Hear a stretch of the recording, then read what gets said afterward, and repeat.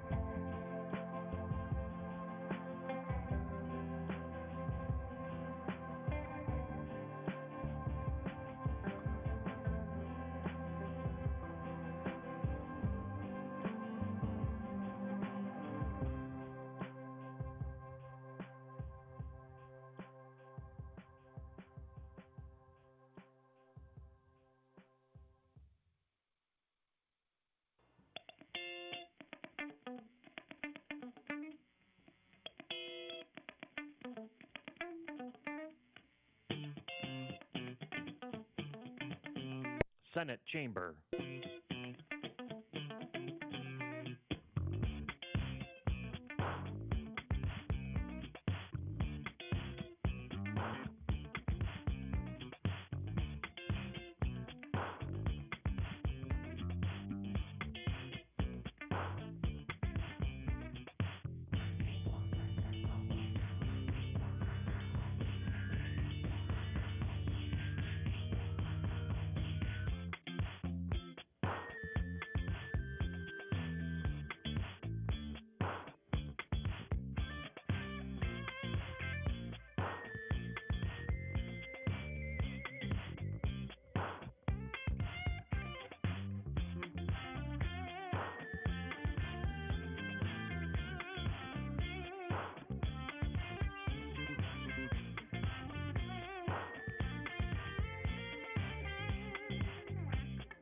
Did you know that you can watch the Senate live on YouTube?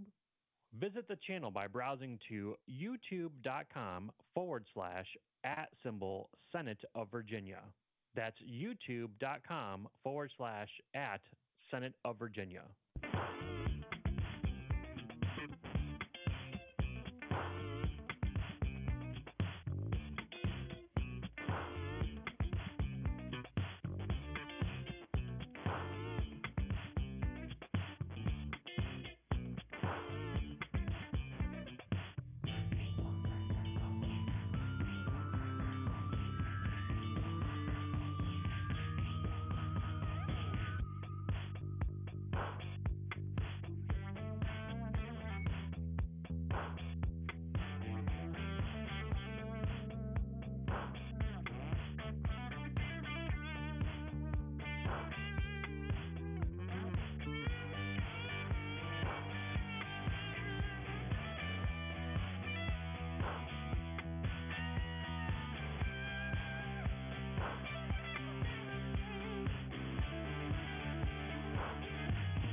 This is the Senate of Virginia, Richmond, Virginia.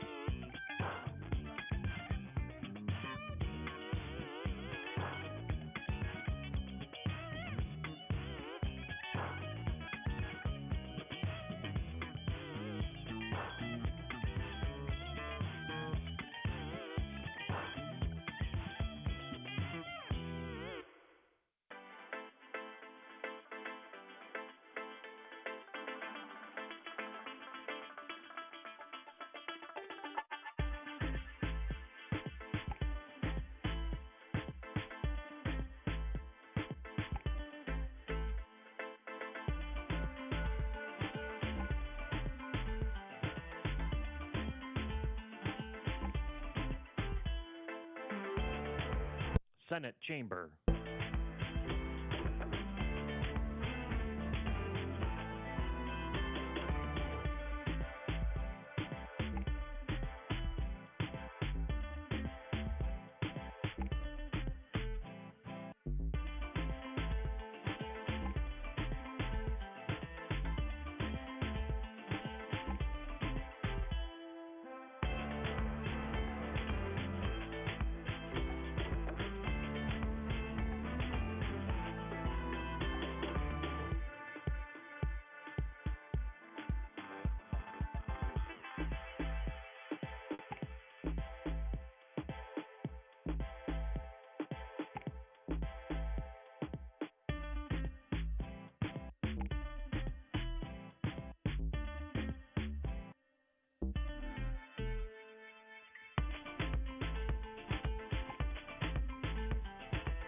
This is the Senate of Virginia, Richmond, Virginia.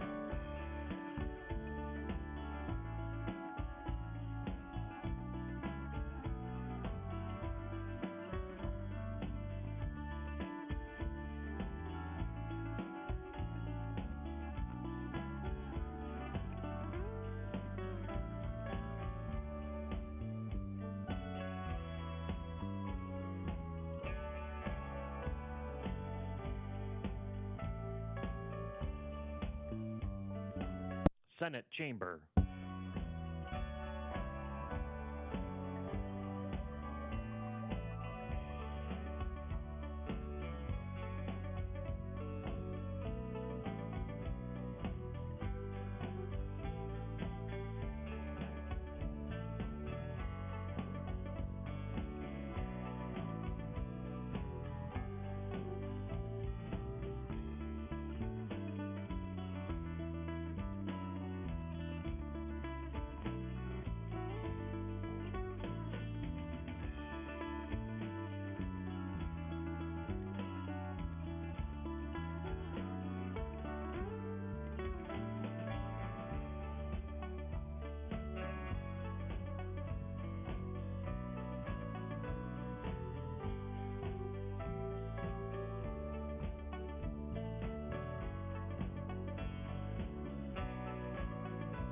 Did you know that you can watch the Senate live on YouTube? Visit the channel by browsing to youtube.com/@Senate of Virginia. That's youtube.com/@Senate of Virginia.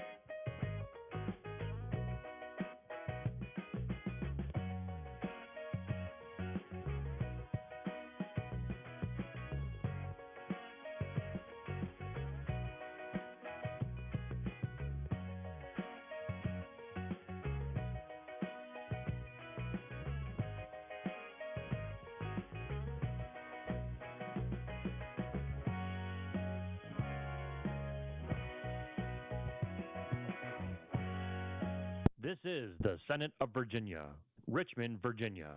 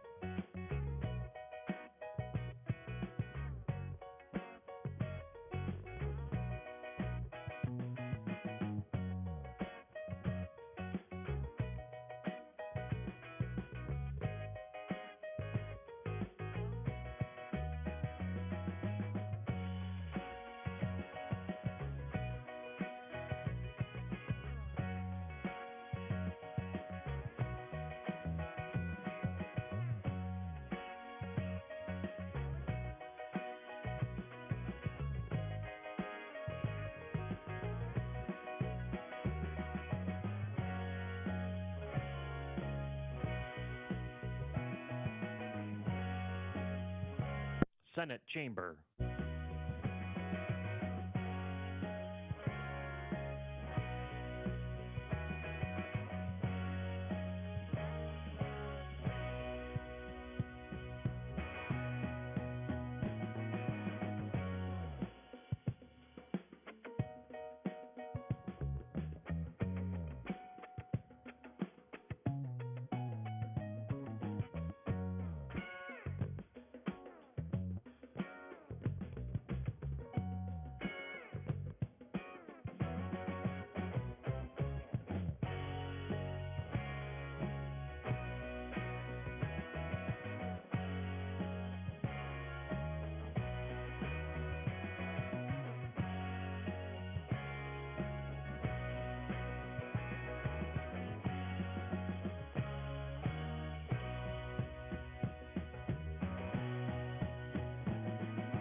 This is the Senate of Virginia, Richmond, Virginia.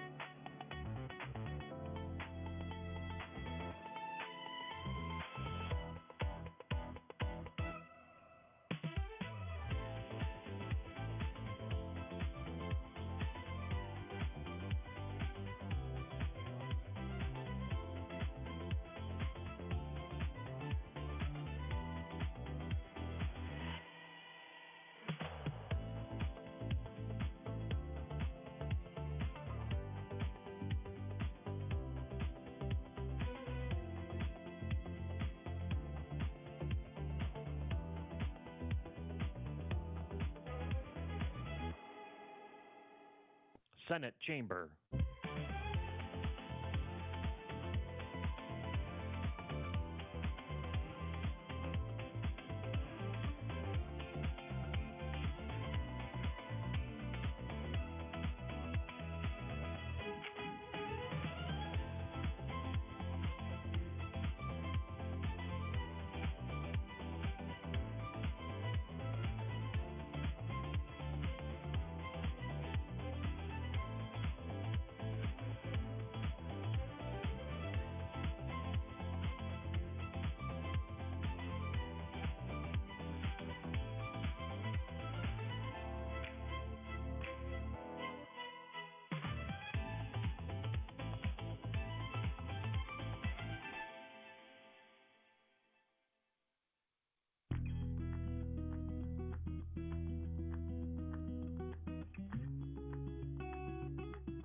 Did you know that you can watch the Senate live on YouTube?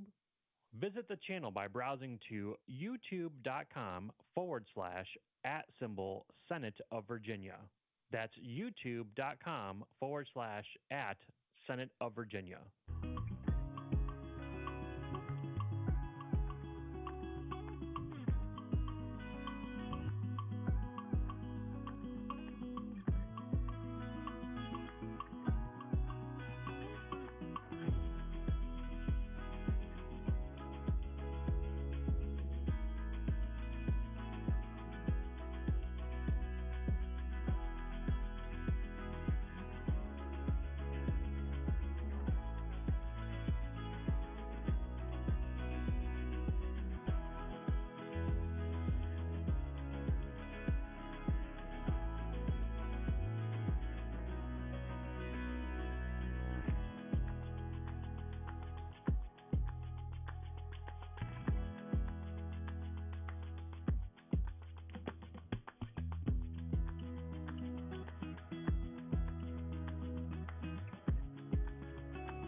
This is the Senate of Virginia, Richmond, Virginia.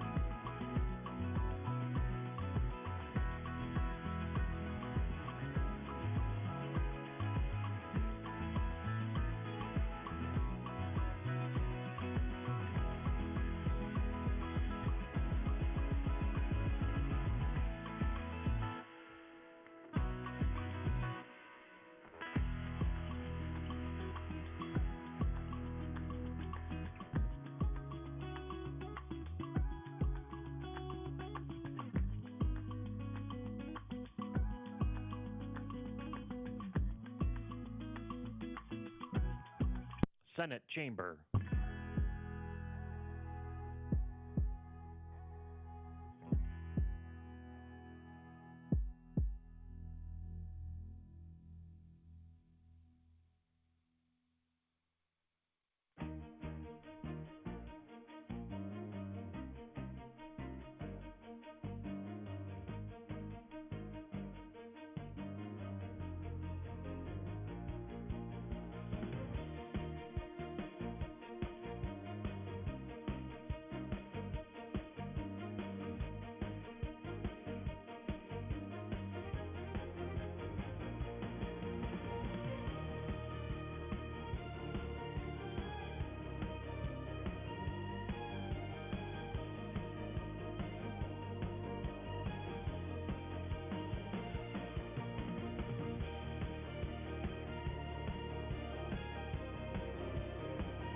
This is the Senate of Virginia, Richmond, Virginia.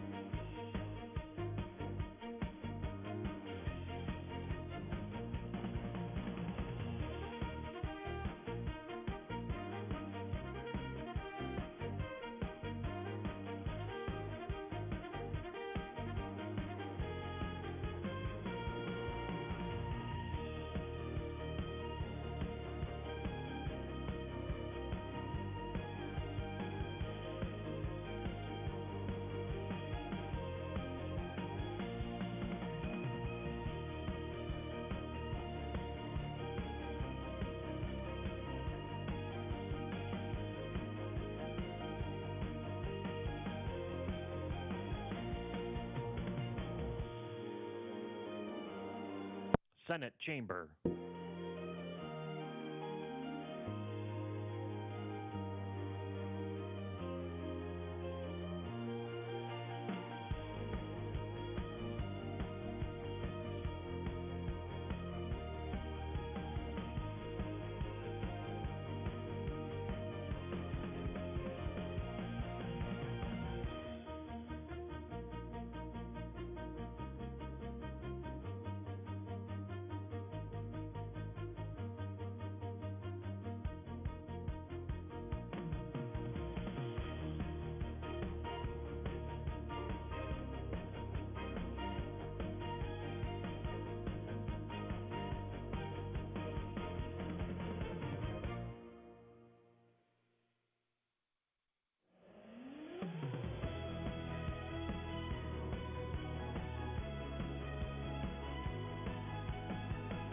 Did you know that you can watch the Senate live on YouTube?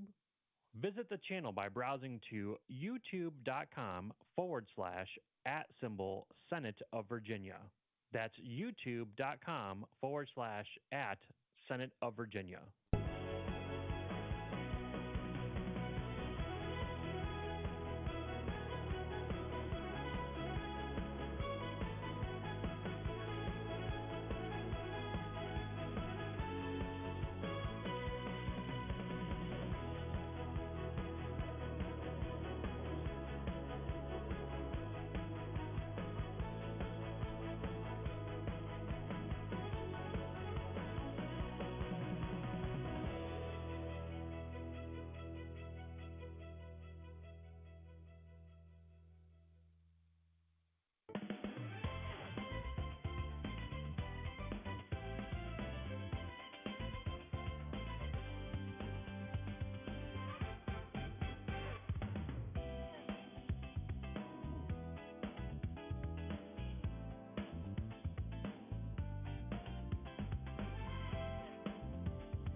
This is the Senate of Virginia, Richmond, Virginia.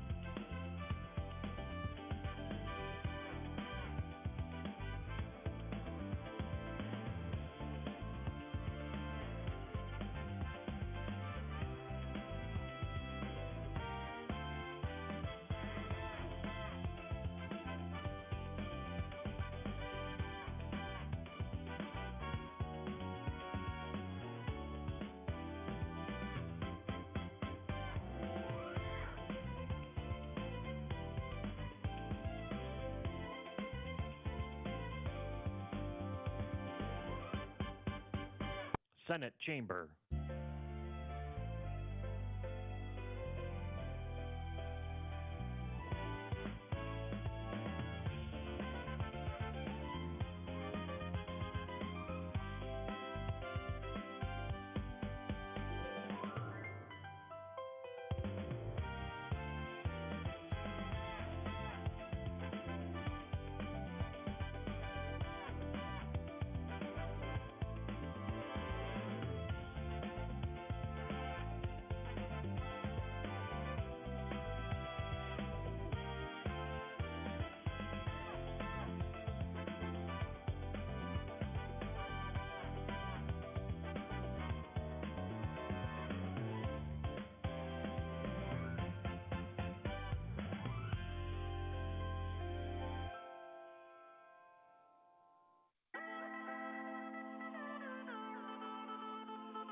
This is the Senate of Virginia, Richmond, Virginia.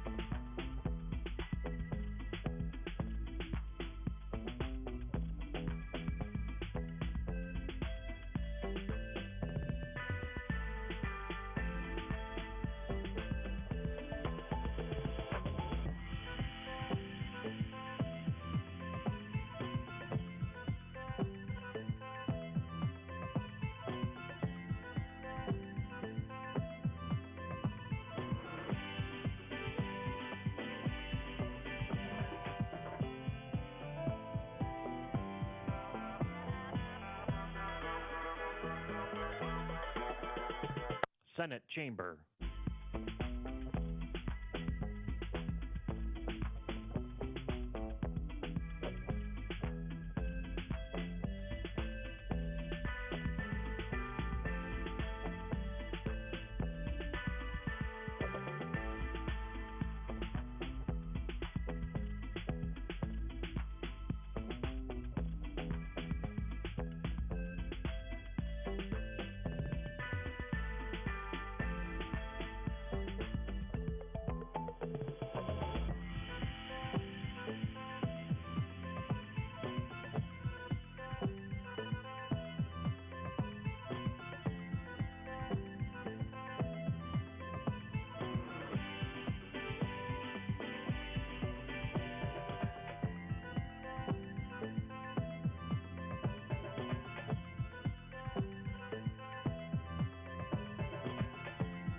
Did you know that you can watch the Senate live on YouTube? Visit the channel by browsing to youtube.com/@Senate of Virginia. That's youtube.com/@Senate of Virginia.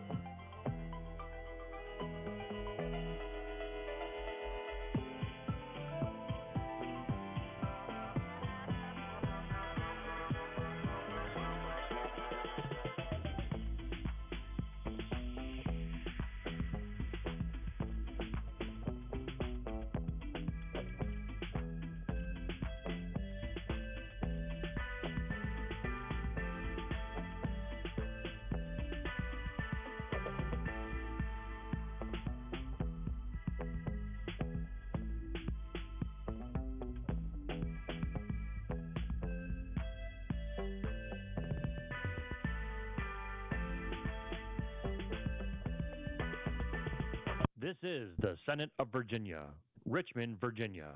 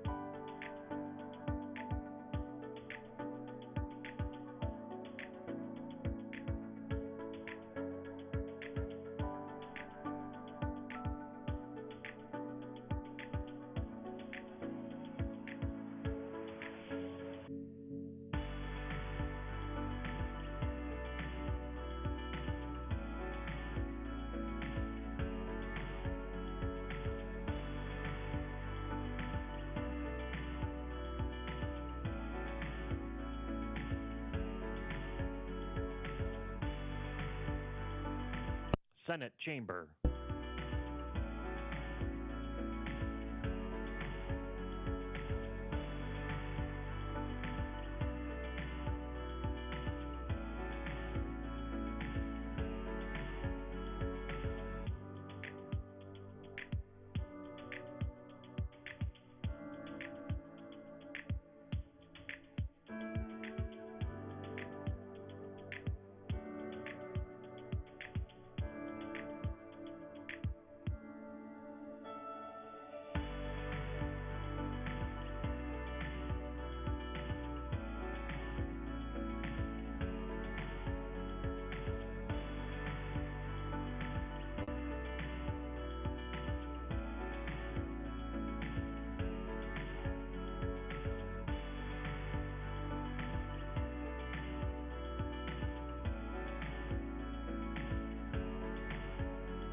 This is the Senate of Virginia, Richmond, Virginia.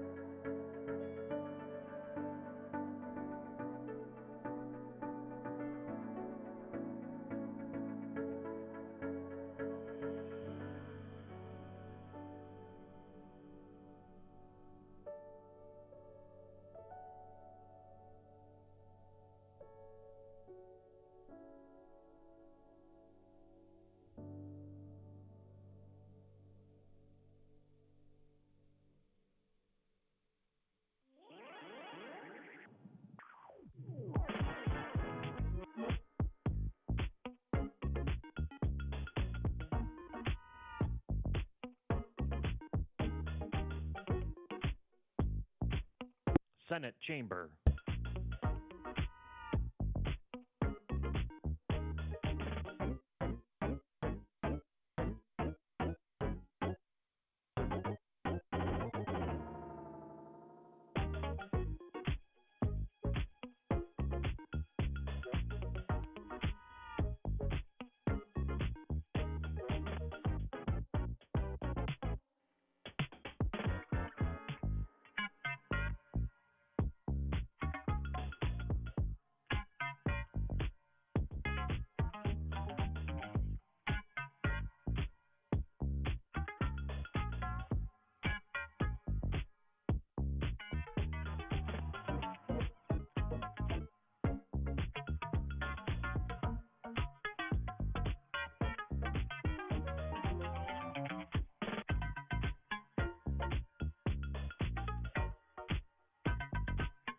Did you know that you can watch the Senate live on YouTube? Visit the channel by browsing to youtube.com/@Senate of Virginia. That's youtube.com/@Senate of Virginia.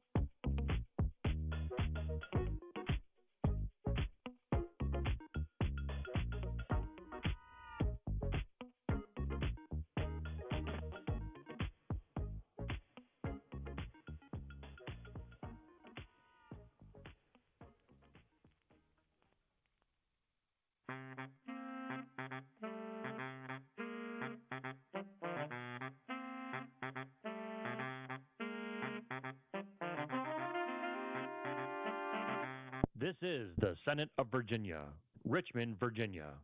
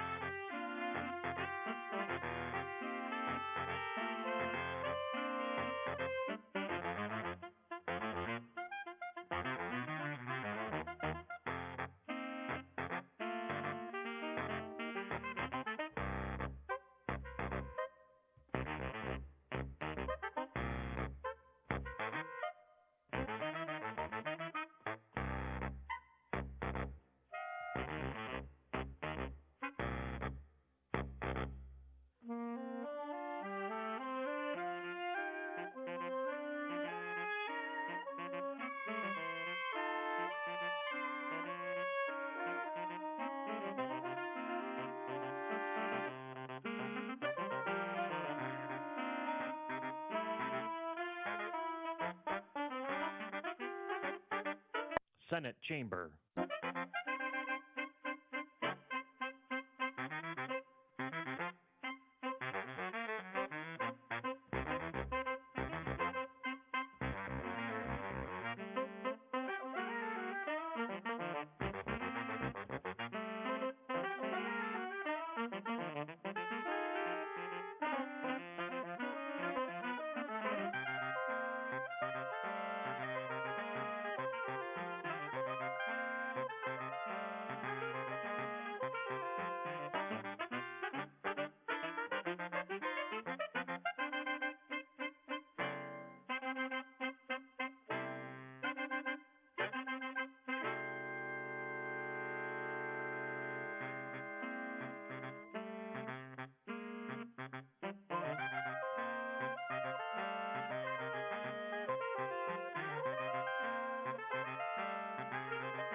This is the Senate of Virginia, Richmond, Virginia.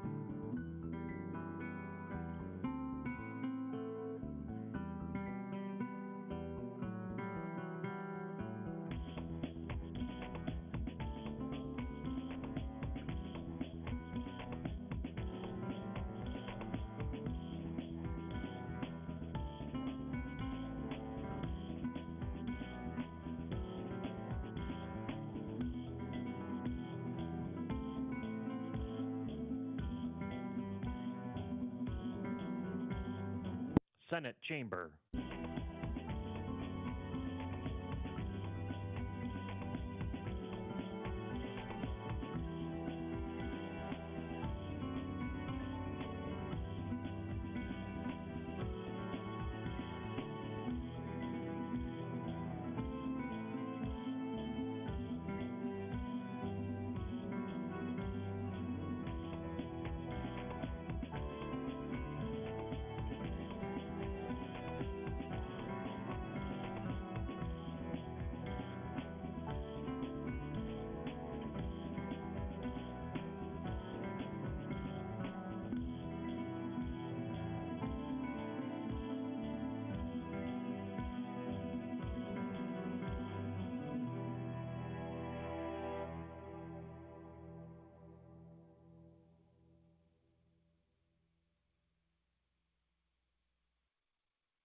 Did you know that you can watch the Senate live on YouTube? Visit the channel by browsing to youtube.com/@Senate of Virginia.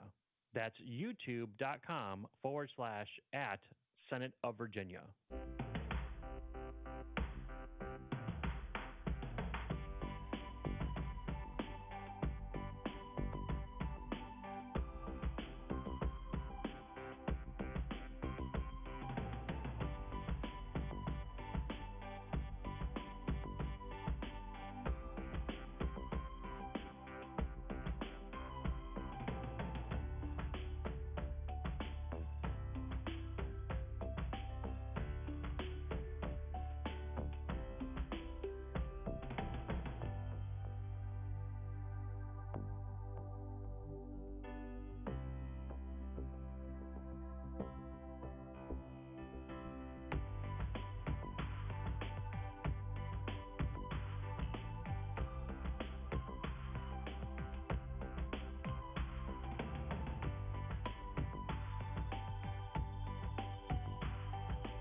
This is the Senate of Virginia, Richmond, Virginia.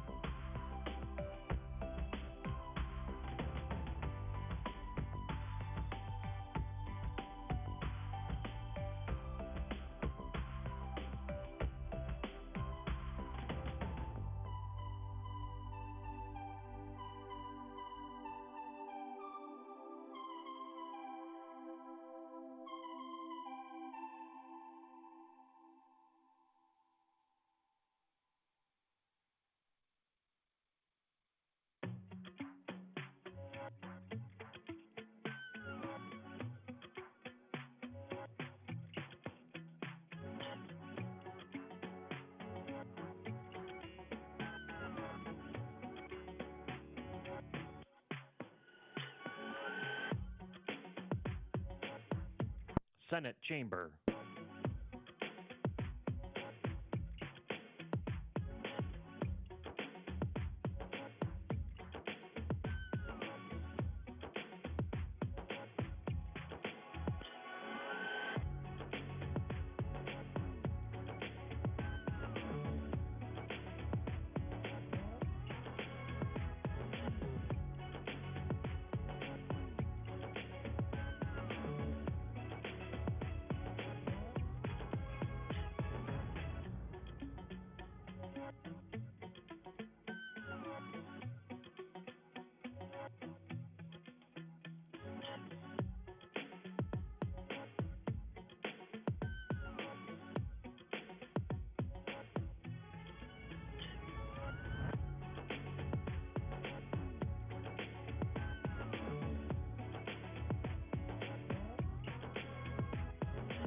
This is the Senate of Virginia, Richmond, Virginia.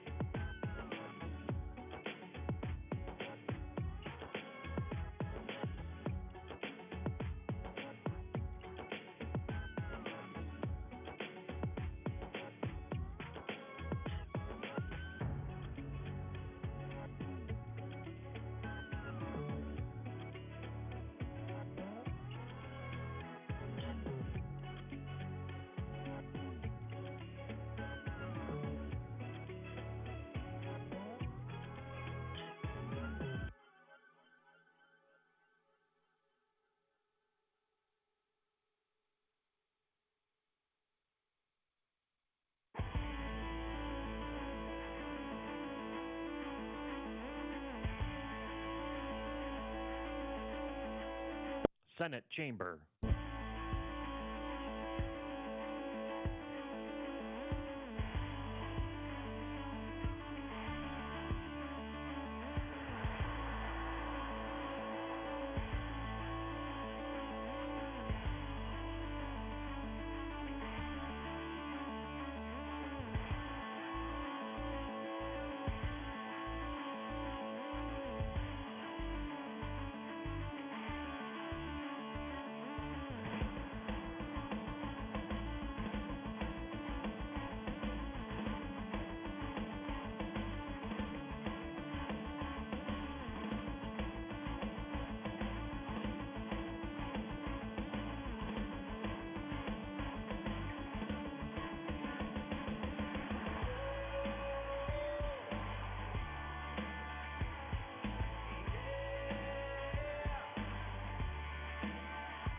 Did you know that you can watch the Senate live on YouTube?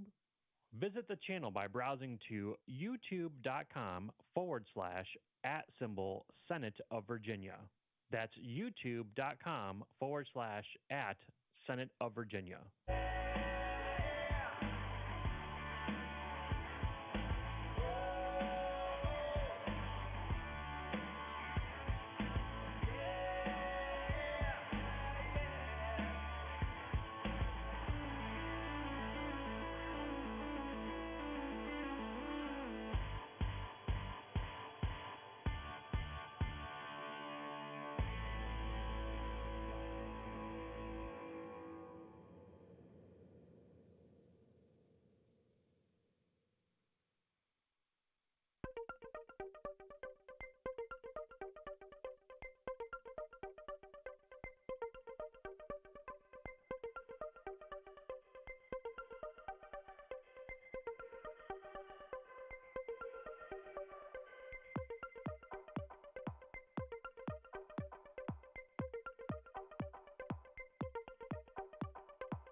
This is the Senate of Virginia, Richmond, Virginia.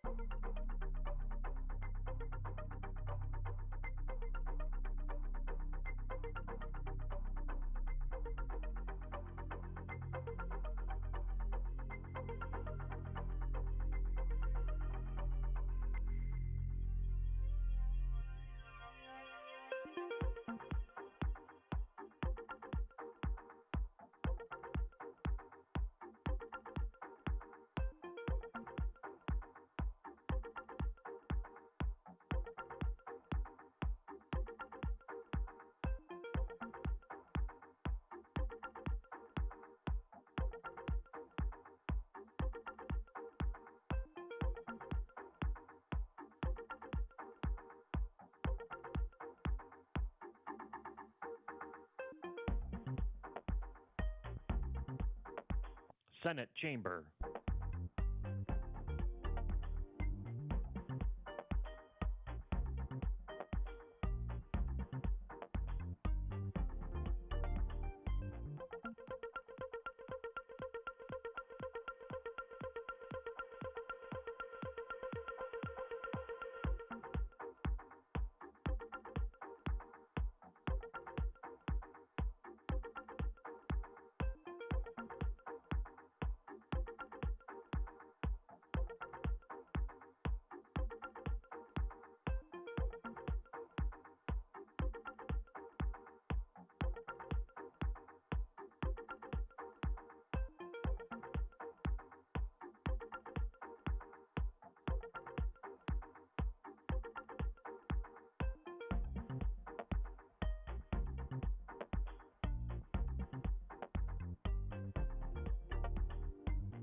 This is the Senate of Virginia, Richmond, Virginia.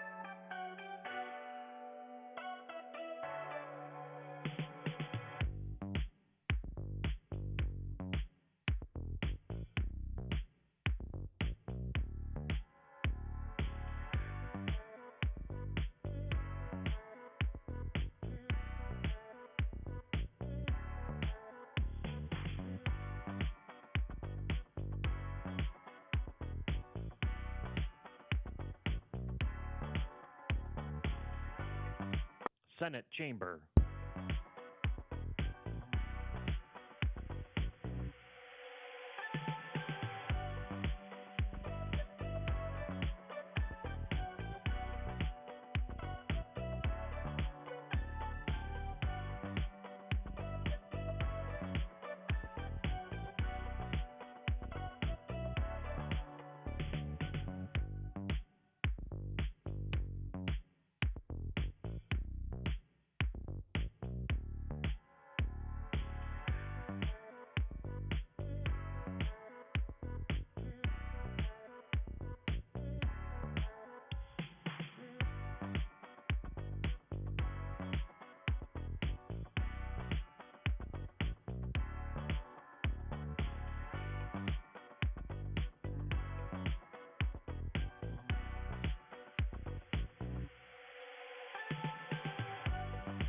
Did you know that you can watch the Senate live on YouTube? Visit the channel by browsing to youtube.com/@Senate of Virginia.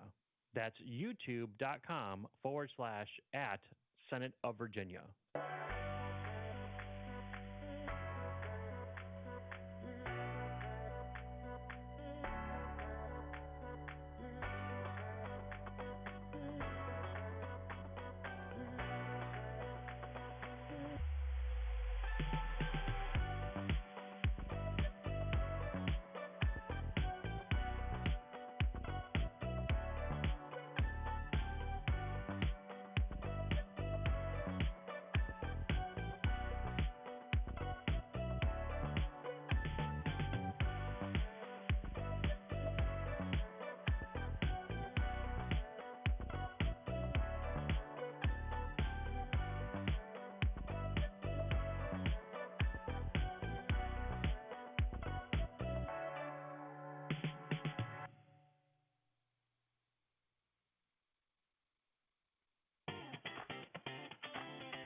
This is the Senate of Virginia, Richmond, Virginia.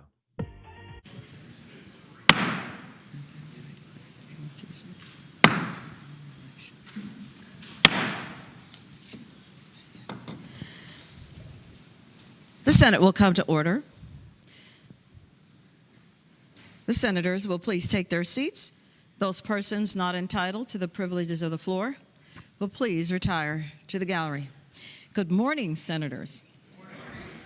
Good morning, guests. The senators and all in attendance, if you are able, please rise. We will be led in prayer this morning by the Reverend Dr. Lisa Johnson of St. Paul's Baptist Church in Richmond. Following the prayer, if everyone will please remain standing, and we will be led in the Pledge of Allegiance to the flag of the United States of America by Tara Hamilton Perkinson, Chief Deputy Clerk in our Senate Clerk's office. Let us pray. O wise and eternal God, how grateful we are that you trust us to lead your people in the state of Virginia. We thank you, God, for this session that we will make some decisions that will impact lives. And so we ask for your wisdom and your guidance, your direction. We ask that you would lead us, that we would be reminded to put our personal agendas on the back burner and do what is necessary for the people of Virginia. You have taught us what we are to do, in Micah 6, verse 8, you said that we are to act with justice, that we are to love and show mercy, and that we must walk humbly before you and in your sight. We thank you for the privilege to be your mouthpieces in this room. So guide our words, guide our hearts, and remind us that we are in this work together, and we promise we will give your name the praise. It's in all of your holy names, in the name of Jesus is what I would say. Amen.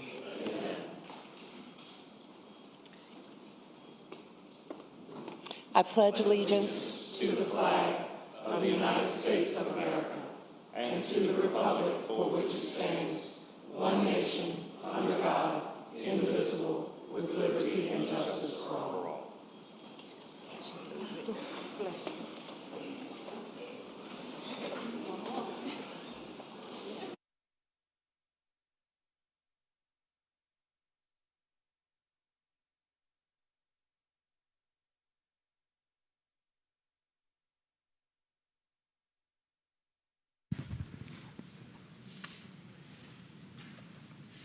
The clerk will call the roll.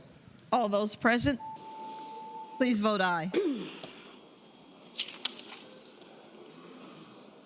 The clerk will close the roll. You have a quorum, Madam President. Senate Journal for Thursday, October 30th, 2025. The senator from Mecklenburg, Senator Mulcahy, moves that the reading of the journal be waived. All in favor of waiving the reading of the journal will record their votes aye. Those opposed, no. Are the senators ready to vote? Have all the senators voted? Does any senator desire to change their vote? The clerk will close the roll. Ayes 20, noes 17. Ayes 20, no 17. The reading of the journal is waived. The clerk will report any communications from the House of Delegates. We do not have any, Madam President. The clerk will report any communications from the governor. We have a communications from the governor. Madam President. Senator Surville, the senator from Eastern Fairfax County. Good morning. Good morning. I'm sitting down now. Good morning, sir. Madam Clerk, if you will, please read the communication from the governor.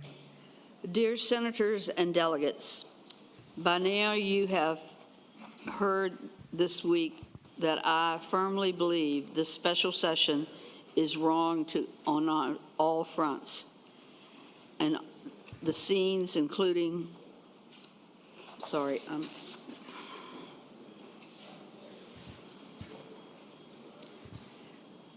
but I want to thank the teams behind the scenes, including Madam Clerk, Mr. Clerk, the House and Senate Clerk's Office staff, the Capitol Police, Legislative Services, DLAS, and all those who serve at our state capitol. Thank you for your service to our Commonwealth. Respectfully, Glenn Youngkin.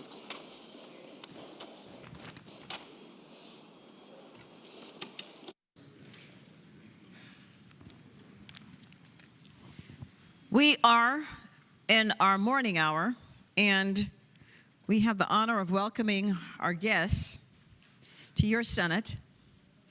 I will give my reminder that your normal procedure is your senator will stand and recognize you, and if you will wait to hold your applause until after I officially recognize you, then we'll applaud you together. And so I do now call on Senator Lucas, the senator from Portsmouth. Good morning, Madam President, and thank you. Madam President, the prayer was given this morning by Dr. Johnson, her formal training includes more than 30 years of teaching and service in the Richmond public school system, a Master of Divinity from Virginia Union University, and doctorate in ministry from Ashland Theological Seminary. Dr. Johnson serves a life stage pastor at St. Paul's Baptist Church in Richmond, as well as chaplain of the Henrico County Alumni Chapter of Delta Sigma Theta Sorority Incorporated. Madam President, yes, ma'am. Madam President and members of the Senate, I would appreciate it if you would extend to her the very warm welcome of the Senate. Yes, Dr. Johnson, thank you for coming again and blessing us with your presence and with your prayer and reminding us there are very important things, and one of them is to recognize that we are not it. Thank you very much. Your 30 years as a teacher, thank you for teaching the future, because that's who our children are, the future. And also for your other ministry, because teaching is a ministry, but then your spiritual ministry in our community. Thank you very much for your sacrifices to us. Senators, let us give her the warm welcome of her Senate.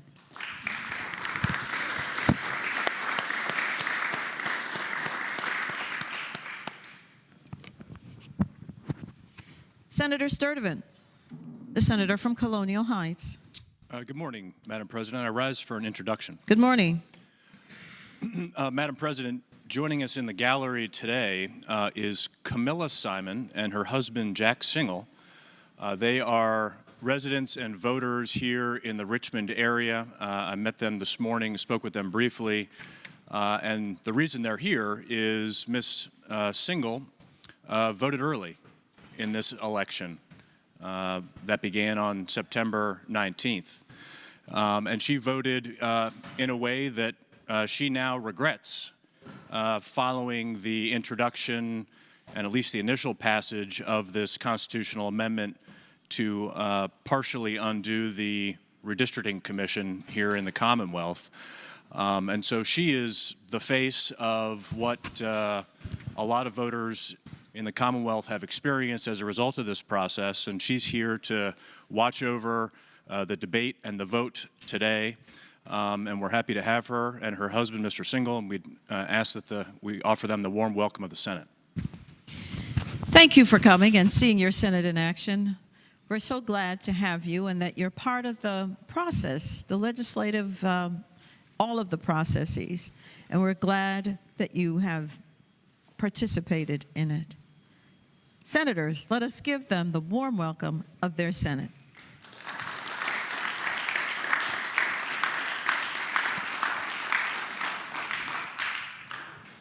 Madam President.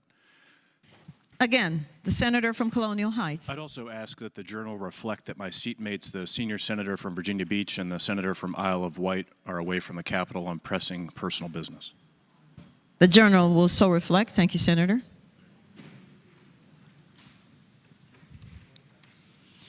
The senator from Central Fairfax County, Senator Salim. Thank you, Madam President. I rise for an introduction. The senator has the floor. Thank you, Madam President. Joining us in the gallery today are the Virginia High School Democrats. The Virginia High School Democrats is a student-run advocacy and campaign organization dedicated to supporting Democratic candidates and policies. With over 700 members and chapters across every corner of the Commonwealth, its mission is to empower the next generation of young leaders and advocate for the issues that matter the most to students. They made the trip down here bright and early this morning to be with us to show support for the passage of H.J. 6007 and to be part of the defense of American democracy. I ask that you give them the warm welcome of their Senate. Well, I'm supposing that you are the there that we are talking about, but you represent your high school of Democrats, and thank you so very much for participating and at your age for being involved in the process and understanding that this is about your future as well. Senator, let us give him the warm welcome of his Senate.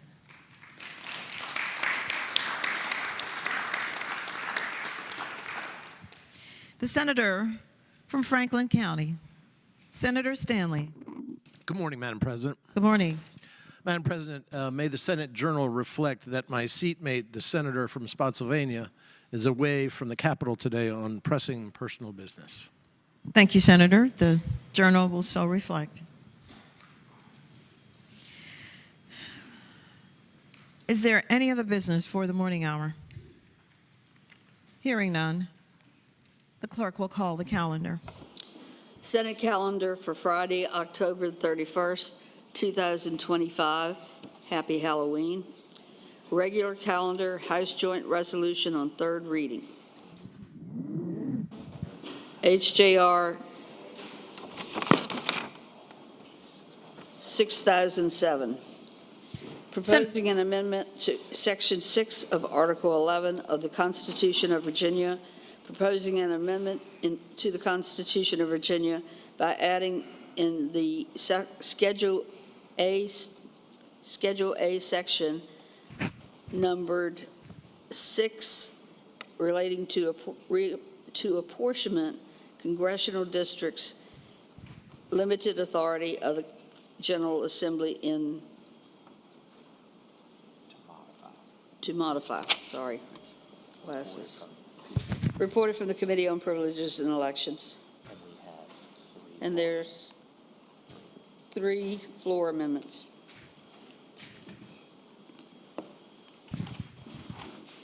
Senator Head. The senator from Botetourt.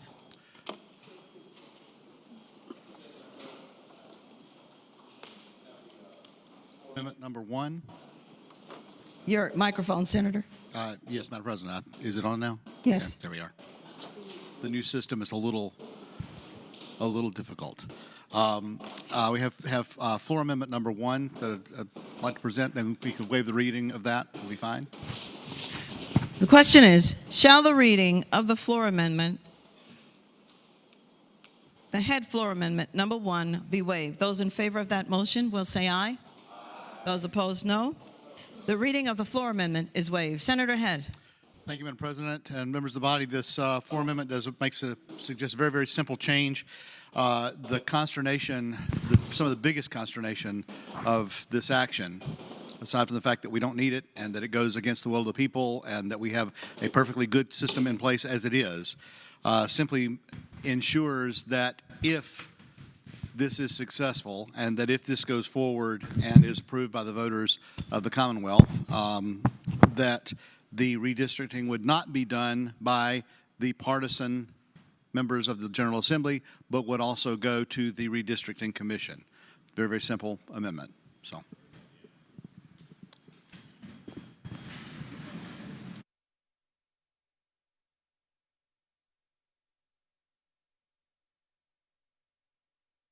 Madam President.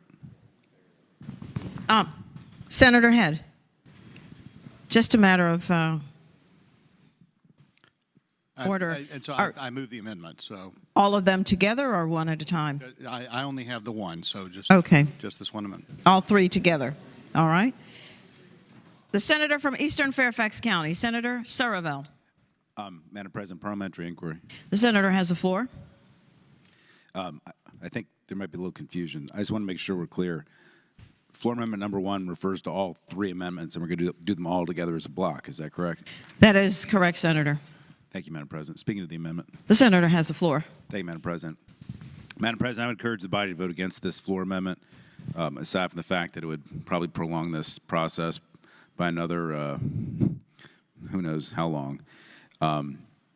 It's substantively flawed. Number 1, it's a poison pill, because the purpose of the amendment is for a redraw to be done not by the commission, but by the General Assembly.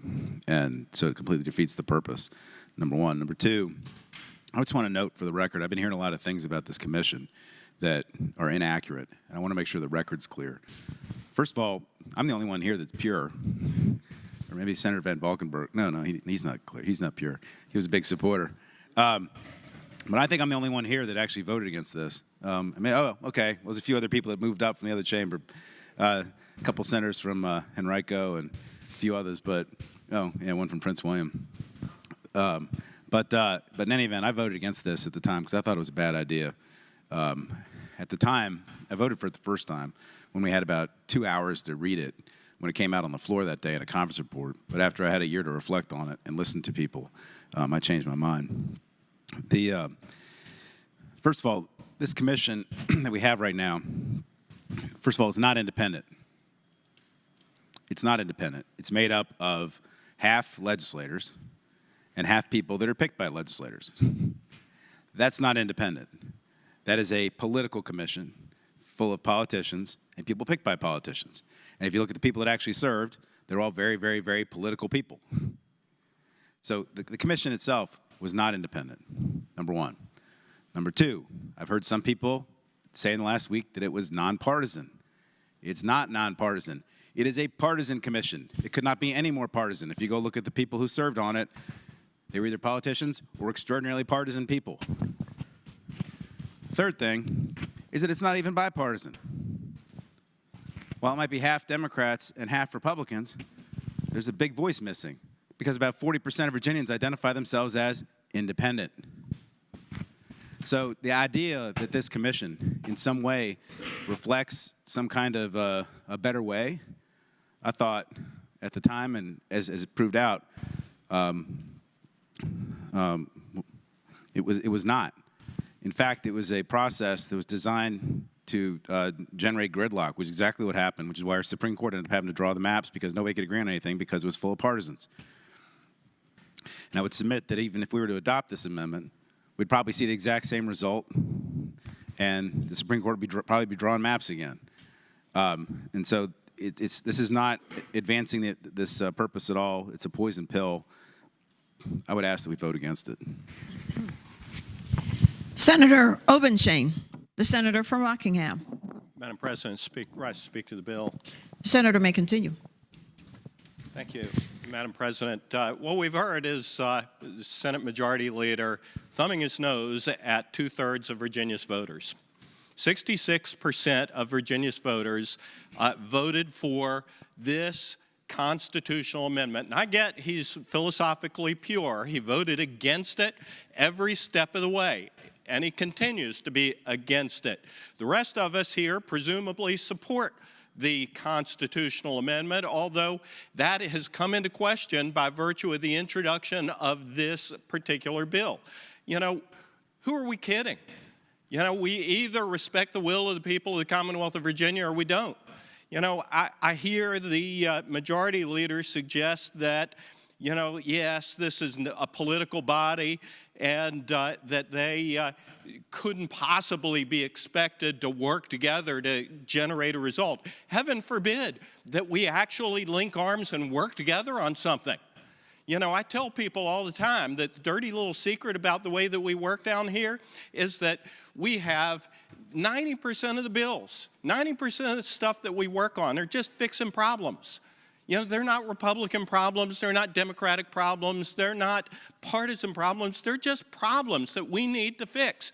And we link arms and work together extremely well to get those things done across partisan lines. All of us have worked with our colleagues on the other side of the aisle on bills, and I'm proud of that. The other 10% of the things we work on, I call cats and dogs bills. You know, there are the reasons we have Democrats and Republicans, liberals and conservatives. They're the things we're supposed to disagree on. And what the voters of Virginia said is we expect redistricting to be an issue that we work across the aisle on, that we link arms, that it not be a cats and dogs bill, that it be something that we expect you to work with your colleagues to get resolved. And while I think that I respect the majority leader's opinion that it didn't work, I take issue with that. You know, I think it worked exactly like it was supposed to work. You know, we, both sides introduced or advocated for, you know, their own view of redistricting. And first time out of the gate, they couldn't come to an agreement. And it broke down. You know, during that process, what happened? Some of the legislative proposals were advanced. I mean, the commission proposals that were advanced were clearly designed to protect incumbents, looking at where everybody lived and drawing circles around their houses and making sure that we didn't interrupt or disrupt the service of sitting members, you know, and it broke down over that. And the way that it was artfully drafted by the patrons of that constitutional amendment, there was a way to fix it. And it goes to the Supreme Court. And the Supreme Court did its job. I don't know that any of us loved the way that the Supreme Court did it. There were an awful lot of people, double and triple bunked, my friend and seatmate over here, and one other member of the Senate. I was put in a district with 3 sitting members of the Senate of Virginia. I didn't love it. Senator from Charlottesville probably didn't love it. The senator from Augusta County didn't love it. But you know what? And I think a large number of us were in that situation. My friend, the senator from Hanover, was double bunked with somebody else. The senator from the president pro tem was put in a district with somebody else. And, you know, we lived with it. And we came out of that with a bunch of new members. And let me tell you, the next time redistricting goes to the redistricting commission, I think there's going to be an attitude adjustment. I don't think that the members of the redistricting commission are going to be very excited about having that go to the Supreme Court again. And I suspect that the intention of the drafters of this artfully drafted constitutional amendment would probably agree that it's going to cause the members of that commission to do exactly what the citizens of the Commonwealth of Virginia expect them to do, and that is work across the partisan aisle to come up with districts that make sense, not for the incumbents, not for the people who are staking a claim to an elected office. It is not my office. It is not your office. It is not the office of any member of Congress. They are the people's offices, and they expect it to be treated that way. So I can't fathom why there would be any objection to adopting the will of the people of Virginia. 66% of the people, of 66% of the people of Virginia who voted for this constitutional amendment to give this decision, important decision, to the redistricting commission, as opposed to hyper-politicizing it, going back to what we had before. There were a lot of good people who were involved in that process before, creating this redistricting commission. A group called One Virginia 2021 spent enormous energy. I don't know where they are. I hope they're in the gallery today watching. I hope if they're not here watching, I hope they are online watching. Because this amendment, if we're going to go down this road, and change the will of 66% of the people of Virginia, the least we can do, and what we owe to them, is to at least give it to the redistricting commission. So I would hope that we'd show our commitment to the process that we created along with the people of the Commonwealth of Virginia, and give this to the redistricting commission. Senator Favola, the senator from Arlington. Thank you, Madam President. Good morning. Good morning. I am speaking to the amendment before us. The Senate has the floor. Thank you. Ladies and gentlemen, I would encourage you to vote no for the three amendments before us, and for two simple reasons. We do have the experience of the 2023 Redistricting Commission. Actually, it was 2022, perhaps, by the time they did their actual work, and they couldn't do their work. They could not come to agreement. So we have the example that the Redistricting Commission did not operate the way many of us had expected, and did not produce the results that voters had expected. One. Two, I think it is incredibly important that we are not overruling the will of the people. For the resolution before us, absent these amendments, to take effect, there's an entire process ahead of us. The General Assembly would have to adopt this constitutional amendment language in 2026, and then the constitutional amendment language would go before the voters. So the voters can decide if the General Assembly can have the limited authority to redraw congressional districts one time mid-cycle. So this in no way takes away any decision-making authority from the public. We're giving them an option, and it is an option, I can tell you, that many of my constituents have asked for.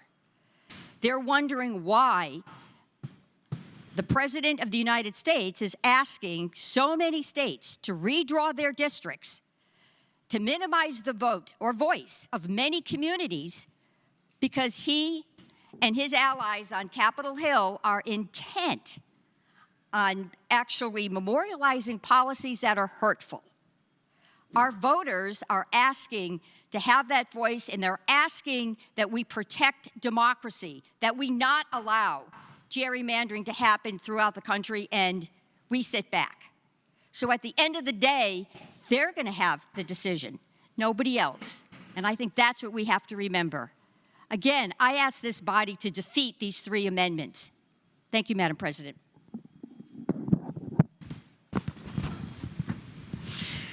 Senator Stanley, the senator from Franklin County. Thank you, Madam President. I rise to speak to the amendment. The senator has the floor. Madam President, members of the body, this amendment is sound. It preserves the commission and allows the commission to do the work that only a short time ago we said it should do. And we thought it so important, we enshrined it in our Constitution.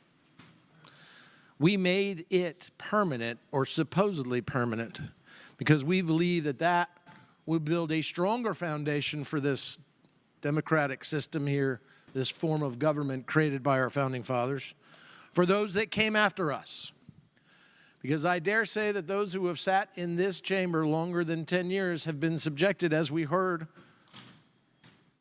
to gerrymandering, redistricting.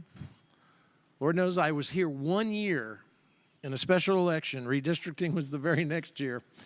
And lo and behold, when the maps came out onto the floor and they were secretive and they were all in back rooms, I couldn't even find my county, let alone where I lived. And that was a battle. Let's not forget the Bethune Hill case, where the House maps were determined to be racially gerrymandered. That's embarrassment to the Commonwealth of Virginia. But that's the way that was being played until all of us came together and said, whoa, let's do something different. And I'm reminded, not just as a lawyer, but during a time I built houses. And I'm reminded how firm the foundation must be to rest tons and tons of material that becomes a home on top of it. If you pull a truss out, remove a block from the foundation, not only does it become unstable, it weakens the whole system, makes it almost unlivable, unsafe. And this is what we're trying to do now with HB 6007. We say to ourselves, the commission was just not good enough. And let's understand why. Why? Why do we suddenly need to do this during the mid 10-year decades that we have? We have in our Constitution that says only every 10 years, but this changes even that. And that was in the Constitution long before the Redistricting Commission. My good friend from Eastern Fairfax, who I've known for many, many, many years, way past the time in which both of us were elected to office, grew up together in the Fairfax County Courthouse, says, oh, didn't work. I want to correct the record because the commission did not work. Well, I sat on the commission. It was frustrating, as the senator from Hanover says. It was time-consuming. It was emotional. But the senator from Hanover is exactly right on what went on. But in the end, it demonstrated that it did work. And I must concur with Senator Obenshain, who says, listen, I think they're going to do it a lot better this time because I know I will if I ever were to sit on that commission again. We should leave it to the commission that we trusted merely 5 years ago. But I want to be direct with you because I think it's time we call HB 6007 what it is and why we need this amendment. We are witnessing a deliberate abandonment of principle at the moment that it's become inconvenient. The system is working as intended, and it's working against Democrats politically right now in their own mind.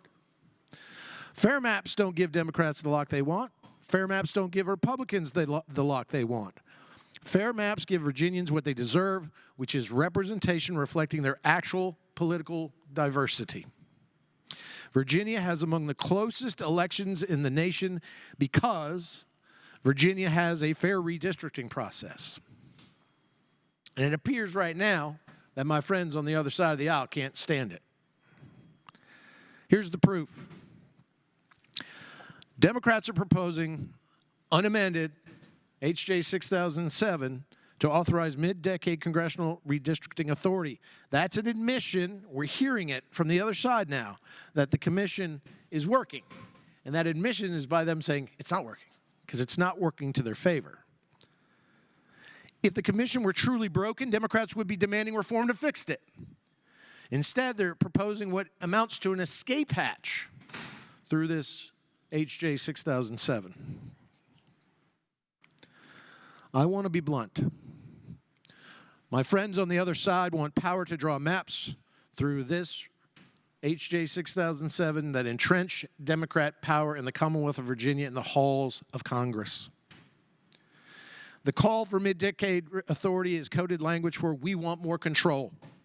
Every concern about implementation means give us the discretion. Every suggestion about needing flexibility means we want the ability to gerrymander. 6-5 in the Congress right now, which accurately and adequately reflects the mood, the political moods in the Commonwealth of Virginia of the voter. But here's the real deal. Democrat leadership supported the commission when they thought they'd lose and needed protection. Now, did they come before this chamber when they secured power after the elections occurred and say honestly, hey man, we've changed our minds, we want to abandon the commission? No, they didn't. Instead, they're trying to now authorize what they can't openly defend. Mid-decade redistricting, overturning what the voters so overwhelmingly approved. Having sat on the commission, allow me, especially for those that weren't sitting in this body, in this chamber when it occurred, let me remind you what we created together. Together. A 16-member hybrid commission. Half the legislators, half of citizens. Voting requirements demanded a consensus. 6 of 8 legislators, 6 of 8 citizens had to approve the maps. Criteria that protected racial and ethnic minorities, preserved communities of interest, and maintained transparency with public hearings and public data releases. Public engagement, public involvement, something that we never ever had in redistricting decisions before. And then we instituted a Supreme Court fallback, which we then had to use. And this model is being used by other states, and it's working. It's not experimental, not untested. It's proven. Proven to succeed when we allow it. The evidence is overwhelming. Electoral competitiveness is among the highest in the nation, and certainly here as well. If the system were broken, as my friend from Eastern Fairfax claims, we would see evidence of it. We don't. We see the opposite.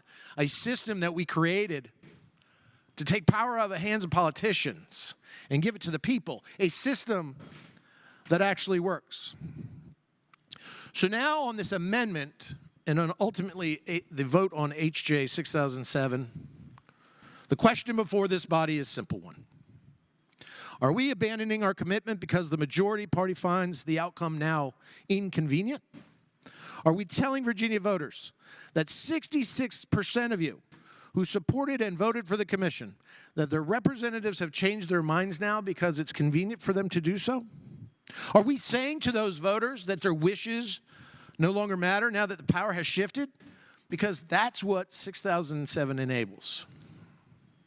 And I believe, members of the Senate, that the choice before this body is clear, Madam President. Will we honor the commitment we made to Virginia voters, all of us, Republicans and Democrats? Will we prove that bipartisan principle can survive political challenge? Will we reject H.J. 6007 or this amendment? Will we maintain the protections that the voters created for our system of government? Or will we tell the voters today that we lied? That reform was only something we wanted when we weren't in power? Does principle change the moment circumstances shift politically? Will we once again replace voter power with legislative power? I know which choice I'm making. I'm supporting this amendment because it returns the authority back to the commission. I'm asking my Democrat colleagues to vote for this amendment because it's the only way to fix this resolution that's broken, not a commission that's broken. I'll close by reminding you this. I have a list here made up of all the voters in the Democrat districts. The districts to my right are held by Democrats. Overwhelmingly, they voted for it. In Chesterfield, in the 15th district, 71% voted for it. Richmond City, 69% voted for it. In Chesapeake, 63% voted for it. It goes on and on and on. High 60s and 70s. Only one district, one part of a district, didn't go for it. Overwhelming numbers. And I'm also reminded, and they're going to bring it up today, and they're going to bring it up again, as they did. We're doing this because of Texas and North Carolina. Well, California's doing it too. As my friend from Hanover said to his child, just because it's being done by others doesn't make it the right thing to do. But I will say this, our friends to the immediate north, who we touch a border with, the state of Maryland, their Senate president, almost entirely Democrat, said, we're not doing this. We're not getting involved. And, you know, I must answer the question when they say, well, you know, they're picking up 3 or 4 seats here or 5 seats. This is what Trump is doing. But do my friends on the other side of the aisle forget that in 2018, 2 years after Donald Trump was elected the first time, there was a 41-seat Democrat pickup in Congress without shifting lines, without doing anything else. And if they're that confident, 3 or 4 seats here and there isn't going to make any difference. Ladies and gentlemen, I ask that you agree to this floor amendment. It's the right thing to do. It's the right thing to do for Virginia. And I thank you for listening. Thank you, Madam President. The senator from Charlottesville, Senator Deeds. Madam President, I move with pending question.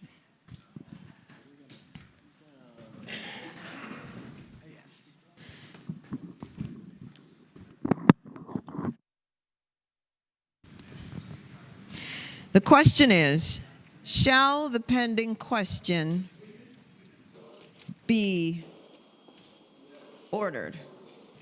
Those in favor of that motion will record their votes aye. Those opposed, no. Are the senators ready to vote? Have all the senators voted? Does any senator desire to change their vote? The clerk will close the roll. Ayes 21, no 16. Ayes 21, no 16. The pending question has been ordered. The question is, shall the head amendment number 1 in a block be adopted? Those in favor of that motion will say aye. Aye. Those opposed, no. No. This will be a recorded vote. The question is, shall the head amendment number 1 in a block be adopted? Those in favor of that motion will record their votes aye. Those opposed, no. Are the senators ready to vote? Have all the senators voted? Does any senator desire to change their vote? The clerk will close the roll. Ayes 16, noes 21. Ayes 16, noes 21. The head amendment number 1 fails. The junior senator from Virginia Beach, Senator Rouse. Thank you, Madam President. I move that the amendments be agreed to. And speaking to that motion, sir? To that motion. The senator has the floor. Thank you, Madam President. First, before I begin, I know this is a very... Madam President, I don't mean to interrupt the senator, but parliamentary inquiry, we do not have another set of amendments. The senator is correct. I do believe the junior senator from Virginia Beach meant House Joint Resolution, a resolution, not an amendment, 6007. Would the senator like to restate? Thank you, Madam President. Let me correct the record in my motion. Madam President, I move that the House Joint Resolution 6007 be agreed to. Speaking to that motion. The senator still has the floor. Thank you. Thank you, Madam President. Before I begin, I know there's already been spirited debate around this issue and this subject, but as chairman of Privilege and Elections, I do want to thank members of the committee on both sides of the aisle for their decorum, especially during a time where we have seen unprecedented assaults on voting rights, not only within our country, but within our states. We have seen the purge of voting rolls. We have seen tried to restrict access to the ballot box. We've seen even bills put forth to limit early voting. But yet, we remain vigilant to protect voters in Virginia. And that is why we're here today, to provide Virginians the option of whether or not they want to redraw congressional districts. Now, my good friend and colleague from Franklin County stated that we do not see evidence of the system affecting Virginians. But we do see evidence that the system is being rigged by a wannabe dictator out of Washington. During this Republican shutdown, we've seen this dictator be enabled by a co-equal but yet separate branch of government, a government that refuses to stand up to him. Now, Virginians may have something to say about that in a few years. You see, they may see what's going on now, but they will remember the federal layoffs. They will remember their empty stomachs as SNAP benefits run out and tomorrow's the 1st. They will remember their empty pockets. But they also remember their mailboxes full of bills, medical bills, mortgage payments, rent payments. They will remember all of those things, and perhaps they may want to say something about that. And so this resolution gives them an option, gives Virginia's voters an option by way of referendum. What it does not do, it does not eliminate or dissolve the Virginia Redistricting Commission. It is not a mandate, but what it does do is that it gives them a say-so in how their country is being ran and how their representatives are representing them. Madam President, I move that the constitutional amendment, I move that the House Resolution HJ 6007 be agreed to. Thank you.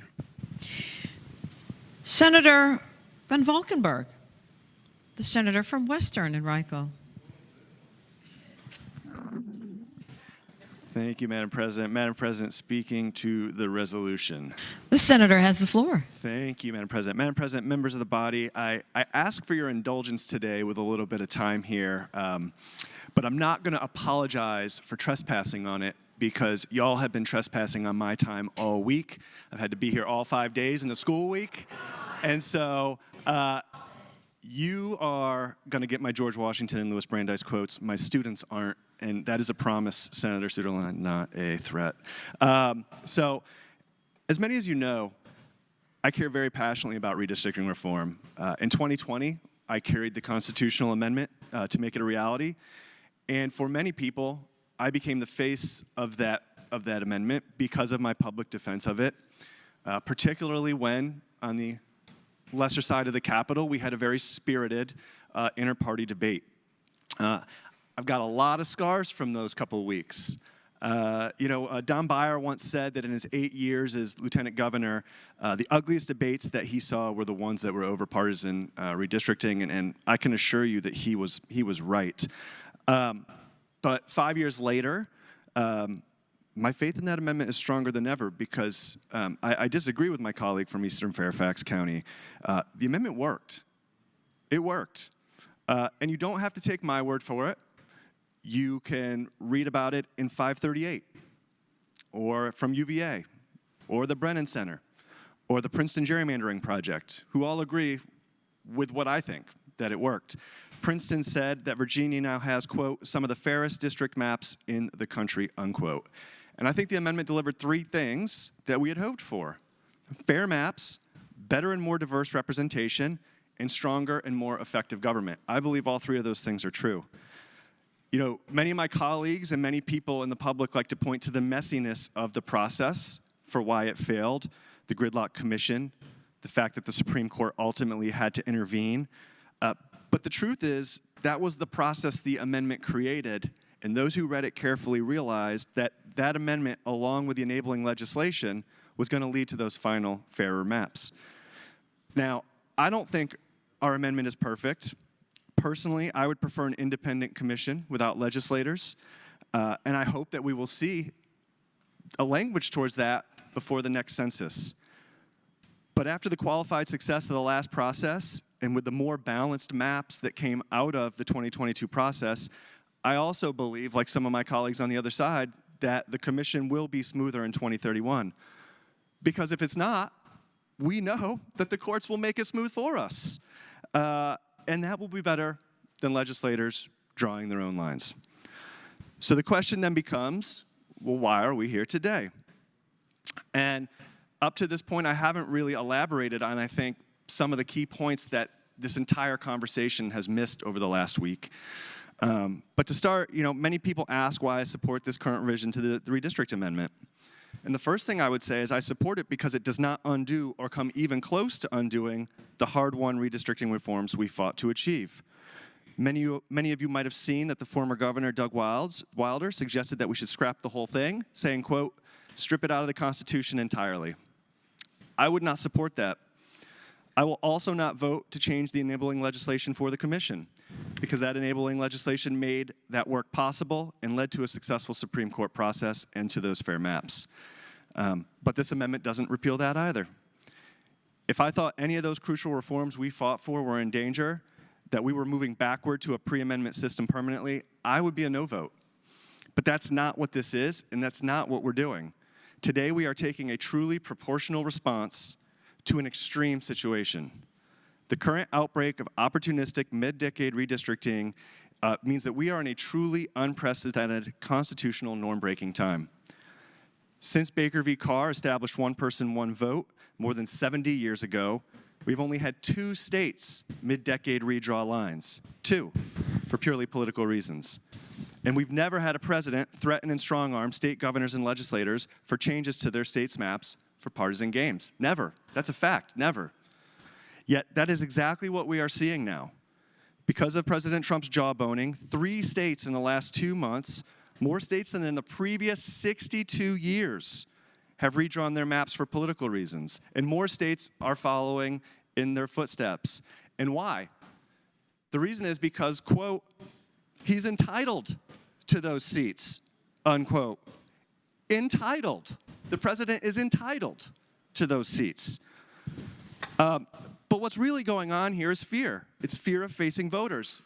The president knows that if 2026 is a fair fight, Republicans will lose seats, and he will face a legislative branch willing to stand up to him and check his power. Those are facts. That is why we're here, because the president is trying to avoid accountability and avoid the voters.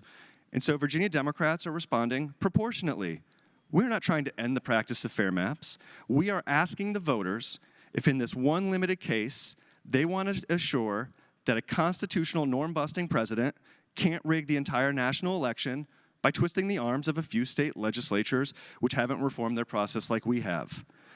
And as the senator from Loudoun said in committee the other day, I think what my friends on the other side of the aisle are really afraid of is that the voters are going to agree with us. For all this talk about the will of the voters, I feel pretty confident that if this thing does go to them, they're going to pass it. And the voters will have their say. And Donald Trump will have to face the music in 2026. You know, many of my friends on the other side of the aisle like to say that we Democrats have what they call Trump derangement syndrome. You know? And if I'm honest, sometimes we do. Okay? Sometimes we do have a little bit of TDS going on. And we mistake policy differences for existential crises.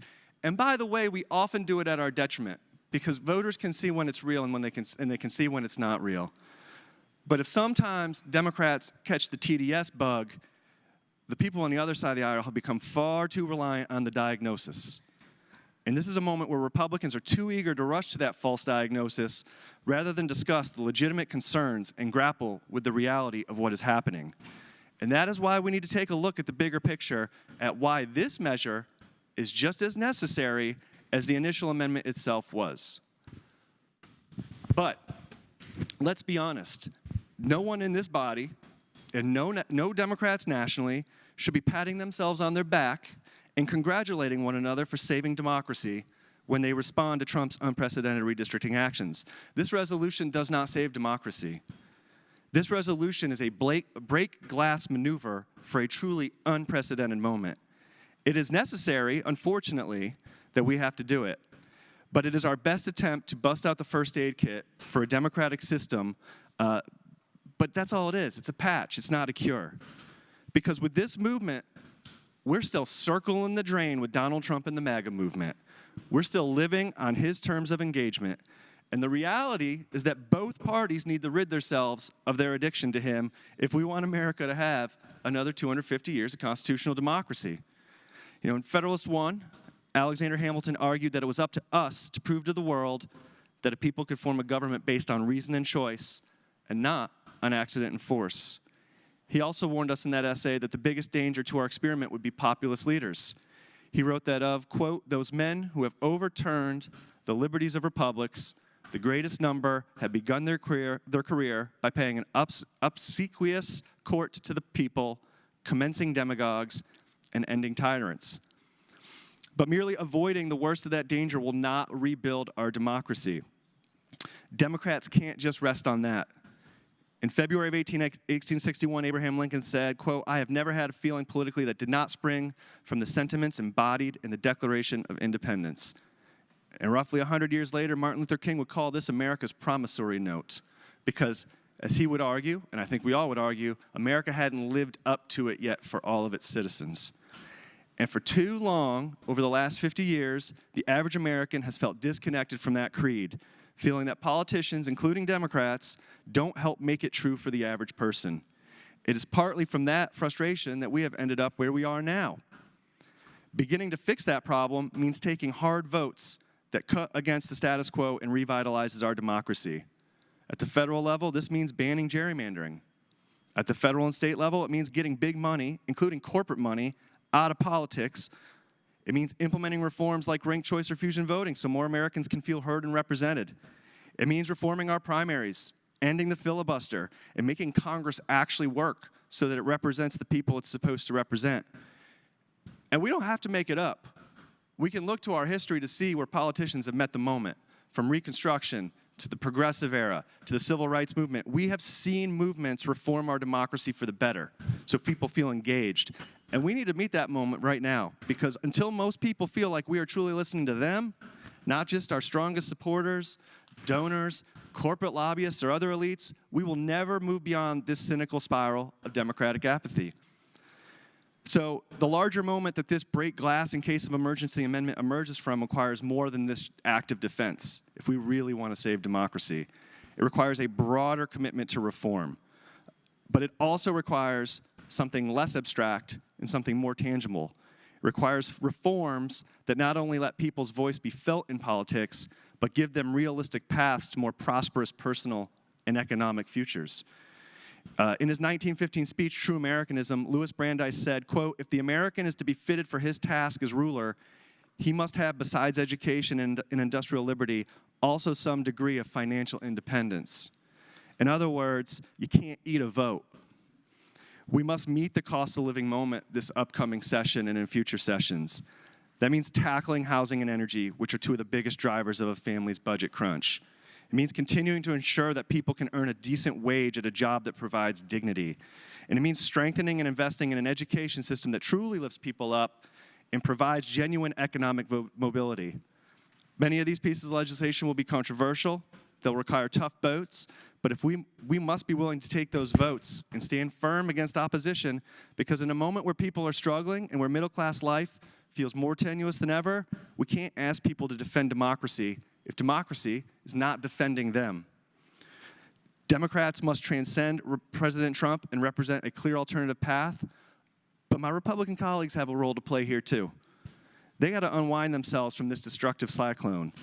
Their party is in the midst of what George Washington spoke about in his farewell address, that partisanship would be the way to power for, quote, cunning, ambitious, and unprincipled men. Partisanship is nothing new, and the Republicans are right. The Democratic officials have had their share of partisan lowlights as well, and expansion of executive power as well. But the dynamic dragging their party down right now is difference in kind, not in degree. From 1801 to 2020, with one big exception, we had over 200 straight years of peaceful transfer of power. And then 2020, we did not. We've long had gerrymandering, but until now, we've never had a president demand it from the bully pulpit. We've had presidents use emergency powers, but we've never had a president declare emergencies as a fig leaf for the policy demands like we do now, from tariffs to deploying soldiers in our American cities. And we have never had a president so consistently equate political opposition with evil intention or denigrate ordinary citizens simply because they didn't vote for him or dared to protest his actions. It is shocking to me that we have a president that will gleefully post a video of himself dumping excrement on American citizens. That is far beyond Hillary Clinton's deplorables or Mitt Romney's 47% comments. This shift from ordinary partisanship to half-cloaked authoritarianism has even filtered down here. We had 4 members in the General Assembly at the insurrection on January 6th. We had members of the House of Delegates call on Mike Pence to decertify Virginia's election results, an election he won by 9%. And we've seen a governor's administration illegally purge voters and deliberately withdraw us from a pact to improve election security purely because of MAGA conspiracy theories. So if Democrats sometimes suffer from Trump derangement syndrome, Republicans are whistling past the grave in many respects. So pardon me for being so long, Madam President, but I don't think we can have a proper discussion about this resolution without acknowledging the broader context, which is the fight over what it means to be America. What does our Constitution mean? We're having real fights. Many of them are going to take decades to solve. But when we think about what is happening today here, we should recognize both its importance and its limits. Its importance lies in preventing a norm-busting president from gaming the system and ensuring that there are consequences for his unpopular actions. But let us not fool ourselves. This is not the actual real work. I want to close with a quote from former President Bill Clinton. It's actually one of my favorite quotes. He once said, "All that is wrong with America can be fixed by what is right with America." I fear that many on my side have forgotten how to use the tools of what's right from America, but that President Trump and his enablers have forgotten what's right with America at all. Thank you, Madam President. Senator Sturdivant, the senator from Colonial Heights. Thank you, Madam President. I would ask if the senator from Virginia Beach would rise and yield for a question. Will the junior senator from Virginia Beach, Senator Rouse, rise and yield for a question? I yield. The senator yields. The senator from Colonial Heights has the floor. Madam President, I would ask the senator from Virginia Beach if he would agree with me that this proposed constitutional amendment was first made available to the public earlier this week on Tuesday, October 28th. Senator Rouse has the floor. Madam President, I will yield that question to our Senate Majority Leader on the basis that the bill was assigned to Privilege and Elections Committee on Wednesday when we received it from the House. Thank you. Will the senator from Eastern Fairfax answer the question? Sure, what's the question?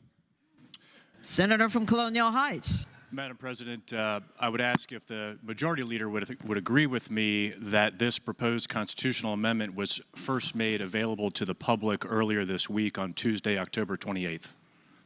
Senator from Eastern Fairfax has the floor. I don't think that's an unfair characterization. Madam President, would the Majority Leader yield for an additional question? Will the senator yield again? Sure. Senator yields. The senator from Colonial Heights. Madam President, I would ask the senator from Eastern Fairfax if he would agree with me that early voting in this election began on September 19th. Senator Sorovell has the floor. Madam President, I would agree with the senator that voting was made available to voters who chose to exercise their right to vote early if they wanted to, and they obviously, by making that choice, chose not to find out what might happen to be released to the newspapers over the 45 days leading up to the election. But that's their choice, and some people availed themselves of it. Madam President, would the Majority Leader yield for one final question? Final question, Senator Sorrell. Sure. Senator yields. Senator from Colonial Heights. Madam President, I would ask the Senator if he agrees with me that 1 million or more Virginians had already voted by the time that this constitutional amendment was made available to the public on October 28th. The Senator from Eastern Fairfax County. Madam President, I believe that, there's probably about 1 million people that voted before that. They also voted before some news was released by some partisan Republicans about one of the candidates for statewide office. They were also released before they also voted before the government shutdown happened. They voted before the east wing of the White House got torn down. There's some people that voted. Some people voted before they found out whether or not the U.S. Senate or the United States government was going to fund the tax credits to keep our health insurance premiums low in Virginia. There's a lot of different things that they chose not to be made aware of. Some people probably had already made up their mind and felt like they didn't need more information to vote, so they voted. I thank the Senator. Madam President, speaking to the resolution. The Senator has the floor. Madam President, thank you. This proposed amendment, it's not just bad policy, it's a violation of the process, it's a violation of principle, it's a violation of the public's trust. And let's start with the most basic fact that we all agree on. Early voting began in this election on September 19th. Over 1 million Virginians had already cast their ballots, and yet this amendment wasn't even made public until October 28th. And so those voters, those Virginia voters, more than 1 million of them, had no opportunity to know where their delegate candidates stood on this constitutional change before they had the opportunity to vote. And we met one of those voters today. These are real people. That completely undermines the intervening election safeguard that our Constitution requires, Madam President. But this amendment doesn't just trample the process that we have created and put in our Constitution, it betrays the people's will, because in 2020, as has been said today and throughout this week, Virginians voted by a 2-to-1 margin to end gerrymandering in the Commonwealth of Virginia and to create a redistricting commission. They said very clearly, those 2.3 million Virginians, that politicians should not be drawing the maps. They called very clearly for an end to gerrymandering. And yet this amendment that we are considering today would strip that commission of its authority and give that power back to the very politicians that the voters removed from the process. And what's worse, it's being done in the middle of an election. That's not reform, that's reversal. It's not transparency, it's a power grab. It's been rushed, it's been secretive, and it's purposefully timed to avoid accountability in this election. Now, if we care about the integrity of our elections, about the rule of law, and about the message that we send to the people of Virginia, then this body must reject this amendment. We cannot rewrite the Constitution in the shadows while voters are still voting. We cannot undo mid-election what the people overwhelmingly decided at the ballot box just 5 years ago. Madam President, this process is wrong, the timing is wrong, and this amendment is wrong, and I would urge the Senate to reject it. Thank you. The senior senator from Prince William, Senator McPike. Thank you, Madam President. Parliamentary inquiry. The senator may state it. Has the President determined the vote necessary to pass House Joint Resolution 607? Would that be 21 votes? Which president are you speaking of, sir? That would be you, Madam President. Myself. It is a simple majority, Senator. Thank you, Madam President. Oh, majority elected, but same. Thank you, Madam President.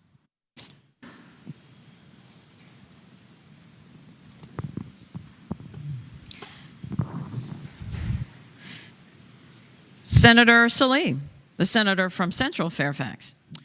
Thank you, Madam President. I rise to speak on the resolution. The senator has the floor. Thank you. Madam President, I'm in support of this redistricting amendment because what's happening around this country should worry every single one of us, no matter what party we're in. In 2020, before my time in the chamber, Virginians made history. They voted to take politics out of map drawing. They said enough games, enough backdoor deals, let's make redistricting fair and transparent. And somehow, after decades of back and forth, we got something on the books. Fast forward 2025. Across America, we're seeing something new and dangerous, something that has never been seen before. President Donald Trump and Vice President J.D. Vance have been calling on Republican-controlled states to draw their congressional maps right now. Not because of new population data, not to fix mistakes, but to lock in power before the next election. And one by one, those states have bent the knee. Texas redrew its map to wipe out competitive seats. Missouri held a special session just to do the same. North Carolina pushed through a map to add another Republican seat with Trump cheering all this on. That's not representative democracy. That's raw political muscle. And here's the truth. If Virginians are asking us, we have to stand up, and we have to stand up to those who are changing the rules mid-game and vote, and our voters will lose power if we don't. Our voices in Congress will get weaker, not because our people changed, but because somebody else decided to cheat the system. This amendment does not replace the redistricting commission Virginians voted for.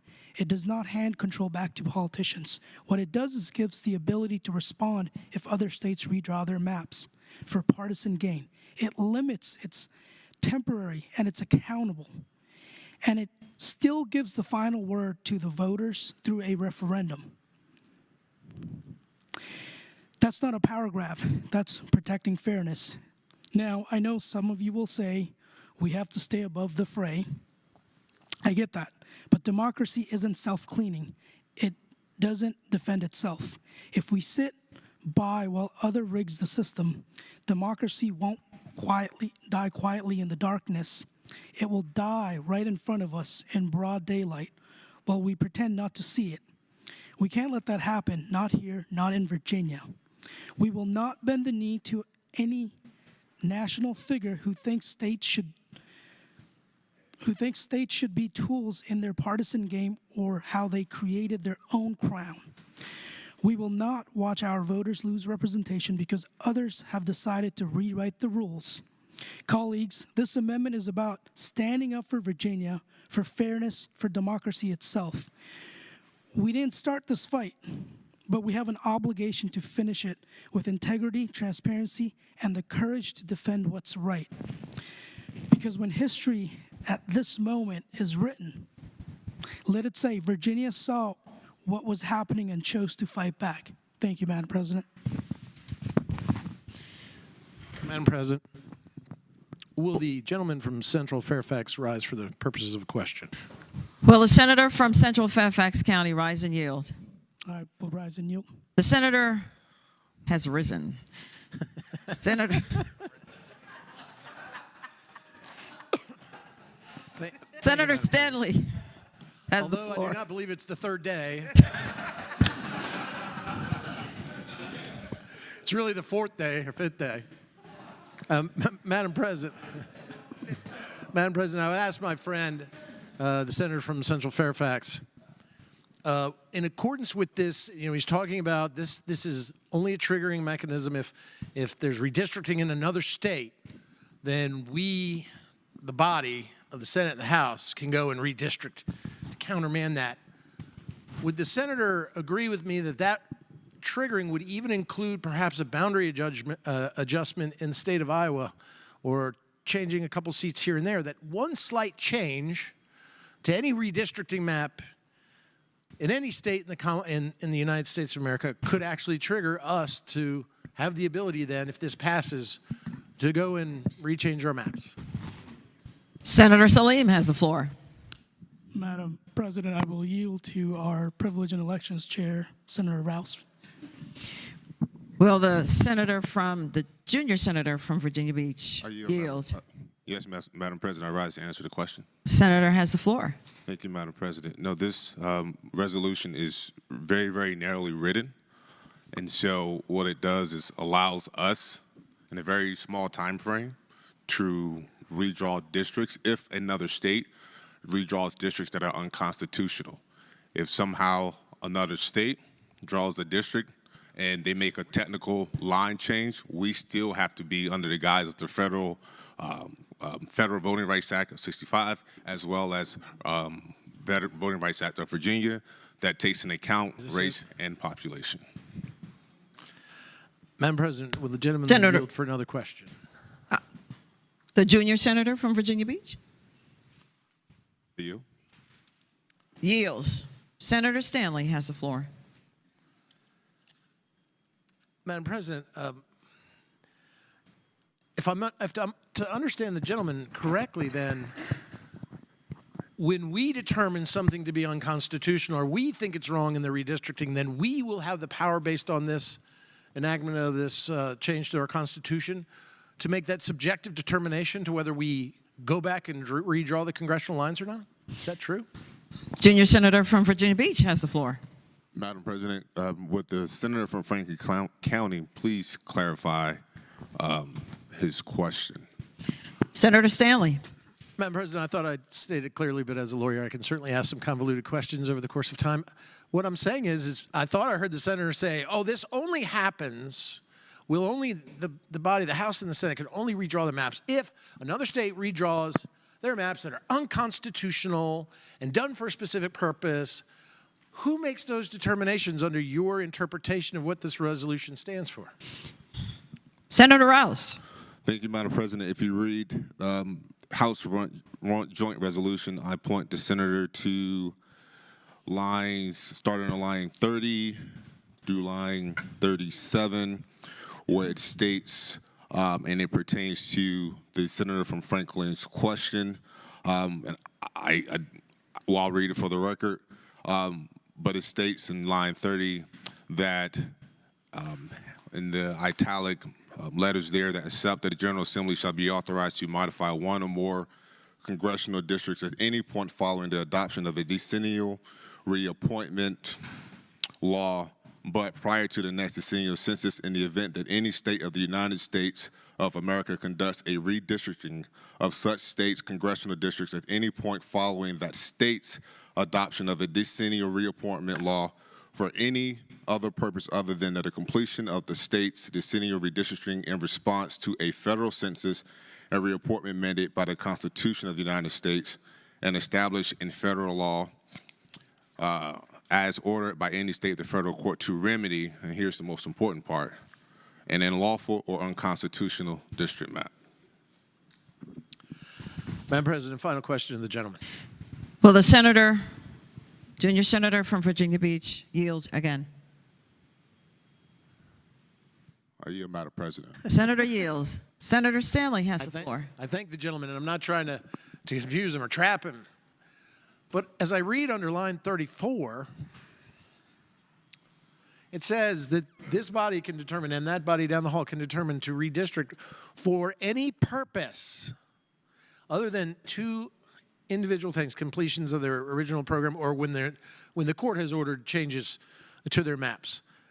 And I guess what I was saying was any purpose that falls outside of the two exceptions would also necessarily include about resolving split precincts, which is a common exercise, would it not? Because as a lawyer, you must, and I know you're not one, and congratulations on that fact, that you must understand for any purpose is a very broad statement, is it not? Senator Rouse. Madam President, I will respond to the senator from Franklin County that, as he is fully aware of, that none of the maps are being drawn are in absolute, that they all will be reviewed by courts, and the courts will have the final say-so whether the maps are constitutionally viable or not. I thank the gentleman.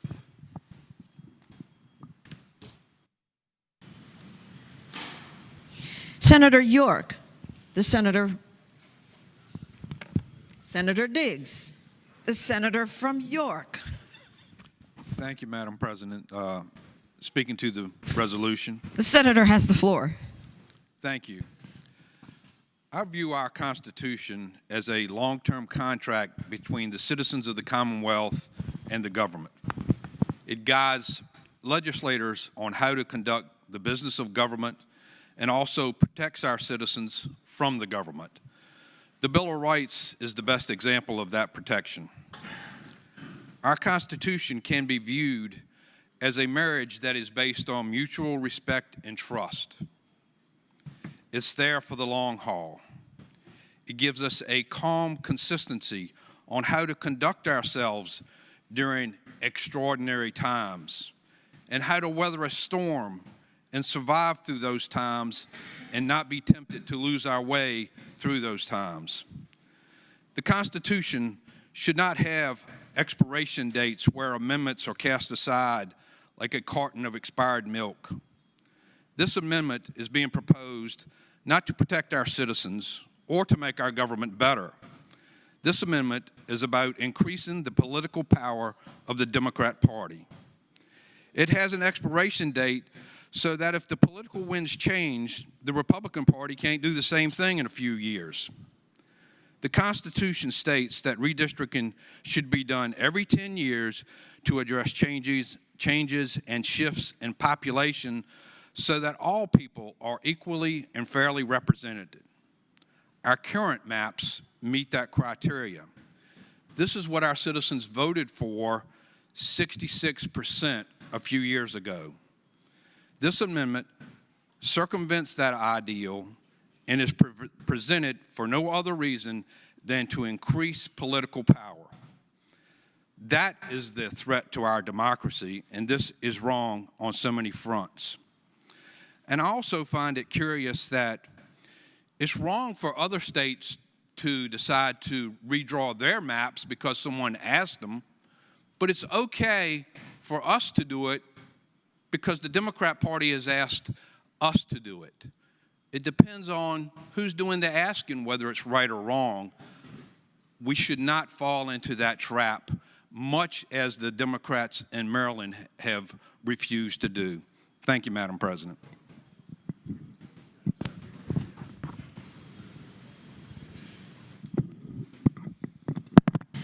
Senator from Shenandoah, Senator French. Thank you, Madam President. I rise to speak to the resolution. The Senator has the floor. I just want to take a moment to talk about this process and the quality time that we've all got to spend together this week. One thing has become crystal clear to me. The wedge between rural Virginia and urban Virginia has been driven even further. As a senator from District 1, I've worked hard to prevent that from happening with my people and letting them know that we're in this state together. Our job here is to make laws and legislation that represent all the Virginians, no matter where they live. If this bill comes to life, our congressional map will look like a hurricane prediction chart, a mess of spaghetti and confusion. It will stretch our representatives so thin that our legislators will be out of touch with the people they represent. Overall, this bill is bad for Virginia people. And that's not just my opinion. It's something that many of the folks in this body said themselves just some short 5 years ago. In closing, I'd say this. I've sat here by the window, looking out, wishing I was home, weaning calves, harvesting crops on the farm. But I'm still proud to be here, sacrificing to represent the hardworking people of rural Virginia. However, when it's said and done, to me, this is about like a bunch of teenage boys on the farm when Dad's gone, and we cut the muffler off the truck, an old diesel truck, and we're not doing nothing but making a lot of noise and blowing smoke. Virginians Virginians are smart. They know what's good for them. And by and large, they're satisfied with how the districts stand today. I'm confident, just as before, if given the opportunity, they're going to vote that 66 to 34 to keep it the way it is. I urge this body not to forget who we work for and who we serve. Let the people of Virginia, not the interests of Washington, guide us in our decisions. Thank you.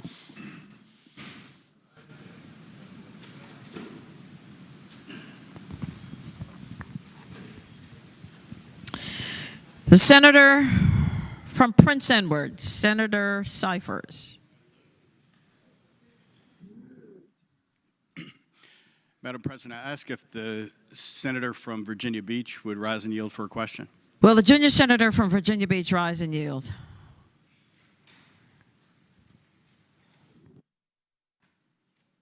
I yield, Madam The President. senator yields. Senator Cyphers has the floor.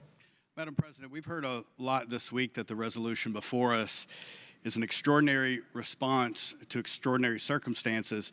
I would ask the senator if during his time as a Virginia legislator, has he seen or introduced other legislation that amends statutory or constitutional law because of mistakes, omissions, or changes in the underlying conditions to which the law applies, or is this a new concept? Senator Rouse has the floor. Madam President, if the gentleman, where's he from again? I'm sorry.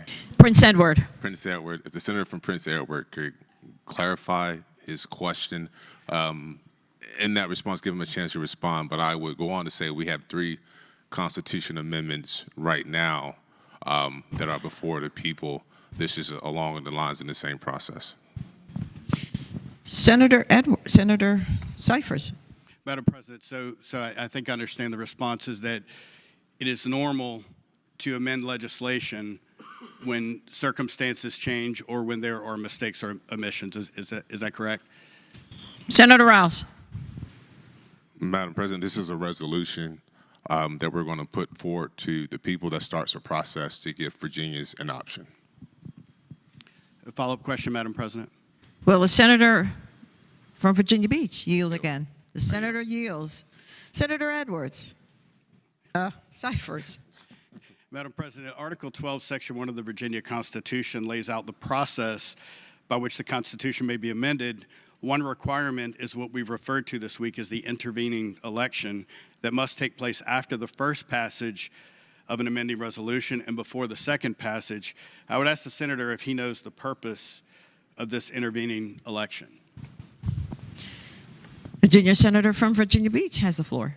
Madam President, in response to the senator, I would say that the process for constitutional amendments that it must pass both chambers twice with the intervening election before going to referendum for the people, and that's the process that we're following. Madam President, I would further clarify that the purpose is to give voters the opportunity to reset their representation in the House of Delegates. And last follow-up question, Madam President. Will the junior senator from Virginia Beach yield again? I yield, Madam President. Senator Cyphers has the floor. Madam President, I would ask the senator if the senator is aware that when Article 12, Section 1 was updated in the constitutional revision of 1971, early voting did not exist. The junior senator from Virginia Beach has the floor. Madam President, I'm fully aware of that as well, and perhaps the junior senator within the Senate should also study the Constitution even more. Thank you, Madam President.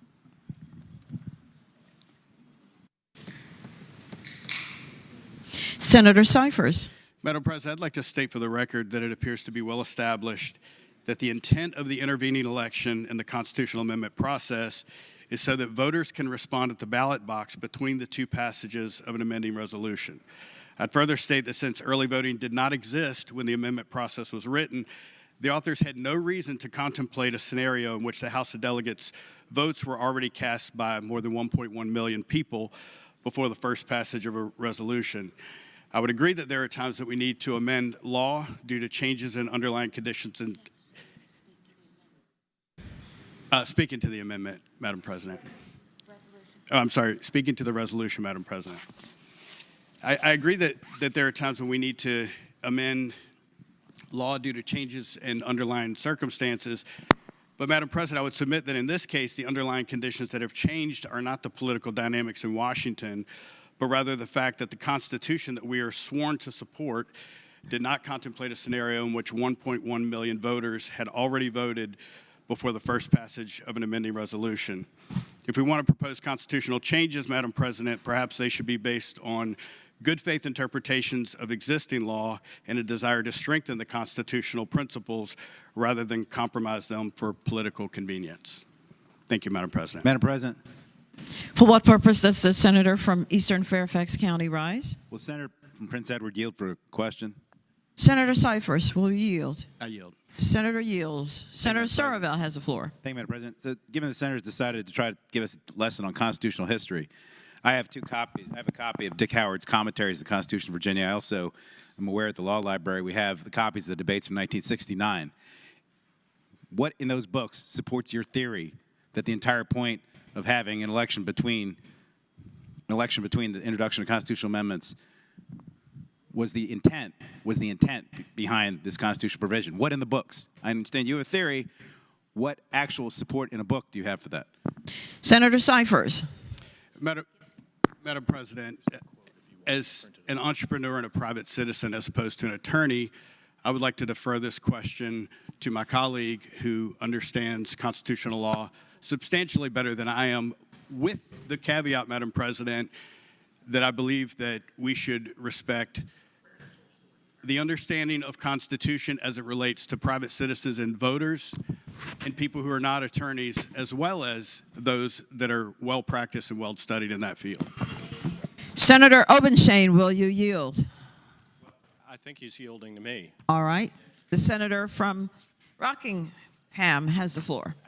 Madam President, in answering the senator from Eastern Fairfax, I think the senator from Eastern Fairfax knows very well that there may be only a couple of people in this chamber who have perused the A.E. Dick Howard treatise on the Constitution of Virginia, or know Professor Howard. I know Professor Howard. I do know Professor Howard. I've worked with him. I've read his treatise. As a matter of fact, the senator from Eastern Fairfax helped me procure a copy of the treatise, and I'm grateful for that. And I spent a little bit of time last night looking at the treatise for that specific purpose, and it does not address it. But what it does address, and what is clear, is that Professor Howard, he spent a lot of his career helping write constitutions around America and around the world. And he, in doing so, drew upon the work of others. We as lawyers, one of the things that we learn early on is it's not always necessary to be original. It is to borrow good ideas that have worked well in others. And in this instance, that provision requiring an intervening election is a provision that has been adopted in, I believe, approximately 10 other state constitutions. And law professor D.C. Wright wrote in the Duquesne Law Review in 2021 talking about all of those provisions and the purpose for those provisions in constitutions all over the United States of America, including Virginia's Constitution. And he said, many state constitutions require that a proposed amendment be approved by successive legislatures with an intervening election of at least one house before final ratification. The requirement of an intervening election is designed to provide a check on hasty constitutional change, ensuring that a proposal has survived the test of public opinion before it becomes a part of the fundamental law. In this way, the electorate, through its representatives chosen in the interim, has an opportunity to affirm or reject the wisdom of the proposed amendment. And I would respectfully submit to the gentleman that this action in calling us here 4 days before our statewide election clearly contravenes that provision. If it was simply to put this on the ballot and not pull a fast one on the citizens of the Commonwealth of Virginia and evade the purpose of that constitutional provision, we should have been here months ago. The President of the United States, whether you agree with it or not, called for redistricting back in July of this year. Texas made its initial steps towards redistricting in the beginning of August of this year. If these professions of heartfelt conviction that this is necessary to save the republic were sincere, we could have been back here in August, should have been back here in August. Instead, we are here 4 days before a statewide election after 1 million Virginians have already cast their votes. It is in clear contravention of the purpose of that constitutional provision here in the Commonwealth of Virginia.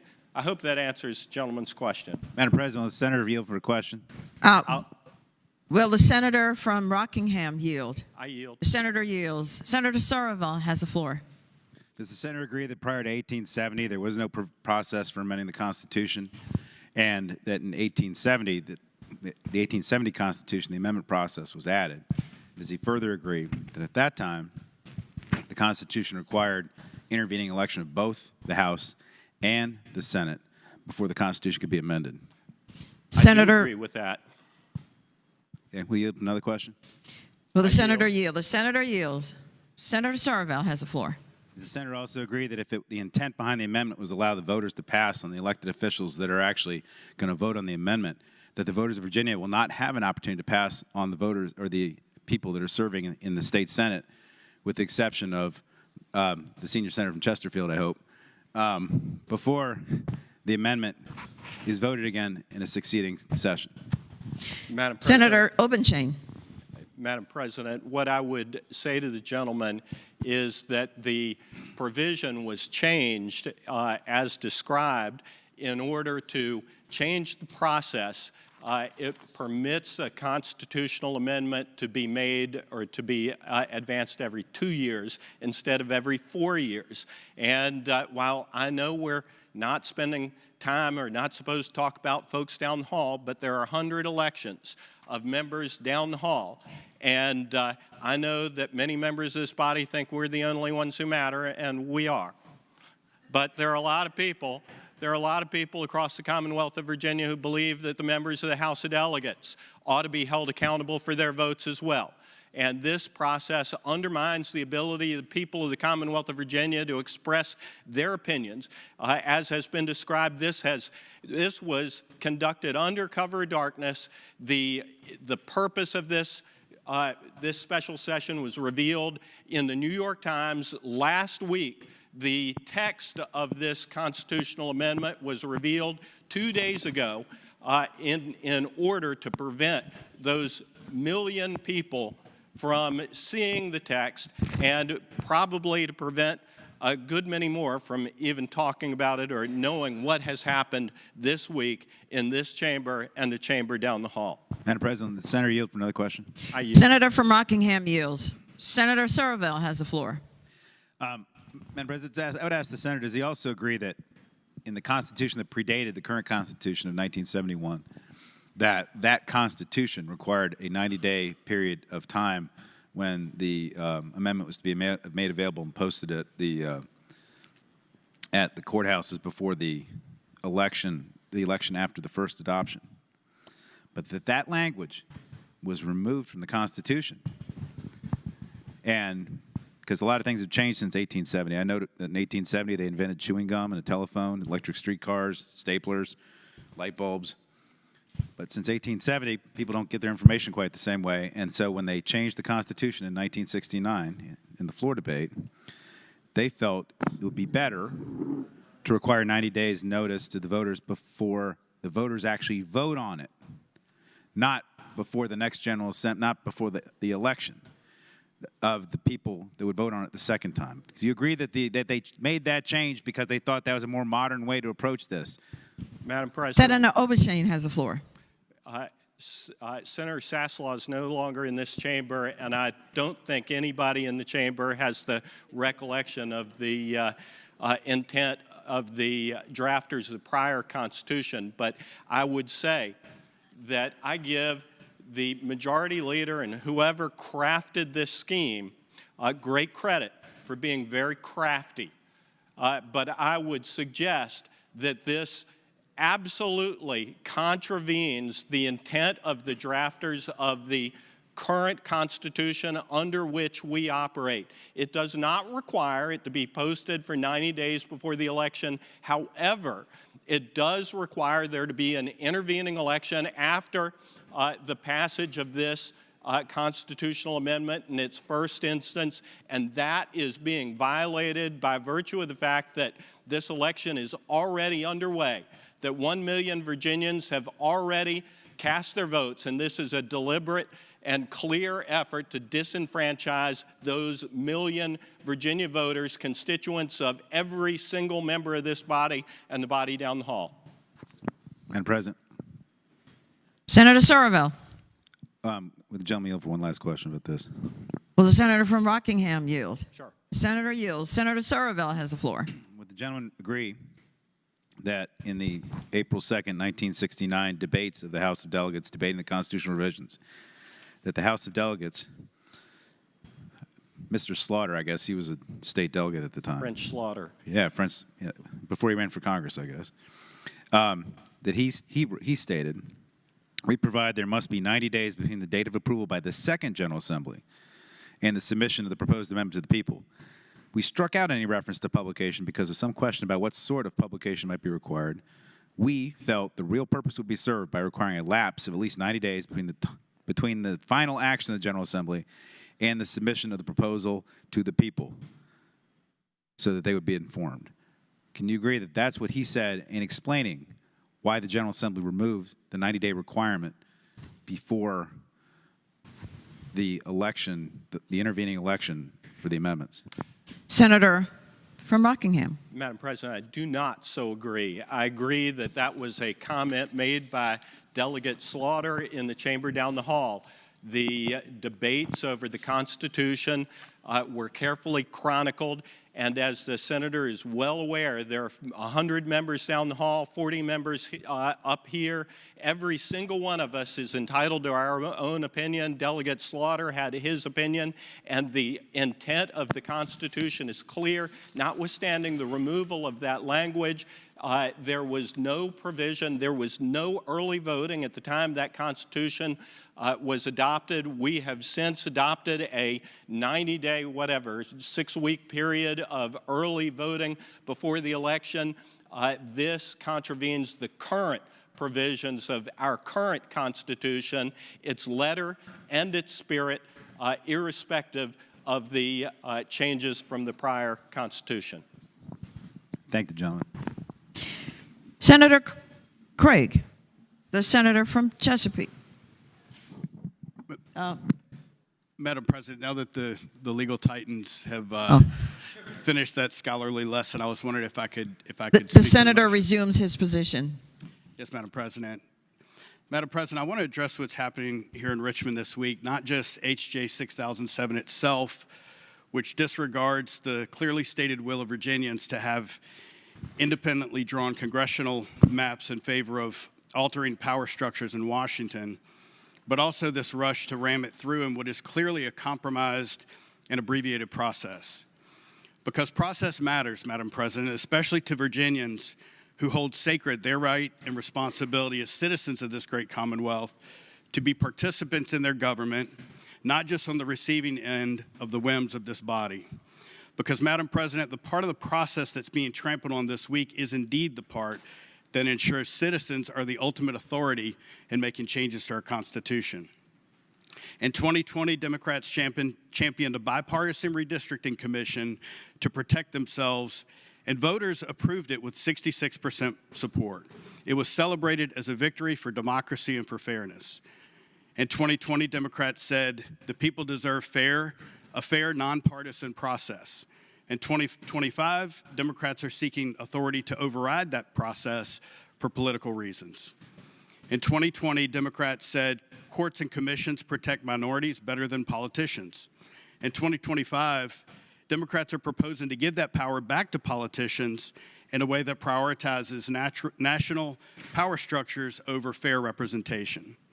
In 2020, Democrats said gerrymandering is cheating.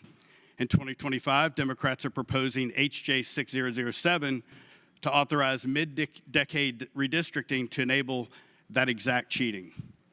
In 2020, Democrats said voters have a right to choose their representatives. In 2025, H.J. 6007 seeks to strip this right when politicians deem that political dynamics in Washington take precedent over the concerns of its citizens. That's what a complete abandonment of principles looks like, and it's what voters across this Commonwealth have had enough of. I'd like to be clear about what H.J. 6007 actually does. It takes the authority to redraw congressional districts away from the independent redistricting commission the citizens voted 2-1 to create in 2020, and gives it instead to the General Assembly at any point between now and October 2030, triggered by the actions of another state. To say it another way, authority is granted to the General Assembly to use congressional redistricting as a means of manipulating power in Washington instead of ensuring that every Virginian has fair representation in Congress. To make it worse, this very consequential shift of power is not triggered by the Virginians that we represent, but rather by the actions of a legislative body of another state that Virginians did not elect. This is unprecedented in the history of our nation, and for good reason. We've been told this week that this is an extraordinary response to extraordinary times. What's being communicated here is that in the history of our nation, this is the first time that the situation was so dire that the very body entrusted to steward the laws of our sovereign state would entangle her Constitution, the very basis of her sovereignty, in a way that undermines its very purpose. An extraordinary response indeed. I realize that there are some strong opinions in this chamber about the choices that voters made in the last presidential election. I would remind the body that those are the choices that the voters of the United States made. But Madam President, I would suggest there's nothing unusual nor extraordinary about these strong feelings. We've all been there at some point in our lives. But Madam President, principles that bend to circumstances are not principles at all. And our Constitution exists to ensure that regardless of what's going on with current events, our bedrock of principles stays intact. As poorly conceived as I believe the legislation itself is, the disregard for the constitutional amendment process is equally concerning. Virginia's Constitution requires a clear, deliberate process for amendments. Any constitutional change must pass the legislature twice, with a general election, the intervening election between those passages. This is an intentionally slow and deliberate process to ensure the Constitution doesn't become a tool for political maneuvers and to ensure that the people of the Commonwealth have the ultimate oversight and control. The legislature gets 2 opportunities to vote during the constitutional amendment process, and up to this point, citizens have always had 2 opportunities to vote as well. The first time is the intervening election, an opportunity to respond to the first passage of an amending resolution. If the politicians get out of line, the intervening election is the people's opportunity to replace them. The second time is the referendum after a second passage in the General Assembly. This week, we've heard over and over that people will have their chance to vote as if we're the ones granting them that opportunity. But Madam President, that right is granted by the Virginia Constitution and lies beyond our discretion and indeed beyond our jurisdiction. We did not create this right, and we cannot legally take it away because we think that the political winds make it ripe for the picking. And yet, that's exactly what our friends on the other side of the aisle are trying to do here this week. When Article 12, Section 1 was updated in the constitutional revision of 1971, early voting did not exist. The authors had no reason to contemplate a 45-day early voting period because the only way that anybody could vote early was by absentee, which had very strict requirements, required an oath, and only took place after the ballots were printed, usually 2 to 3 weeks prior to an election. To be clear, the purpose for the intervening election was so that voters had the opportunity to review the first passage of the amending resolution and how their representatives voted before they cast their votes in the next general election. And to be equally clear, it was not possible in 1971 to have 1.1 million voters cast their votes 45 days before Election Day, or well before Election Day. It appears to me to be beyond reasonable dispute that the maneuvers this week opportunistically undermine the intent of the constitutional amendment process, and that the authority that is being treated as disposable is authority reserved for the citizens. I hope every Virginian hears this loud and clear and reclaims that authority using the power of their vote in the coming days. Virginians deserve assurance that the rules won't change based on partisan calculation. Thank you, Madam President. The senator from Stafford. Oh, I'm sorry. The senator from Chesapeake. Senator Craig. Thank you, Madam President. I rise to speak to the resolution. The senator has the floor. Thank you, Madam President, members of this committee. I want to talk about what's really happening with HJ 6007. And I want to be direct. It's not about Virginia. This is about national power politics playing out in Virginia, on Virginia's stage, using mid-decade redistricting as a weapon. HJ 6007 is not about addressing implementation issues with the commission. It's about the Democrat Congressional Campaign Committee in Washington seeing Virginia as a potential pickup in their national strategy to control the House of Representatives. Washington Democrats just need 3 more seats nationally to retake the House majority. Virginia has 6 Democrats and 5 Republicans in Congress. National Democrat strategists believe that with HJ 6007's mid-decade authority, they could redraw a map and help flip a seat or 2, or even 10.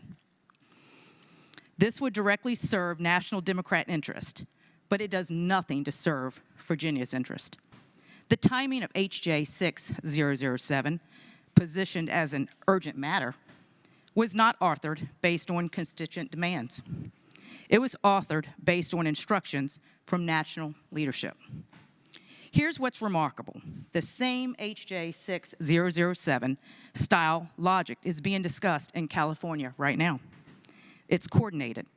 This is a national Democrat strategy, and Virginia Democrats are taking their marching orders from Washington. In 2020, I wasn't serving as a senator, but I was in my 18th year as Chief of Staff to then Senator John Cosgrove. And during that time, I was engaged in bipartisan conversations around redistricting. Republicans held the majority, and most Virginia Democrats supported the creation of a redistricting commission. Why? Because when you're in the minority, structural fairness becomes strategic necessity. It was a defensive move. It was perfect when you're in the minority party. The constitutional amendment establishing the commission passed overwhelmingly in Virginia, including my own district. It was a clear mandate from the voters in Virginia. Then 2022 happened. Democrats took control of the legislature. So Washington sent a message to Virginia Democrat leadership: pass HJ 6007 and help us win nationally. And Virginia Democrats, dependent on national party support and national party money, began authoring HJ 6007. Democrat legislators are consumed with this resolution. While they focus on DC mandated projects, they're ignoring Virginia problems. Because here's the thing. Virginia families are struggling, and they're struggling with real issues, and they demand state government attention. The rising cost of living. Families are struggling to afford housing, groceries, utilities. Healthcare access is still a crisis in rural Virginia. Schools need resources. There are public safety concerns. We need economic opportunity for workers, infrastructure needs, support for our farmers. Thank you, Timmy French. Stability for small business owners. I could go on. These are the issues Virginia voters care about. These are the issues Virginia Democrats should be focused on, especially 5 days before a very important election. This isn't a partisan issue about redistricting. It's about a fundamental question. Should state decisions serve state interest or national party interest? I want to direct a question to Democrat legislators supporting H.J. 6007. Did you support it because your constituents demanded you to? Did you support it because you believe it's right for Virginia? When national party leadership calls, do your constituents come first or second? When D.C. strategists want something and Virginia voters want something else, whose interest prevails? H.J. 6007 is your answer to those questions. It's a disservice to the Virginians who elected us. That's a betrayal of the principle that elected officials should represent their constituents, not national party committees. Here's where Virginia Republicans stand. We will oppose H.J. 6007 as a tool designed to serve D.C. interest rather than Virginia interest. We will focus on the real problems Virginia families are facing. And again, cost of living, health care, education, jobs. We believe state government should be accountable to state voters, not national party committees. We will challenge H.J. 6007 in court and in the court of public opinion. We will remind voters that their state government belongs to them, not D.C. political interest. To Virginia voters, recognize what's happening. Decisions about H.J. 6007 are being made in Washington, not Richmond. Your tax dollars will pay for the future legal battles and redistricting wars created by this resolution. This is not how representative government is supposed to work. Virginians deserve leaders who answer to them. Our state government should be focused on solving Virginia problems, not playing political chess. Republicans believe Virginia should be first. They should come first, and we will not neglect Virginia problems for national political gain. Republicans remain steadfast in their commitment to the people of Virginia. It has been my honor for the last 5 days to be away from my family, but to be here fighting for Virginians. Thank you. Senator Durant, the senator from Stafford. Thank you, Madam President. Speaking to the resolution. The senator has the floor. Madam President, colleagues of the Senate, for more than 2 centuries, Virginia has stood at the crossroads of American liberty. Our founders taught the world a very simple truth. Government exists to serve the people, not to rule them. We should be striving to live up to those ideals, not racing to the bottom of political cynicism. Virginia must set the example once again, reminding the nation that principled self-government is still possible, and yet today that principle is under threat. In just a few days, the people are going to elect a governor, they're going to elect an attorney general, they're going to elect a lieutenant governor, and they're going to elect every member of the House of Delegates. And yet here we are nearly at the very end of that election, being asked to consider a resolution that would redraw the political map of Virginia while ballots are still being cast. Right now, Virginians are voting. Candidates are on those ballots, and this Senate is being asked to change the rules of representation while that election is underway. That is not proper, that is not fair, and it is a dangerous precedent for a chamber sworn to serve the people, not to manipulate their voice. Let's remember how we got here. We've talked about this numerous times, but it's worth reminding. It is a rare act of unity that this General Assembly did what few thought was possible. We voted in this chamber 38-2 to create a bipartisan voter-approved redistricting commission, and many of the members who are here cast votes supported that. We came together. It was Republicans, Democrats, and independents alike on the ballot who agreed to end that old system of self-serving map making. The people of Virginia ratified that work through a constitutional amendment saying with one voice the power to draw political lines belongs to the people, not to politicians. Some of us said, Virginians have told us loud and clear, this is what the voters want. This package fully encompasses the kind of reform Virginians have asked for a long time. That's not partisan words. That's words of principle. Some of you promised Virginians that politicians would no longer draw their own maps. And some of you took an oath to protect that fair representation. So I ask you, Will you stand by that promise? That was a covenant that's now being threatened. This resolution would dismantle that commission. Let's make no mistake about it. There is no other way but to set it aside, to seize back that pen and withdraw Virginia's congressional lines for partisan gain. Let's call it what it is. It's not reform. It's not modernization. It is purely a political grab. A grab that would tilt Virginia's representations and silence neither half of our voters and undermine the very premise of fair elections. That hypocrisy is staggering. Many of the same voices behind this effort have spent years denouncing that manipulation, and yet here we stand exactly where we were. And if that isn't the height of political cynicism, I don't know what is. We've talked about other states, we've talked about Texas, we've talked about California and others as justification. But again, Virginia is not those other states.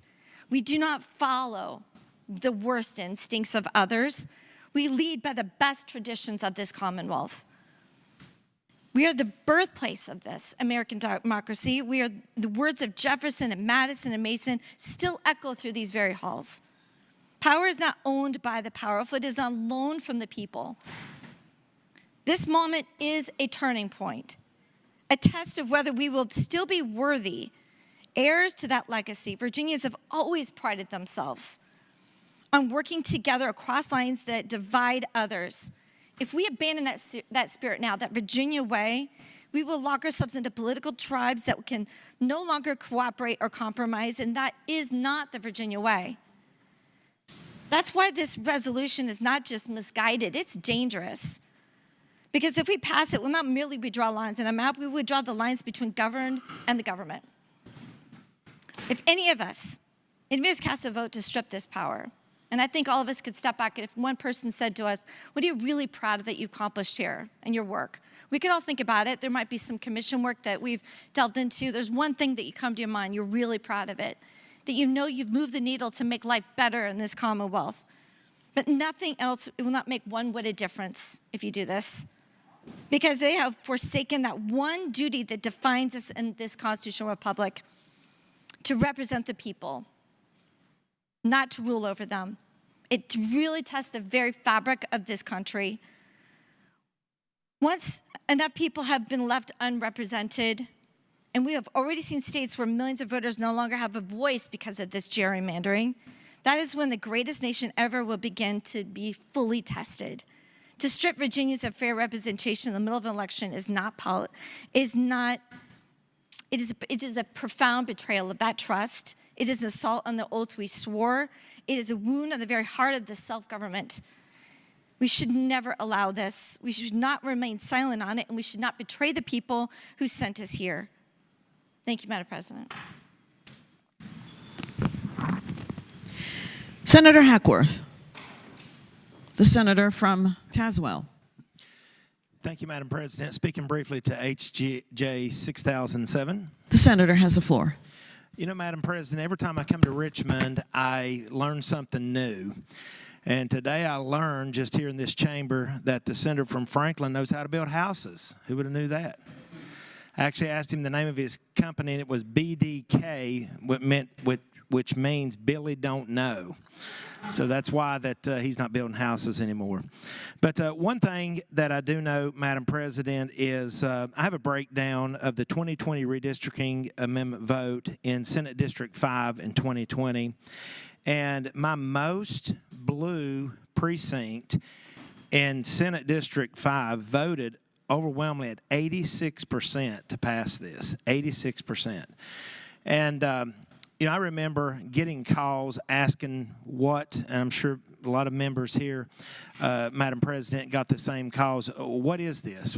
How do you explain this to me? Because it was rather complicated in some of their mind what we was trying to do. And when we look at the will of the voters of Virginia, especially in Senate District 5, we have 68%, 73%, 69%. The lowest that we had was in my own county. That was in the 60s. So for that reason, Madam President, I will be voting against HJ 6007. The senator from Lynchburg, Senator Peake. Thank you, Madam President. I rise to speak to the resolution. The senator has the floor.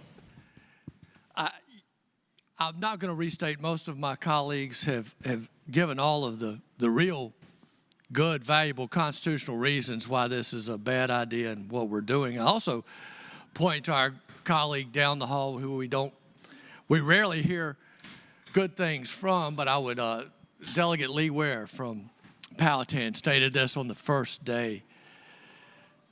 You know, Texas embarking on a mid-decade redistricting was probably not a good idea.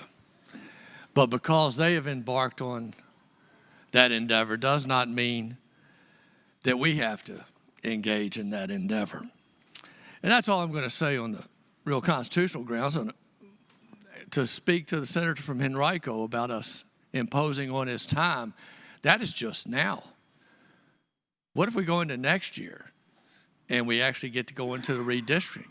I mean, ladies and gentlemen of the Senate, that would be almost like having 2 or 3 Christmases in 1 year. Are we really deserving to have 2 or 3 redistrictings in 1 decade? I submit to you that, ladies and gentlemen, we are not worthy of the pleasures and joys. We have not been so good that we should have an extra redistricting in this decade. In spite of that, I'm afraid we might.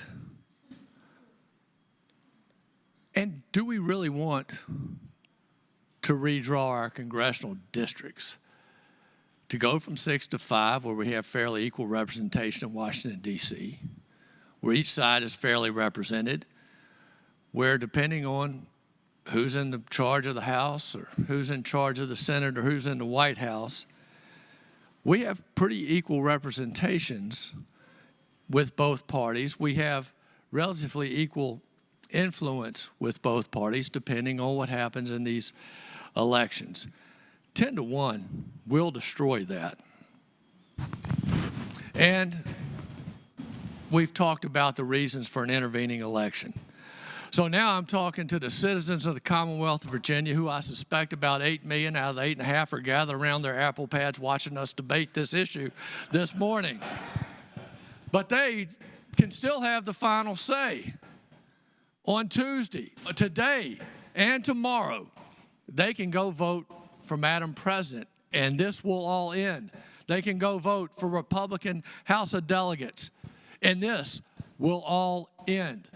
So citizens who voted 2 to 1 against partisan gerrymandering will still have the final say. So wake up, people who have not voted yet. 1 million of you have voted. 2 million of you have not, 2.5 million.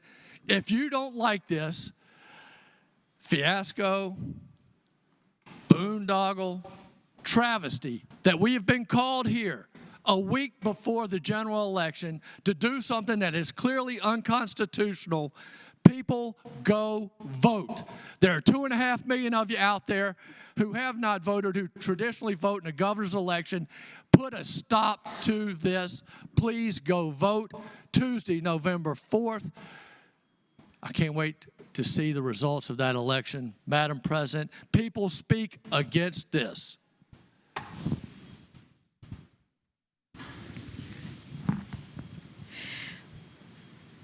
The senator from Roanoke,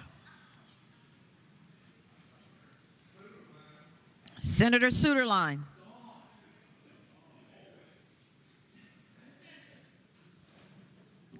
Thank you, Madam President. Speaking to the resolution. The senator has the floor. Thank you, Madam President. Gerrymandering was wrong when Patrick Henry tried to gerrymander James Madison in 1789. It was wrong here in Virginia in 2011. It was wrong here in Virginia in 2012. And it is wrong anywhere it is happening today. For years, Virginia Democrats declared their support for redistricting reform. And yet today, there is significant Democratic Party cheering for rolling back the commission that was established and instituting a 10-1 congressional gerrymander.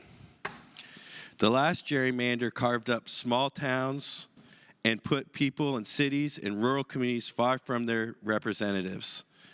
What's being envisioned now would be an even worse version of that, and that's not right to the people in the cities that are represented by people far, far away in rural areas, or vice versa, all for not because of a larger common interest, but simply because of a partisan effort.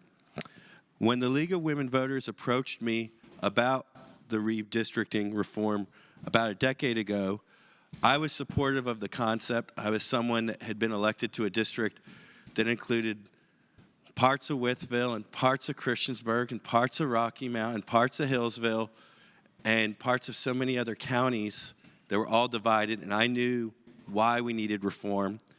I was a little skeptical, though, and cautious, because I suggested that Democratic support for redistricting reform might wane when their political prospects increased. And as William Safire observed, quote, "I've been right and I've been paranoid, and it's better to be paranoid."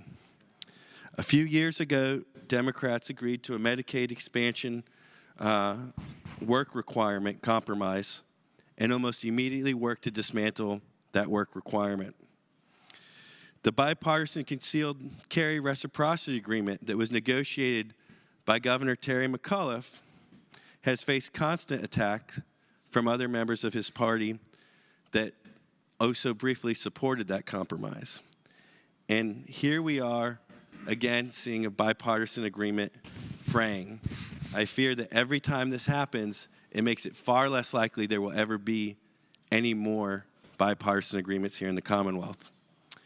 The president mistakenly called for redistricting changes, mid-decade redistricting changes in July, and Texas started acting in August. Instead of a full debate here in Virginia then, we find ourselves considering a gerrymandering amendment on Halloween after 1 million votes have been cast here in the Commonwealth's election. The Redistricting Commission was ratified by 2/3 of voters 5 years ago on the same day a smaller but significant majority of voters here in Virginia gave President Biden the Commonwealth's electoral votes. What's being envisioned now is a quick springtime referendum election deemed too small for small-town mayor elections to reverse a 2/3 mandate delivered by the voters on the same day President Biden was elected. Gerrymandering should be rejected here, it should be rejected everywhere, and this resolution should be rejected. Thank you, Madam President. Senator Head, the senator from Botetourt. Thank you, Madam President. Speaking to the resolution. The senator has the floor. Thank you, Madam President. This is, so much has been said, and it's been first of all, my friend, the senator from Roanoke, just pointed out it is Halloween. I do, for the record, think that that is probably an appropriate day for us to be taking such scary action as this, because this whole thing has felt more like a specter from beyond the grave, and it's unholy. It is really awful what we're doing here. But I'm perplexed by some of the comments that I've heard from the other side of the aisle.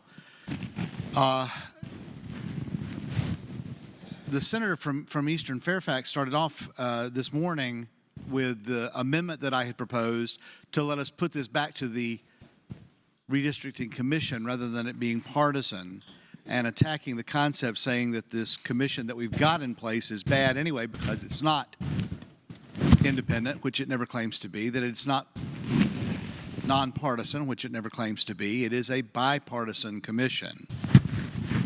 But he made comments that really betrayed, I think, the real intent, which is we want this to be a partisan decision. That disturbed me when I heard that. And then I heard the senator from Central Fairfax make reference to the fact that in 2020 we made history in Virginia because we moved ourselves from being classified as one of the states that had the most gerrymandered districts to one of the states with the least gerrymandered districts. And indeed, what we proposed, what we adopted, what we did to our Constitution then to create the way that we establish congressional districts was so good that it's being looked at and mirrored in other places. I think we ought to be proud of that. But here we are seeking to dismantle this in reaction to the actions of some other states. We're the leader. We're the state that, when we got here first, we've been a representative body. I mean, we've been here since 1607. We've been a representative government in Virginia since 1619, starting the way, the oldest representative democracy in the New World. We ought not be following anybody because we lead.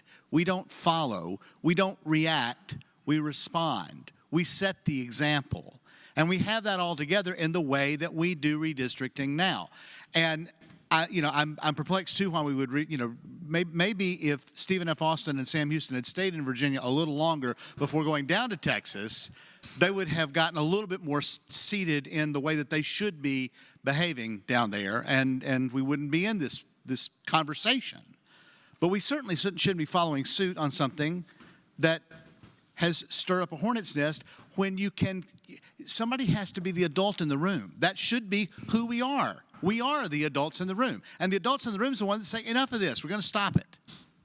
And the way we stop it is not by continuing to do it. We stop it. And the way we stop it is to stick with our guns on this. And then you look at what we did in 2020 and look at the districts that we've got and what they reflect as far as the population of Virginia. We adopted this, and then the next congressional election we had was just last year after the new districts were drawn. And in that election, Virginia voted 46% for Donald Trump and 54% for Kamala Harris. At the same time, we reelected all of our members of Congress, or elected all of our members of Congress, and what we ended up with was, out of 11 members of Congress, 5 Republicans and 6 Democrats, and if you do the math on that, that gives us 45% Republicans and 55% Democrat, which is an almost perfect mirroring of the overall statewide presidential election vote. You can't get it any better than that, folks. You absolutely can't get it any better than that. And it is our job to represent the people, the entirety of the people of the Commonwealth as a collective body, and each one of us to represent them as our constituents in our districts. So we've got it right, whether we like to admit it or not, whether you like to admit it or not. We got it right, and we have good districts that need to be left alone. But I'm also concerned when we had the arguments about the constitutionality of this and the 90-day issue in the Constitution and whether that goes back and forth. What confuses me about that argument is you have the Constitution, but we also have the Code. Now, I'm not an attorney. I don't ever claim to be one. Never wanted to be one, except maybe briefly. May have wanted to be one briefly. Then I thought better of it. Well, I'm not being rude. Just my brother was one. I see what that is one, and just you don't need to go. We don't need to have 2 in the family. But when I look at this resolution, on lines 3, 4, and 5 of the resolution, it says proposing an amendment to Section 6 of Article 2 of the Constitution of Virginia, and proposing an amendment to the Constitution of Virginia by adding in a section, in the schedule, a section numbered 6. Okay, so we have an amendment proposed here in the form of this resolution. And then I look in the Code of Virginia in a section that some have said is obsolete.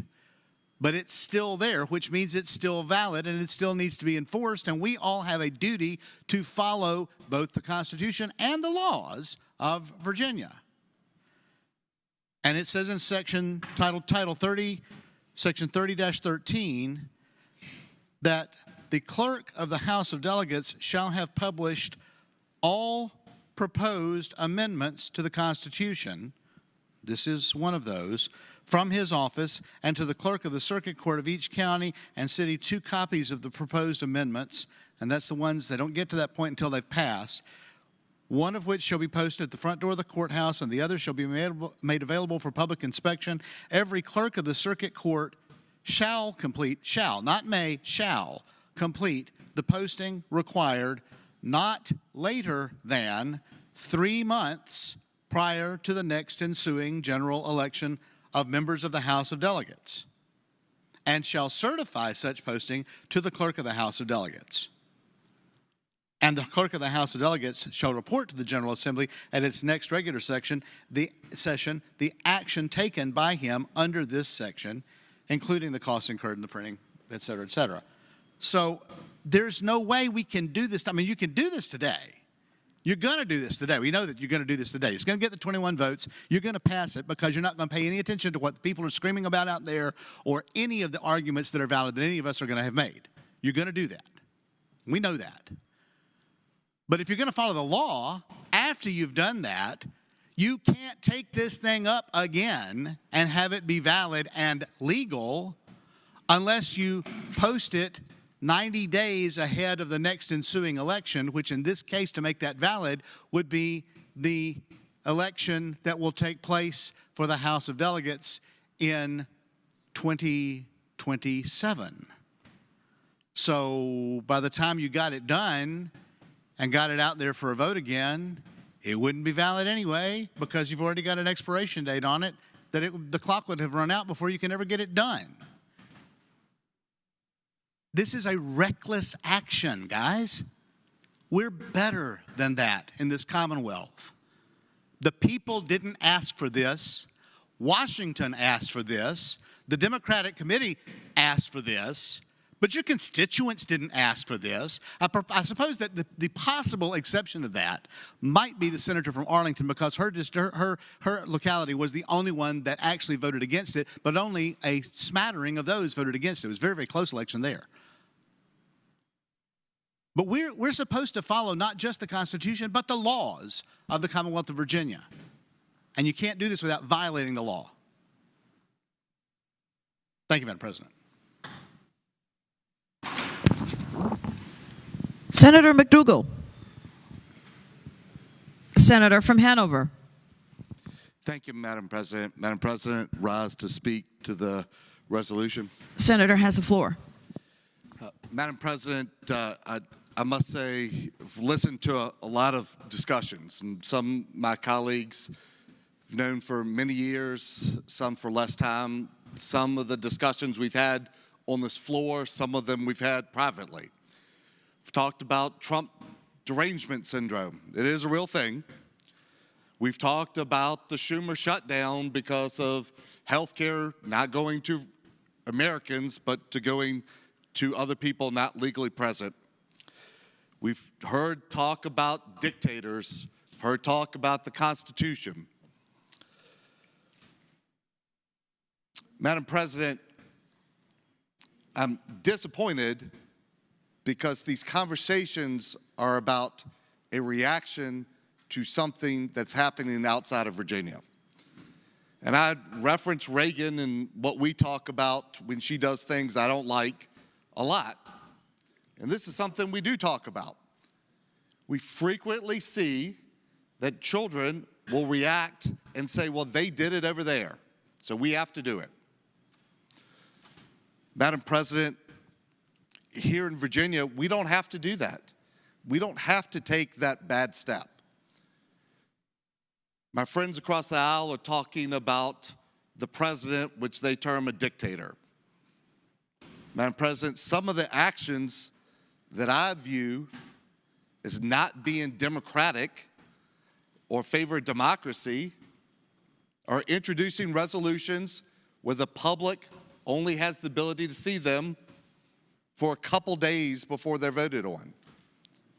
Madam President, it does not seem democratic to me that it be done in the dark of night right before an election after over 1 million people have voted. Madam President, I heard my colleague across the aisle talk about how when the original constitutional amendment came through, he had a year to reflect. Madam President, the members in the body down the hall had 3 days. The members here had 4 days. Madam President, I heard talk about how the redistricting commission was not independent, not bipartisan, all those things, and we heard it worked. It worked.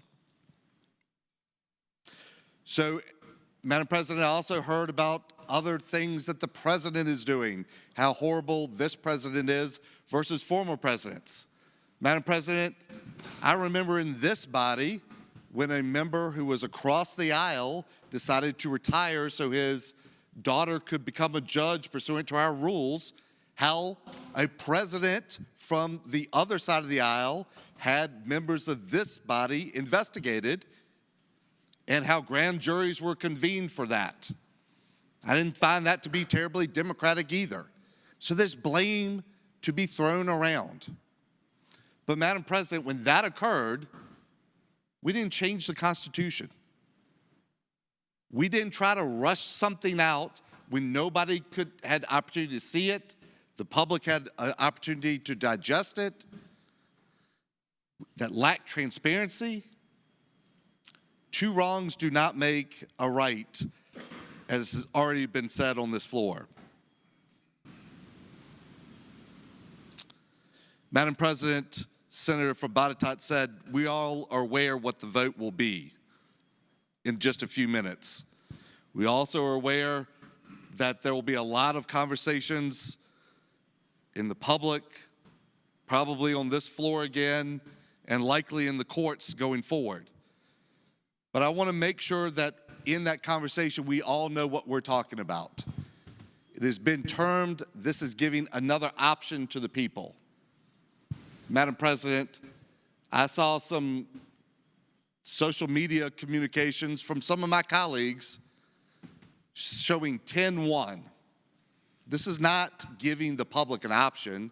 This is to draw 10 Democratic congressional seats and 1 Republican congressional seat in Virginia. This is not about options. This is very directed. So to be transparent, that's what this vote is. You're saying that we do not care about how we've done things constitutionally. We don't care about transparency. We don't care about fair districts, as the senator from Henrico articulated. We care about making sure that there will be 10 Democratic seats from Virginia next November. That's what this vote is. Madam President, we will continue to have different views on policy. Some of us feel very strongly that our energy prices are higher significantly because of the Clean Economy Act. Some of us feel that the tax on employees only actually hurts employees and puts less money in their pockets. There are a lot of things that we will debate and discuss going forward. But Madam President, this process is one that we should not engage in because we don't like things in Washington. Virginians are better than this. Two wrongs do not make a right. The Day of the Dead is being celebrated by many this weekend. We should not be celebrating the death of our democracy here in Virginia along with them.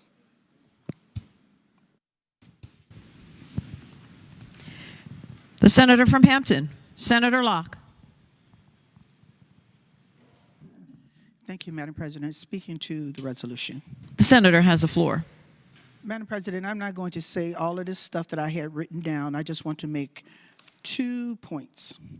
One, let's be real and talk about DC strategy and hypocrisy. But for 2 vote swing in this chamber and in the House of Delegates, we would still be here in a special session called by the governor.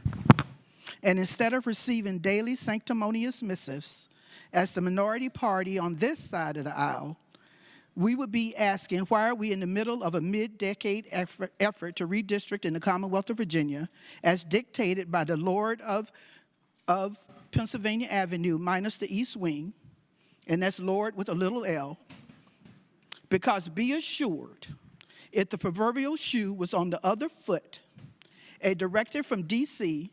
to the governor would have been adhered to, quick, fast, and in a hurry, to undo the constitutional amendment in Virginia, midstream, and not one of you would be talking about the sanctity of the bipartisan redistricting commission or the needs of the voters or respect for the will of the people. Instead, every effort would be made to carve out as many red seats as possible. I've also heard that we are not Texas, we are not North Carolina. So I'm a bit baffled by that hypocrisy too.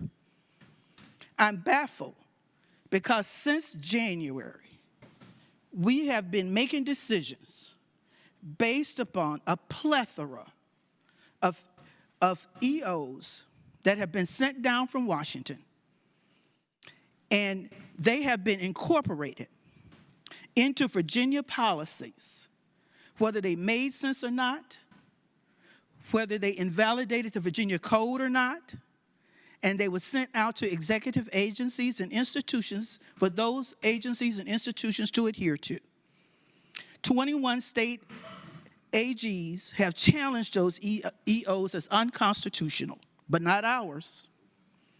So don't talk to me about we don't listen to what other states do or what Washington does, when in fact, we would be doing the exact same thing if the shoe was on the other foot. Thank you, Madam President. Senator Favola, the senator from Arlington. Thank you, Madam President. Madam President, I rise to speak in support of the House Joint Resolution. The senator has the floor. Thank you, Madam President. To my colleagues on the other side of the aisle, one of the common themes of all your remarks, as well-intentioned as they might be, had this ring of fear. And I say to you, that is not what this resolution is about. This is a resolution of hope and empowerment. We should never be afraid of giving voters another opportunity to voice their concerns. That's what this is. We're not redrawing anything today. We're not doing anything magical. We're saying to voters, if this goes through the process we have laid out, and we've explained that multiple times, should the constitutional amendment go before the voters, they will have the final say. We are in no way undermining the principles that all of us have stood for over time, all of us. I just think we need to point out that part of our democracy is actually holding lawmakers accountable. And part of our role is defending Virginians. And those are two really important jobs that we must embrace. We were given the constitutional authority to embrace, and we need to do that. And in terms of the accountability piece, I mean, we have a president who went out and actually said, people who disagree with me are my enemy. And why don't you, Republican states, go ahead and silence those voices?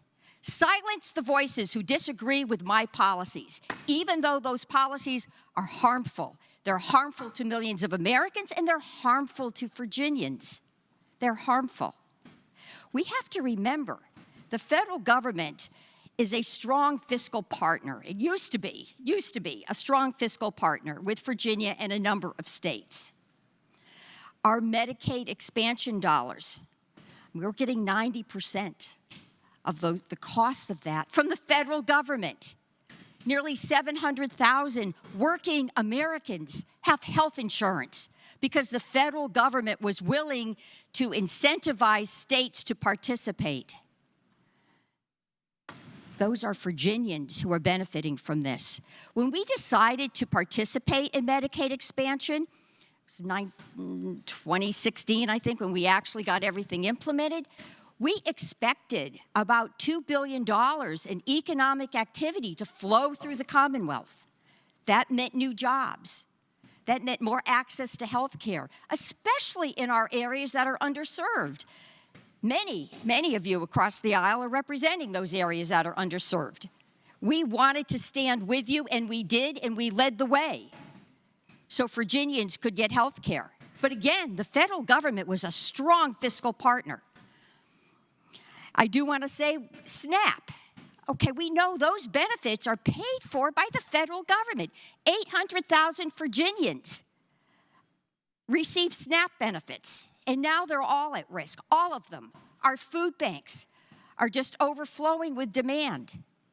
How do you think people feel who need these programs to support their families, to gain financial security, to stand on their own, which is what we all want, right? Self-reliance. We've all had speeches on that. The programs that are being cut by President Trump and his Republican allies are undermining the financial security of hundreds of thousands of Virginians. How do you think they feel when the president goes out and says, people who disagree with me, I don't want to hear about it. People who disagree with me, I don't want to hear their voices. I want my policies, quote President Trump, I want them to continue. This is all about cutting the Social Security safety net, or the safety net. That's what this was about. They gave big, big tax cuts to the ultra-wealthy, but ordinary Virginians are struggling.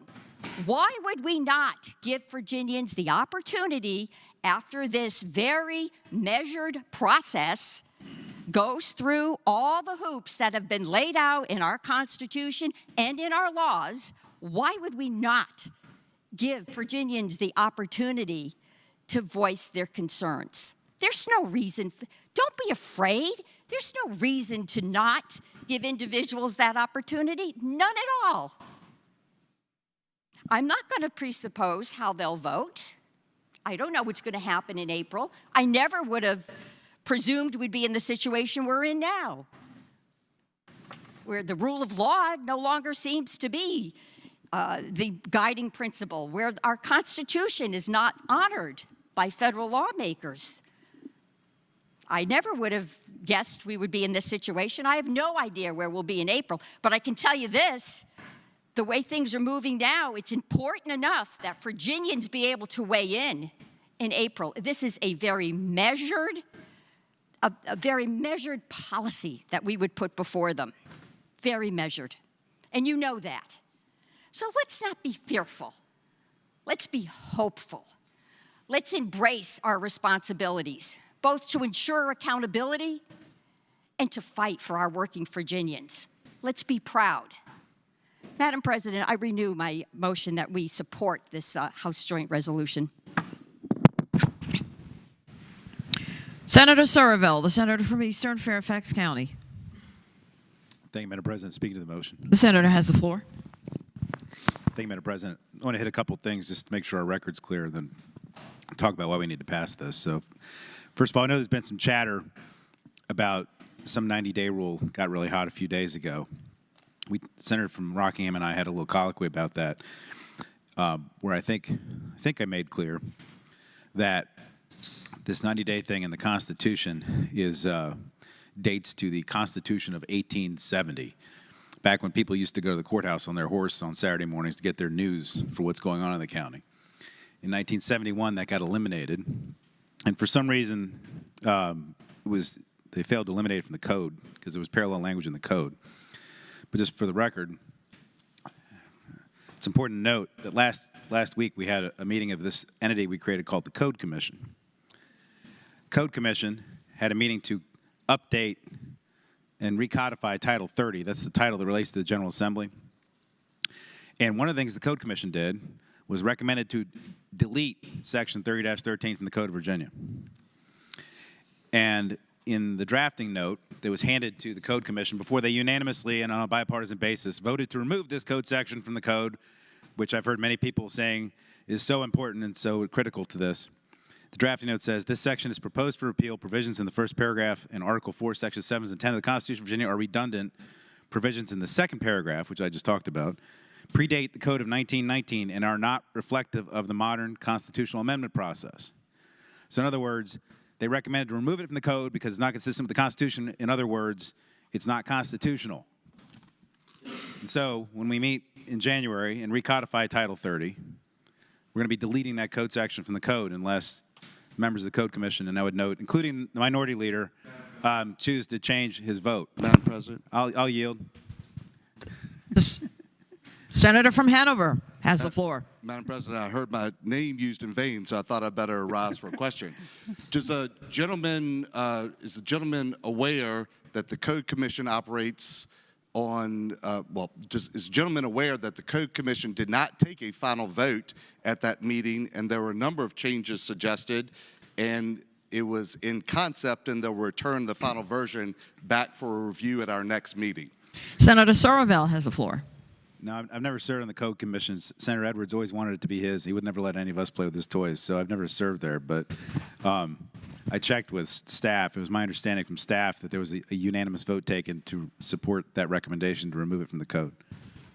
Senator from That was Hanover. my understanding. Madam President, so I asked the gentleman again, so were you not aware that it was in concept and the final version has not yet been produced to return back to the Code Commission, and are you not aware that there's no bill that's actually been proposed or introduced to be moved forward? Senator Sorovell. First of all, Madam President, I yield. That is correct, Senator. And secondly, I'm not aware of the specifics of the actions. All I'm aware of is that staff told me there was a unanimous vote taken to support that recommendation, which I just stated. That's my understanding, but I wasn't there. You were. Madam President, would the senator yield for additional question? Will the senator yield? And as everybody had been running roughshod over the rules, I decided to just let it be. It's all good, Madam President. It's been a long debate.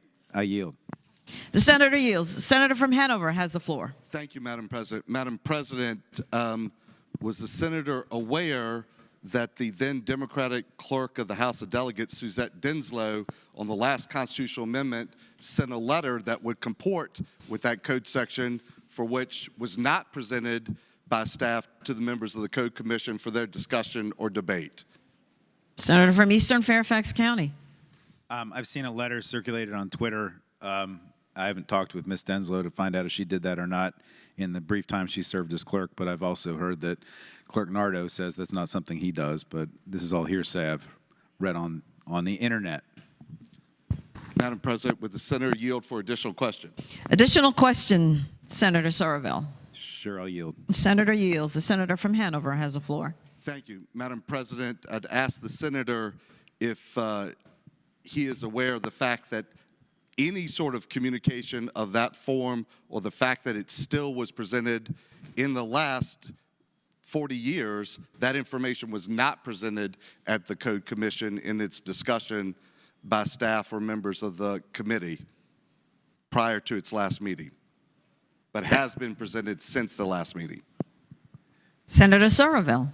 Madam President, I'm not a member of the August Code Commission. I'm not aware of what's been presented and what hasn't. What I do know is that the Constitution of Virginia was changed to delete this requirement, and that publication 90 days in advance of this election is not a constitutional mandate like it formerly was, and therefore anything in the code saying that I would think is unconstitutional.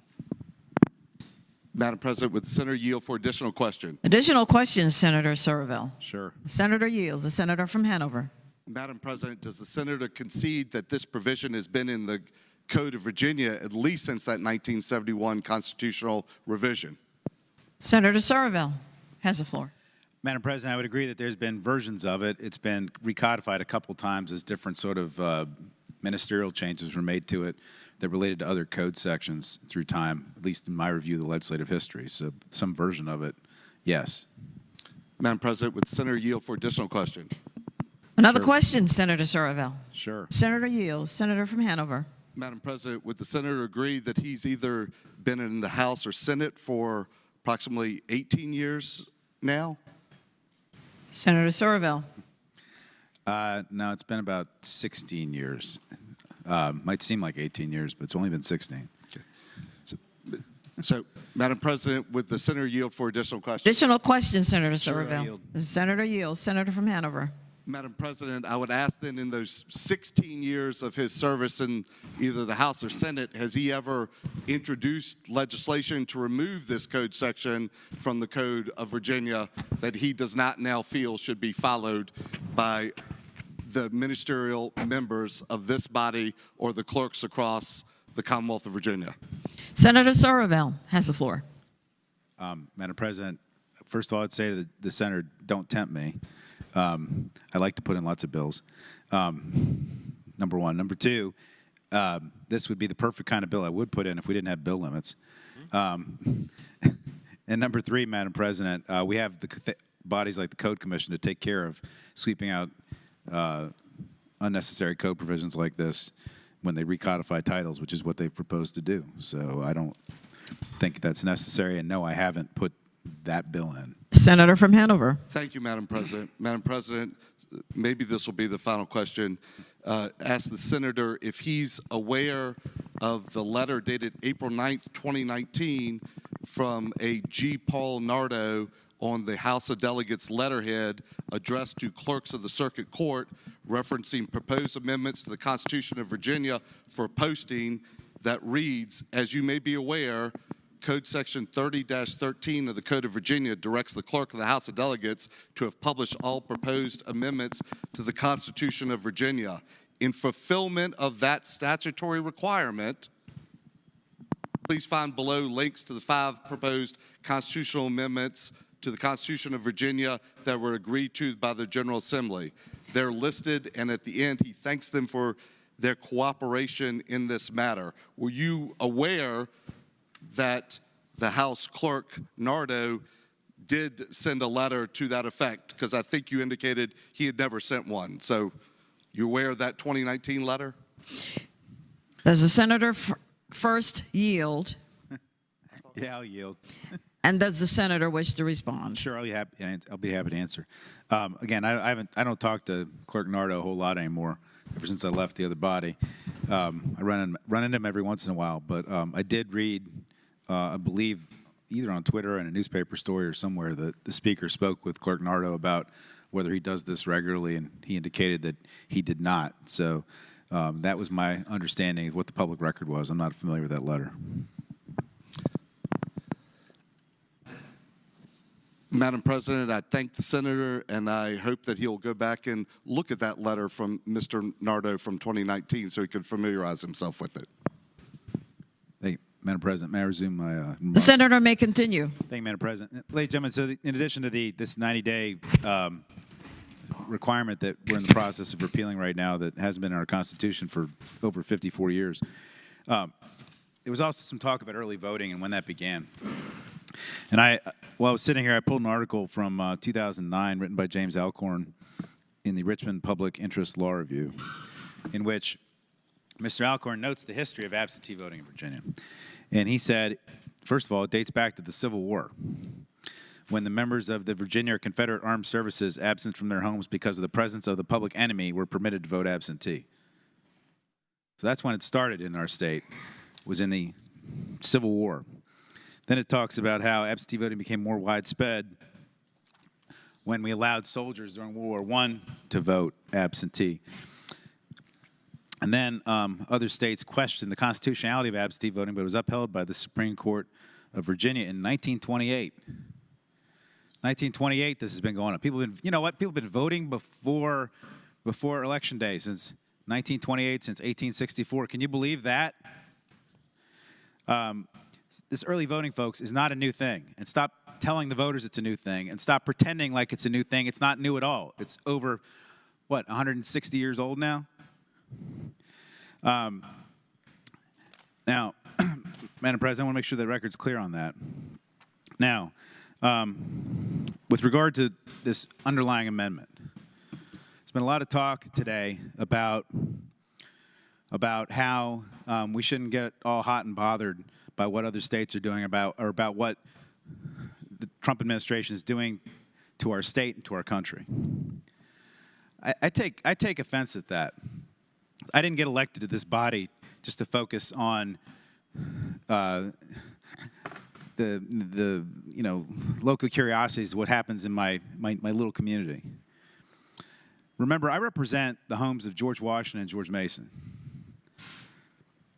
George Mason wrote a document that ended up being the first Declaration of Rights that was ever adopted in the world, ended up being parroted all across the country. George Washington put his butt on the line. He put his neck on the line. He was one of the wealthiest people in America. He put everything on the line because of what was happening to what was then the colony of Virginia, and then the people of America. And what they decided to do was take a stand against monarchical tyranny. They decided to take a stand against somebody who thought he was a king.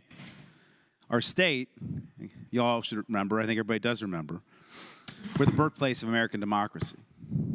Washington, Jefferson, Madison, Mason, they created a republic where people would govern themselves through fair representation, something called democracy, representation. Meaning people who vote get to pick their elected officials, and their elected officials make the government. That's a founding principle of our country. When Patrick Henry said, "Give me liberty or give me death," in this capital, he meant the liberty of these people to choose their own government, a government that would make decisions for them, and not the liberty of political parties to rig elections through gerrymandering, to rig the outcome of a national election. That isn't what Patrick Henry stood for, right down the street at Churchill when he said that. When Jefferson wrote, "Governments derive their just powers from the consent of the governed," he meant actual consent, not consent that's manufactured artificially by some computer programs that decide what a body's going to look like. When Madison designed our system to checks and balances, he understood no branch should be allowed unchecked power. Gerrymandering, folks, has broken that system.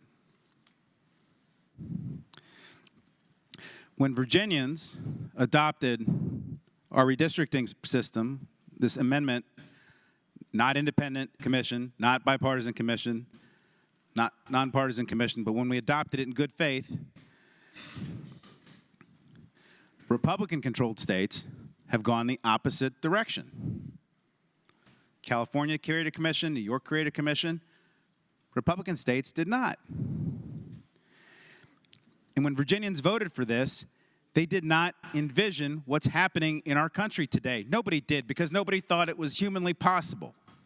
Nobody thought that the Republican Party would just hop in line and not even fight back against government tyranny.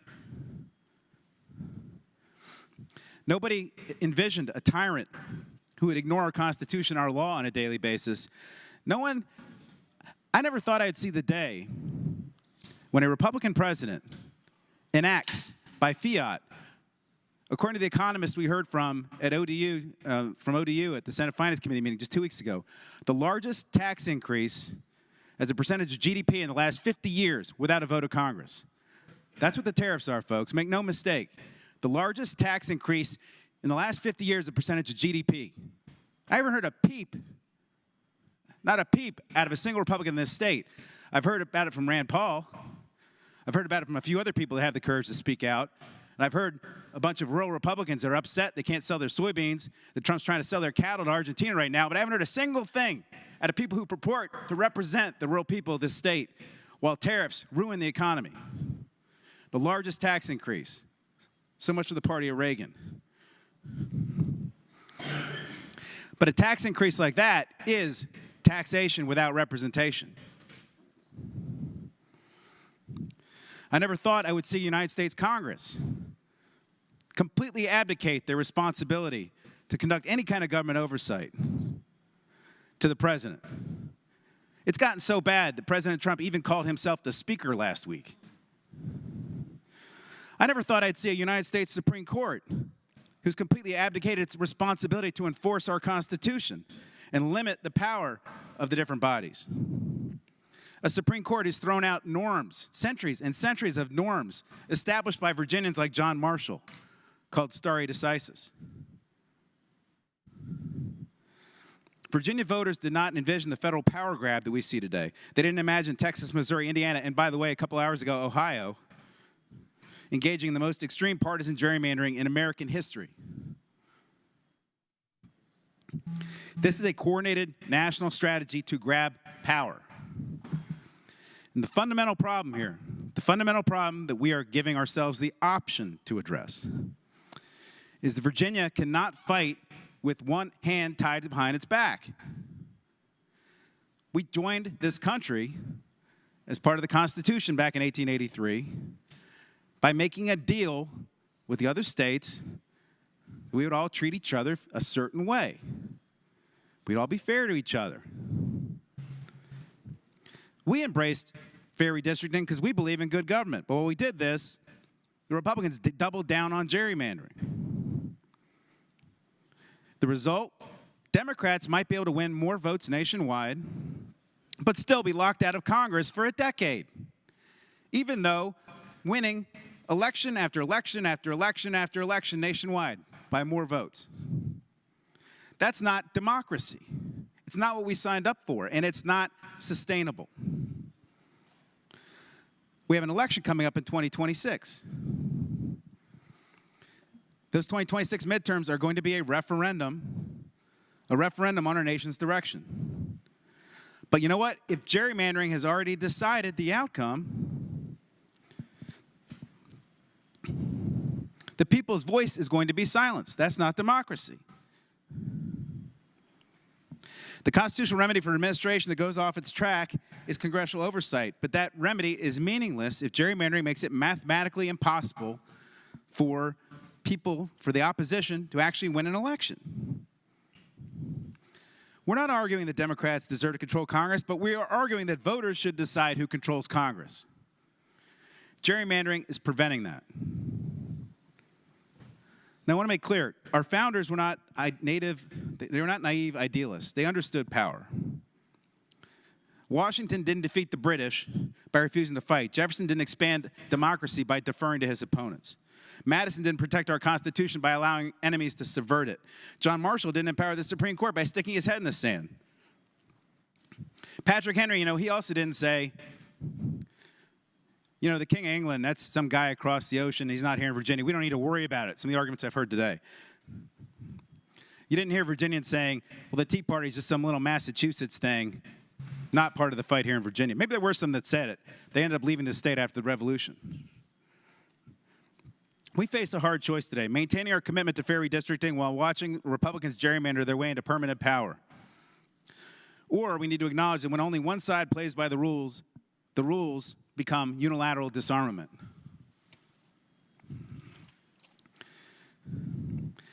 Now, some people might call this a power grab. I've heard that called a couple times today. That's not what it is. This is about whether our democratic system will function as intended, whether our voters will have a meaningful choice, whether Congress can check executive power, whether gerrymandering has rendered that function impossible. I would prefer a federal law banning partisan gerrymandering nationwide. I would support that constitutional amendment in a heartbeat. The U.S. Supreme Court had a chance to do it when they could have adopted the vote waste theory in the Wisconsin case that was there a few years ago. They chose to punt. Look what's happened. But absent those solutions, we can't allow certain partisan, tyrannical majority to continue to gerrymander itself into permanent power while we sit around and cite our commitment to principle. Virginia's role as the birthplace of democracy gives us a special responsibility not to stand by idly while democracy is dismantled. But it's our job as the leading colony in the state that created our country to defend it with every tool at our disposal. That is what we are called to do. And that's why this body was created, by the way, if you go back and look at the history books. The Senate didn't even exist until 1776. So we're not asking for immediate action. We're just asking for a serious conversation about whether our current approach is sustainable to American democracy. We need to study the impact in other states of gerrymandering. We need to study different scenarios. We need to engage the public. We should have a debate. I welcome the debate. Let's have a debate over the next 3 months. Let's have a debate over the next 6 months. Let's have it. I'm sure we're going to hear it again in January. We need to make sure that Virginia is not permanently disadvantaged in the fight for congressional control.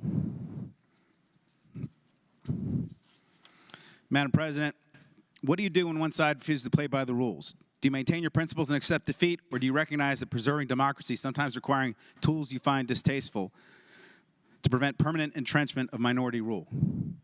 We owe it to our constituents to have this conversation. We owe it to democracy to consider all the options. We owe it to our future generations to ensure that people, not the map makers, pick their representatives and decide who's in control of the federal government. The 2026 elections are coming. The American people are going to go to the polls expecting the votes to actually count. But if gerrymandering has already decided their outcome in Texas, Missouri, Florida, Ohio, Indiana, North Carolina, those votes are going to be meaningless. Our Virginia votes are going to be meaningless. So we honor Virginia's founders today by not clinging to principle while losing power, but by understanding, as they did, that the preservation of democratic government sometimes requires us to match the tactics of those who would destroy it. This amendment, if we choose to present it to the voters next spring, will give Virginians the ability to return to the front of protecting American democracy, and I'm proud to support it. I would hope we'd vote yes.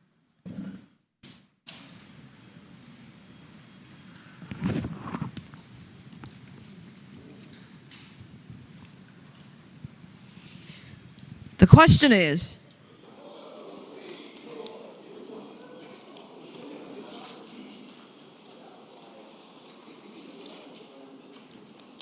shall House Joint Resolution 6007 be agreed to? Those in favor of that motion will record their votes aye. Those opposed, no. Are the senators ready to vote? Have all the senators voted? Does any senator desire to change their vote? The clerk will close the roll.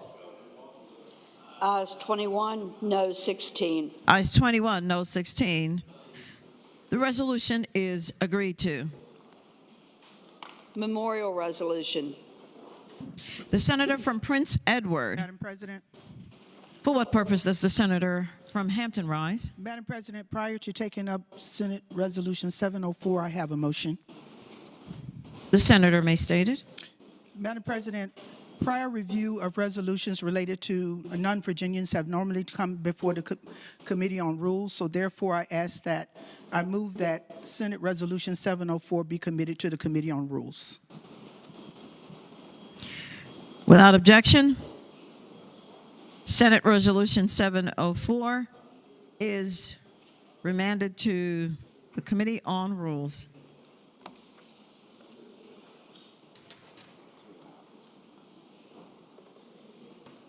Senator Surville, calendar completion. Inquiry of the clerk. That complete today's calendar? No, sir. I'm just kidding. Yes, sir, it does. Okay. Thank you, and thanks for lunch today and breakfast. Madam Speaker, Madam President. Senator from Mecklenburg, Senator Mulcahy. Can I have a point of personal privilege? Senator may state it. Since I was supposed to be with a victim of domestic violence today at court, I'm going to take a few minutes to speak on the behalf of domestic violence victims. And I know that we all want to get home, including myself. But today is the last day of Domestic Violence Awareness Month. And as we have been here this week, a lot has been said about political violence and how we condemn that. And there's a lot of passion about that subject, and as it should be. But the gentleman from, I believe, King George, gave a very passionate account of a story when his family was singled out. A threat to his family, his wife, his children, and himself. Their life was threatened, and how life-changing that was, and how they would never forget about that. And he asked a question. I think he said, "Can you imagine how that felt?" And I sat here and I said, "Yes, I can." How about every day for 30 years? Every day. And it made me think even further that what if that threat was in your very own home? And what if that threat came from the very person that you were supposed to go to and say, "Protect me from this threat, protect me from this person that's going to hurt me"? What if that threat came from the very person that said they're going to love and protect you for the rest of your life? And what if that threat came from the person that should help you find somewhere safe to go and stay so that you wouldn't get hurt? That's what victims that I help every day deal with in my nonprofit. And today I was supposed to be at court with one holding their hand because the courts are not friendly to victims. And so in the United States, around 24 people per minute are victims of physical violence, rape, and stalking by an intimate partner. 1 in 3 women and 1 in 10 men experience some form of physical violence by a partner in their lifetime. 85% of domestic violence victims are women. Every day, nearly three women are killed by an intimate partner. A woman experiences physical abuse every 9 seconds. Only 1 in 5 domestic violence victims with physical injuries seeks treatment. But the sad statistic is that most domestic violence incidents are never reported, including mine in 30 years. Never once. Never once did I call 911. Never once did I tell my parents. Never once did I tell anyone. The question you always hear, why didn't you leave? Why didn't you just walk out the door? I mean, I was a successful business person. My husband and I, we owned a business together, very successful. The reasons we don't leave, we fear our abusers' violent behavior will escalate. We fear the threats that we'll be killed.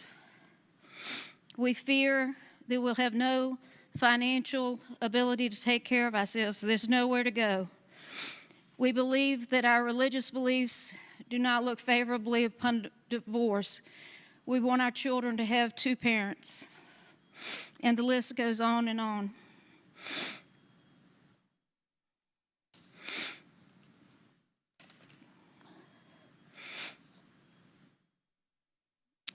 It makes me think of a story.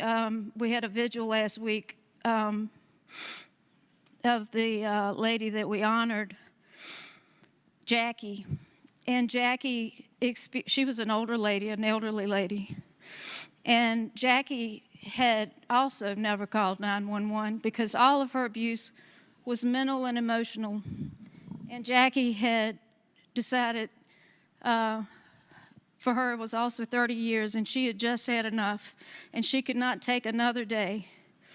And so Jackie made a plan. She found a place that she could rent, and she told her daughter, I'm leaving. I'm going to leave him. I'm finally going to leave him. And that she had planned when he wouldn't be there, that she was going to leave. And Jackie had her suitcase packed, and he was a fine, upstanding gentleman. He ran a homeless shelter, and everybody thought he was the greatest guy on earth. The conditions to stay in his homeless shelter was you had to go to church with him, and you had to be drug-free.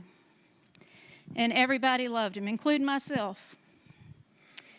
And the day Jackie had her suitcase packed and was going out the door and she was on the phone with her daughter, he happened to come back home and he picked up his gun and he killed her. Because that's what's happened, and that's why we don't leave. We know the real threat is when we leave. That's when we get killed, is after we leave or when we're leaving, and when we try to walk out that door. And that's why we don't leave. And so I just want you to listen and hear. I know y'all don't want to hear about this subject. It's not a popular subject to talk about. It's not a fun subject. Nobody wants to hear about it. But I want you on this month of awareness to hear it and to know. And I know that I think it's 1/4 of this body is attorneys. And I want you to know that the courtroom is another place that victims of abuse get re-victimized, because family courts are not friendly to victims, because people don't understand that most victims of domestic abuse end up with a mental illness because of their abuse. And they're often referred to as crazy. And probably by the time they get to a courtroom, they are crazy. Many of them suffer from anxiety, depression. For myself, I have PTSD.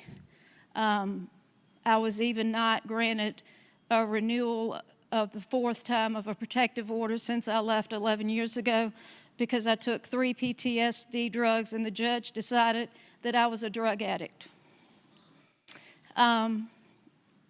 So if you are an attorney, I would beg of you to learn about narcissistic behaviors, about coercion, about how manipulative, you know what I'm saying, that abusers can be and how they present themselves and how they use children as possessions, not because they want them, but because that is the best and easiest way to hurt a mother. And these roles can be reversed as well. And when you're vetting judges, oh my God, please, if they're going to be in the juvenile courts, don't just get your best friend's buddy. Make sure they know the job they're going to be doing and how they serve,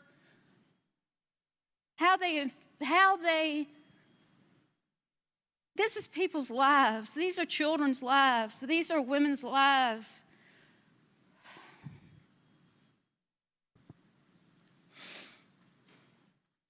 It's probably the biggest disappointment I had when I came here to the General Assembly is how the judicial process works. I thought I was coming up here with my 50 questions about how you're going to serve in the courtroom, and I found out it's just who knows who and what party you're with. So disappointing.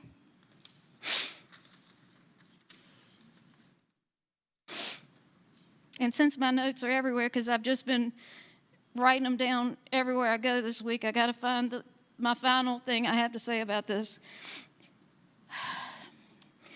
No, I don't think the government can fix this problem. No, I definitely don't. I don't think that the government can fix any problem. I mean, just look at what we've done this week. But I hope and pray that Virginia can set an example for the rest of the country in its support for advocacy, not only for intervention of victims, but also for prevention and helping young people learn a different way of life that they may be learning in their own homes so that we can stop this vicious cycle. I also hope that Virginia can set an example by being the state that gets it right in our courtrooms and where victims are protected and children are not allowed to be used as property.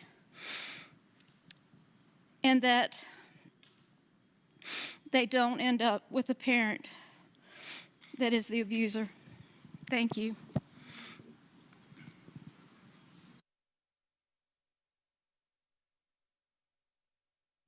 Senator Hashmi, the senator from Richmond City. Thank you, Madam President. I rise for a point of personal privilege. The senator has the floor. Thank you, Madam President.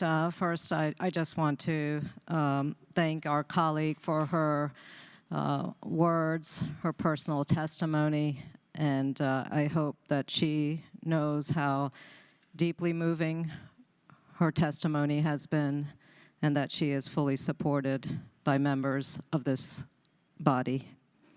Thank you for sharing. Madam President, I rise also to thank our colleagues who have sacrificed a week of their lives, their professional and personal lives, to join us today, this whole week, to work hard to respond to the urgency of the moment at hand. I want to highlight that the work that we've been engaged in this week is to strengthen, not to dilute, as many have argued, Virginia's redistricting process. It is about the people, and it is about honesty. Honesty about what is happening all across this nation, honesty about the crisis points that we are facing, honesty about the intentional damage that is being inflicted on the various communities that we represent, our farmers, our veterans, our rural families, seniors, immigrants, LGBTQ family and friends, children in poverty, and so many more. We must remind ourselves that yes, we are Virginians, and critically as well, we are Americans. America is in crisis, and Virginia has the opportunity to respond in this most precipitous moment. This is a moment that we must meet with urgency, and it is incumbent on us to act. It is incumbent on us to answer the calls of Virginians in every corner of the Commonwealth who have made one message loud and clear. They are angry at the direction of this country. Across our country, we're witnessing a crisis of faith in our democracy and a crisis in democracy itself. The refusal to accept the results of the 2020 election engendered the violence of the insurrection of January 6, 2021, and while that tragic moment and the horrific images of people storming our U.S. Capitol continue to resonate powerfully in our minds, that tragedy has been compounded even further over the subsequent years. Since 2020, we've seen amplified efforts to discredit the lawful results of elections, to consolidate political power, and to rewrite the basic rules of fair and equal participation. State houses across the nation, from Florida to Texas to Ohio, have taken up revisionist history along with the redrawing of maps and the writing of laws in order to prioritize party and politics over the people. These are not isolated incidents, nor are they happening in a vacuum. There is a clear and direct line from the centuries of dispossession, disenfranchisement, and dehumanization of Black and brown people. There is a clear line to what is happening today. There is also a clear and direct line from Jim Crow, from segregation and redlining to what we are seeing today. These are not, and I would like to remind us about the words of Thomas Paine. Thomas Paine, whose words helped to give birth to American liberty, he warned us long ago, the right of voting is the primary right by which all other rights are protected. And when that right is manipulated or subverted, when lines are drawn in ways that suppress voters, every other right is undermined. The right to vote and the right to fair representation are foundational to the right to economic justice, the right to social justice, the right to civic engagement. And so when we fight for fair representation, we are actually fighting for better wages. We are protecting health care and health care access. We are responding to the dismantling of public education. This effort is not just about protecting representation. It is quite literally about access, equity, and justice. If we in Virginia fail to act, we risk following the same path that we have seen elsewhere, a path that replaces trust with cynicism, and where voters believe that the outcome is rigged even before the first ballot is cast. That is how democracies falter, not with one tragic, magnificent collapse, but with the steady erosion of fair representation, one district at a time, not with a bang, but with a whimper, as the poet T.S. Eliot warned. Thomas Paine also reminded us, those who expect to reap the blessings of freedom must undergo the fatigue of supporting it. And this moment right here, right now, is our collective fatigue. It is the hard work of protecting democracy from the slow decay of vile self-interest, contemptuous disregard for the rule of law, and the debilitating destruction of demagoguery. So we have been called upon to act with courage and conviction, and some have asked, why now? Why the urgency? Some have accused us on this side of the aisle of playing craven political theater, and as we all know, theatrics does have a certain role to play in politics. However, The serious nature of this moment is far beyond theatrics, and it is also well beyond the hysterics of hypocrisy. Virginia is among the states that have felt the immediate and immense economic pain from the chaos of the Trump administration. We know that he is eroding the rule of law in his relentless pursuit of power. We know that we must face the moment with urgency rather than sit on the sidelines as we watch our democracy be stripped away in ways that will take generations to repair. All across Virginia, tens of thousands of our constituents have marched, they have rallied, they have called upon us to act, to take a stance, to respond to the chaos and destruction of Trump's Washington with more than just empty words. And this week, we did just that, and Virginians are proud. So today is the first step in an endeavor to stand up against the unlawful power grabs and return power back to the people of Virginia. It is through our actions today that we may give Virginians a voice in deciding the future of America. Madam President, I conclude my comments with a reminder of what Abraham Lincoln urged of us, his fellow citizens, in 1862, that in moments of grave crisis, moments of historic urgency, we are called to act boldly and with full determination. It is Lincoln who said, "The dogmas of the quiet past are inadequate to the stormy present. The occasion is piled high with difficulty, and we must rise with that occasion. As our case is new, we must think anew and act anew. We must disenthrall ourselves, and then we will save our country." Madam President, we have just taken our first steps in disenthralling ourselves from the dogmas of that quiet past. Thank you, Madam President. Senator Cyphers, the senator from Prince Edward.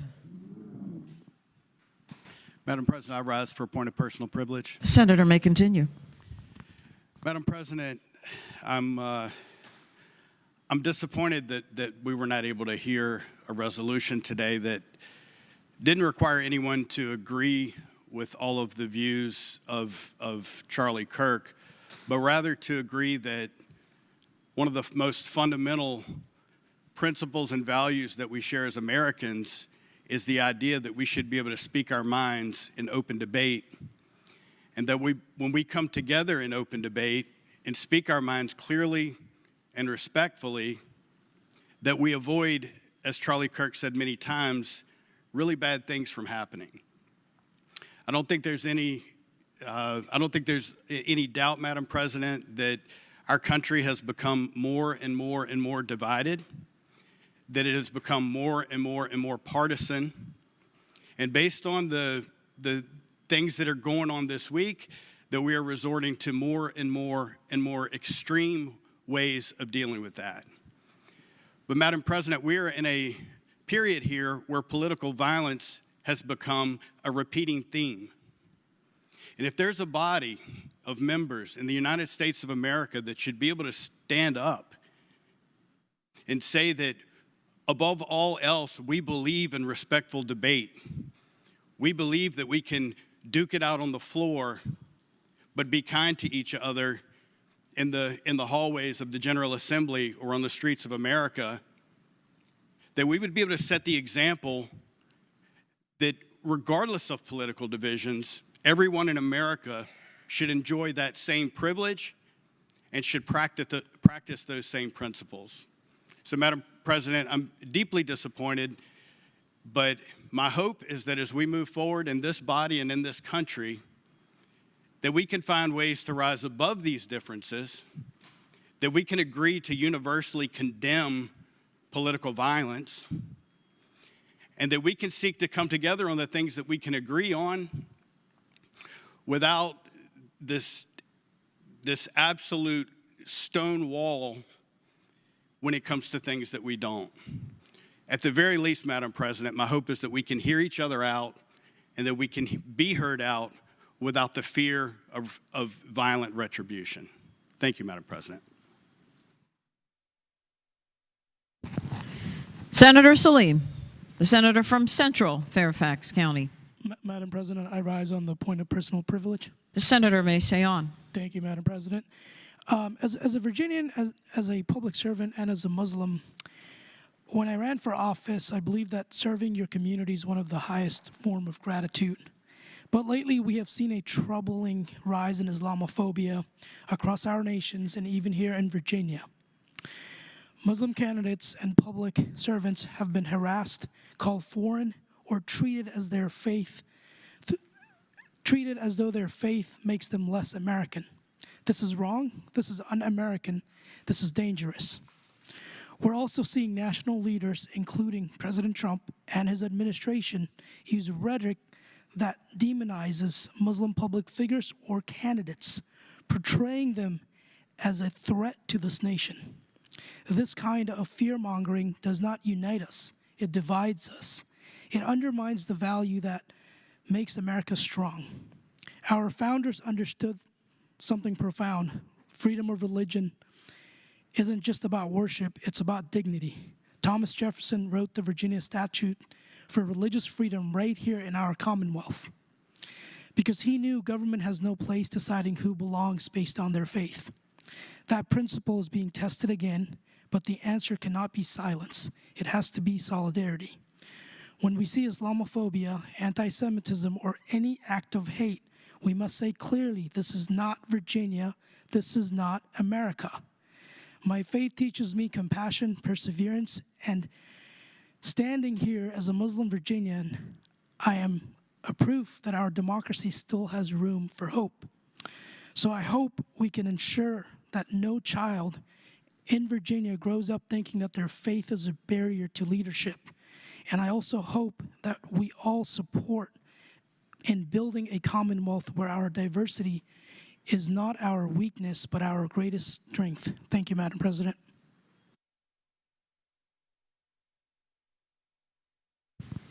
Senator Locke, the senator from Hampton. Thank you, Madam President. I rise on a point of personal privilege. The senator. Thank you, Madam President. Madam President, this week, each day we received a political communication from the governor. These missives chastised Democrats as though we were children and not an independent branch of government quite capable of making decisions and policy choices independent of his office. I would like to address a couple of things he has chosen to focus on in these unwarranted missives. First, the government shutdown is not the fault of Democrats. Last time I checked, there's a trifecta in D.C. executive, legislative, and judicial. They control everything. The problem they have is an inability to govern.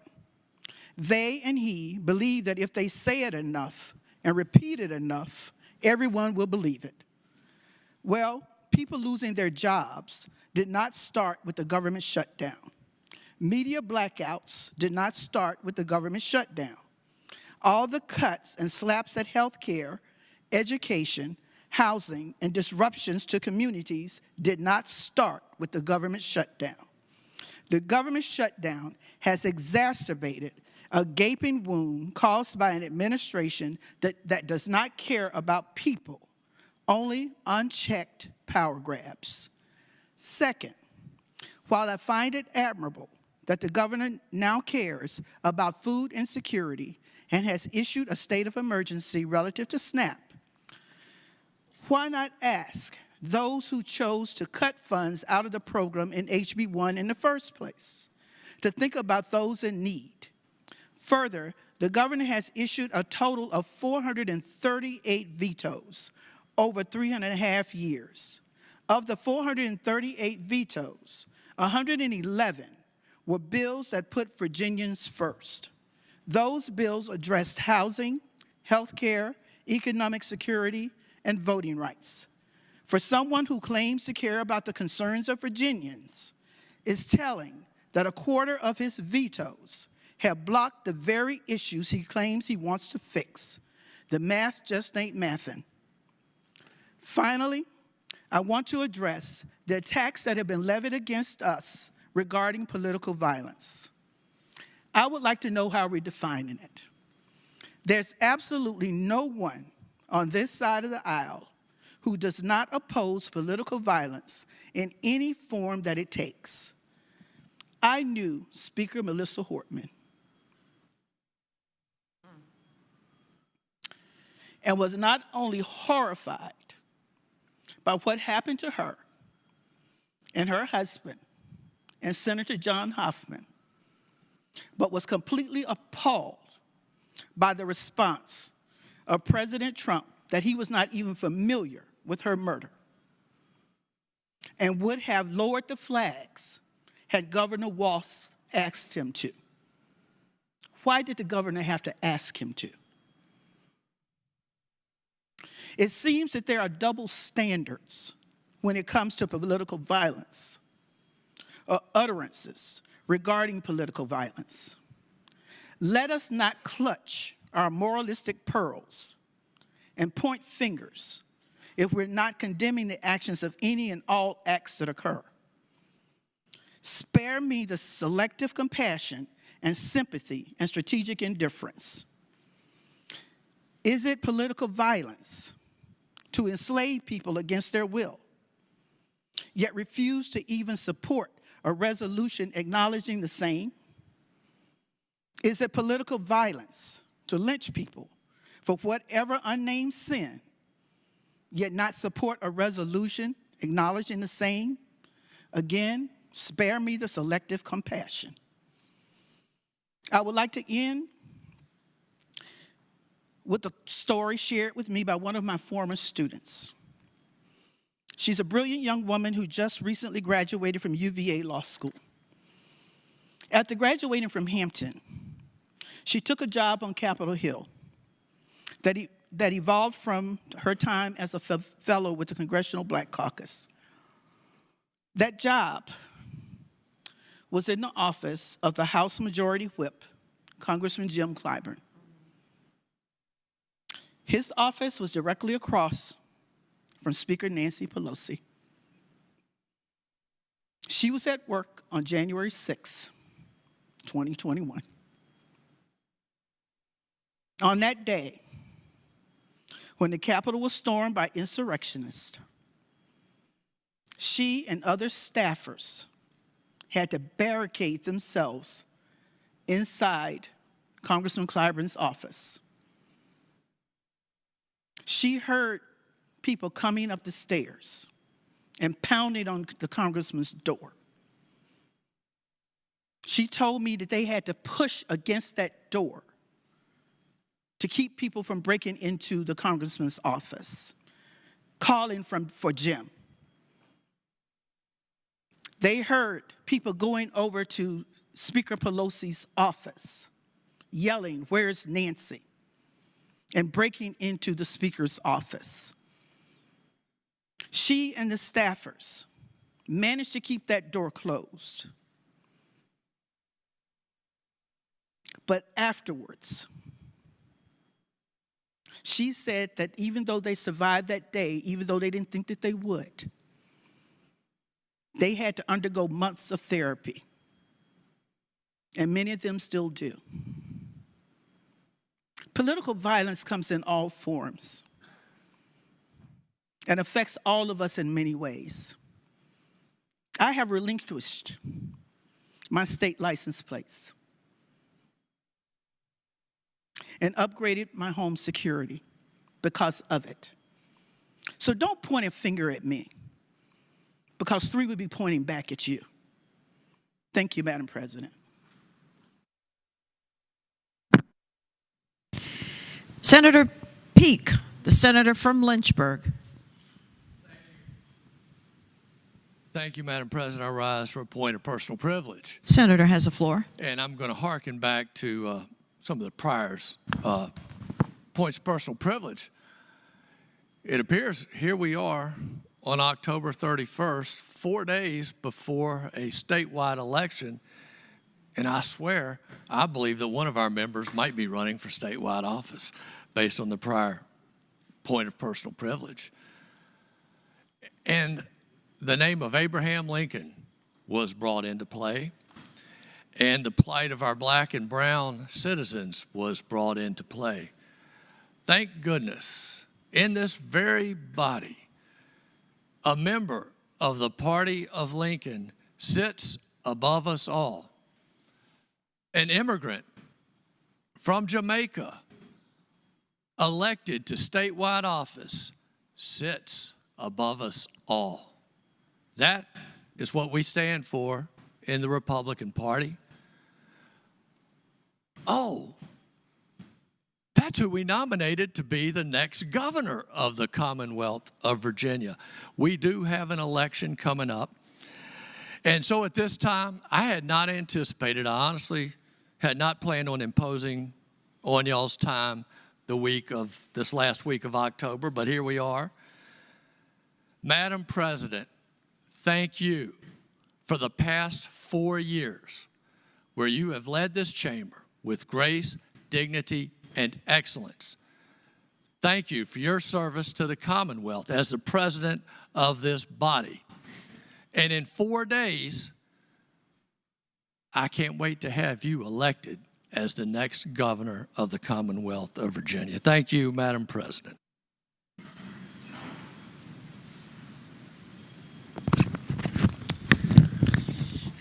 Is there any other business to come before the Senate? Hearing none, the clerk will report any announcements on the desk. There are no announcements, Madam President. The senator from Portsmouth, Senator Lucas. Good afternoon, Madam President. Good afternoon.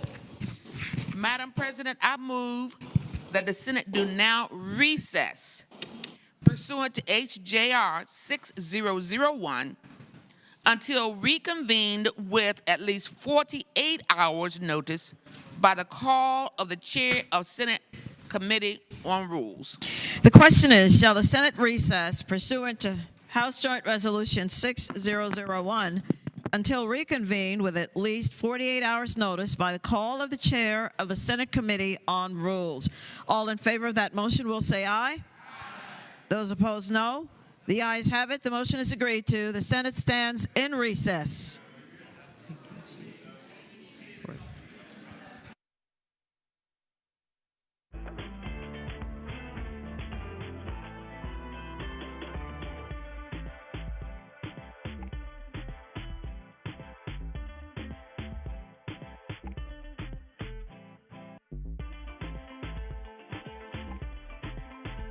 Senate Chamber.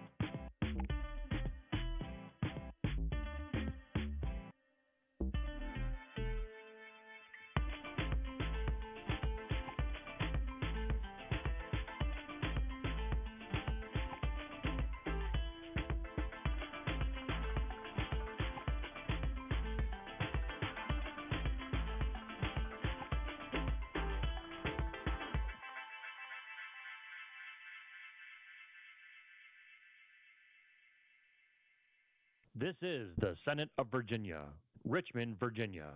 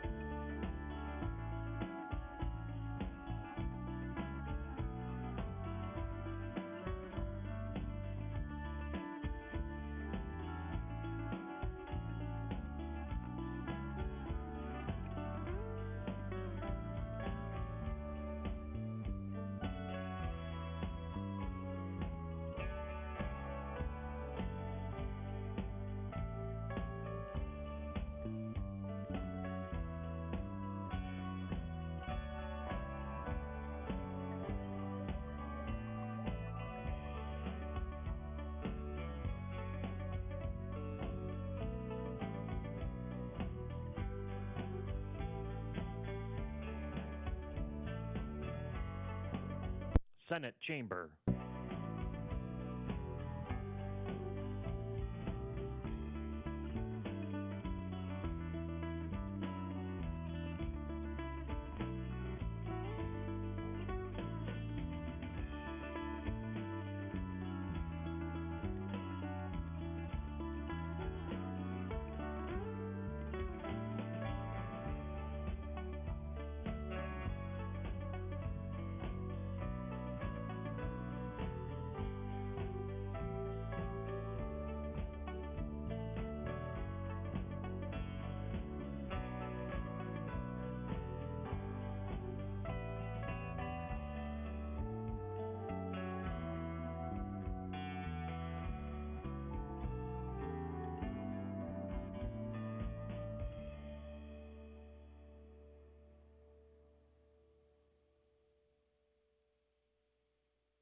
Did you know that you can watch the Senate live on YouTube?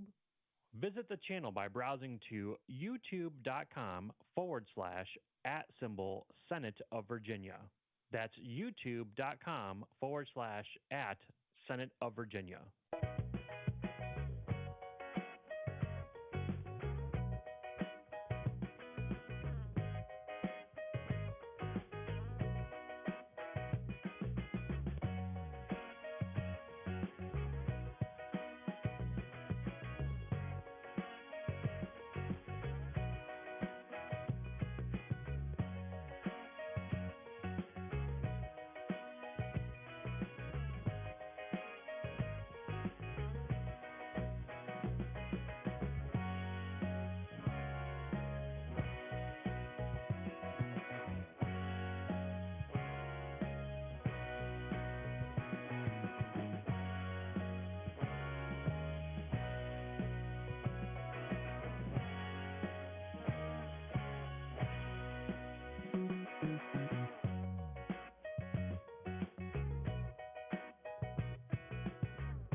This is the Senate of Virginia, Richmond, Virginia.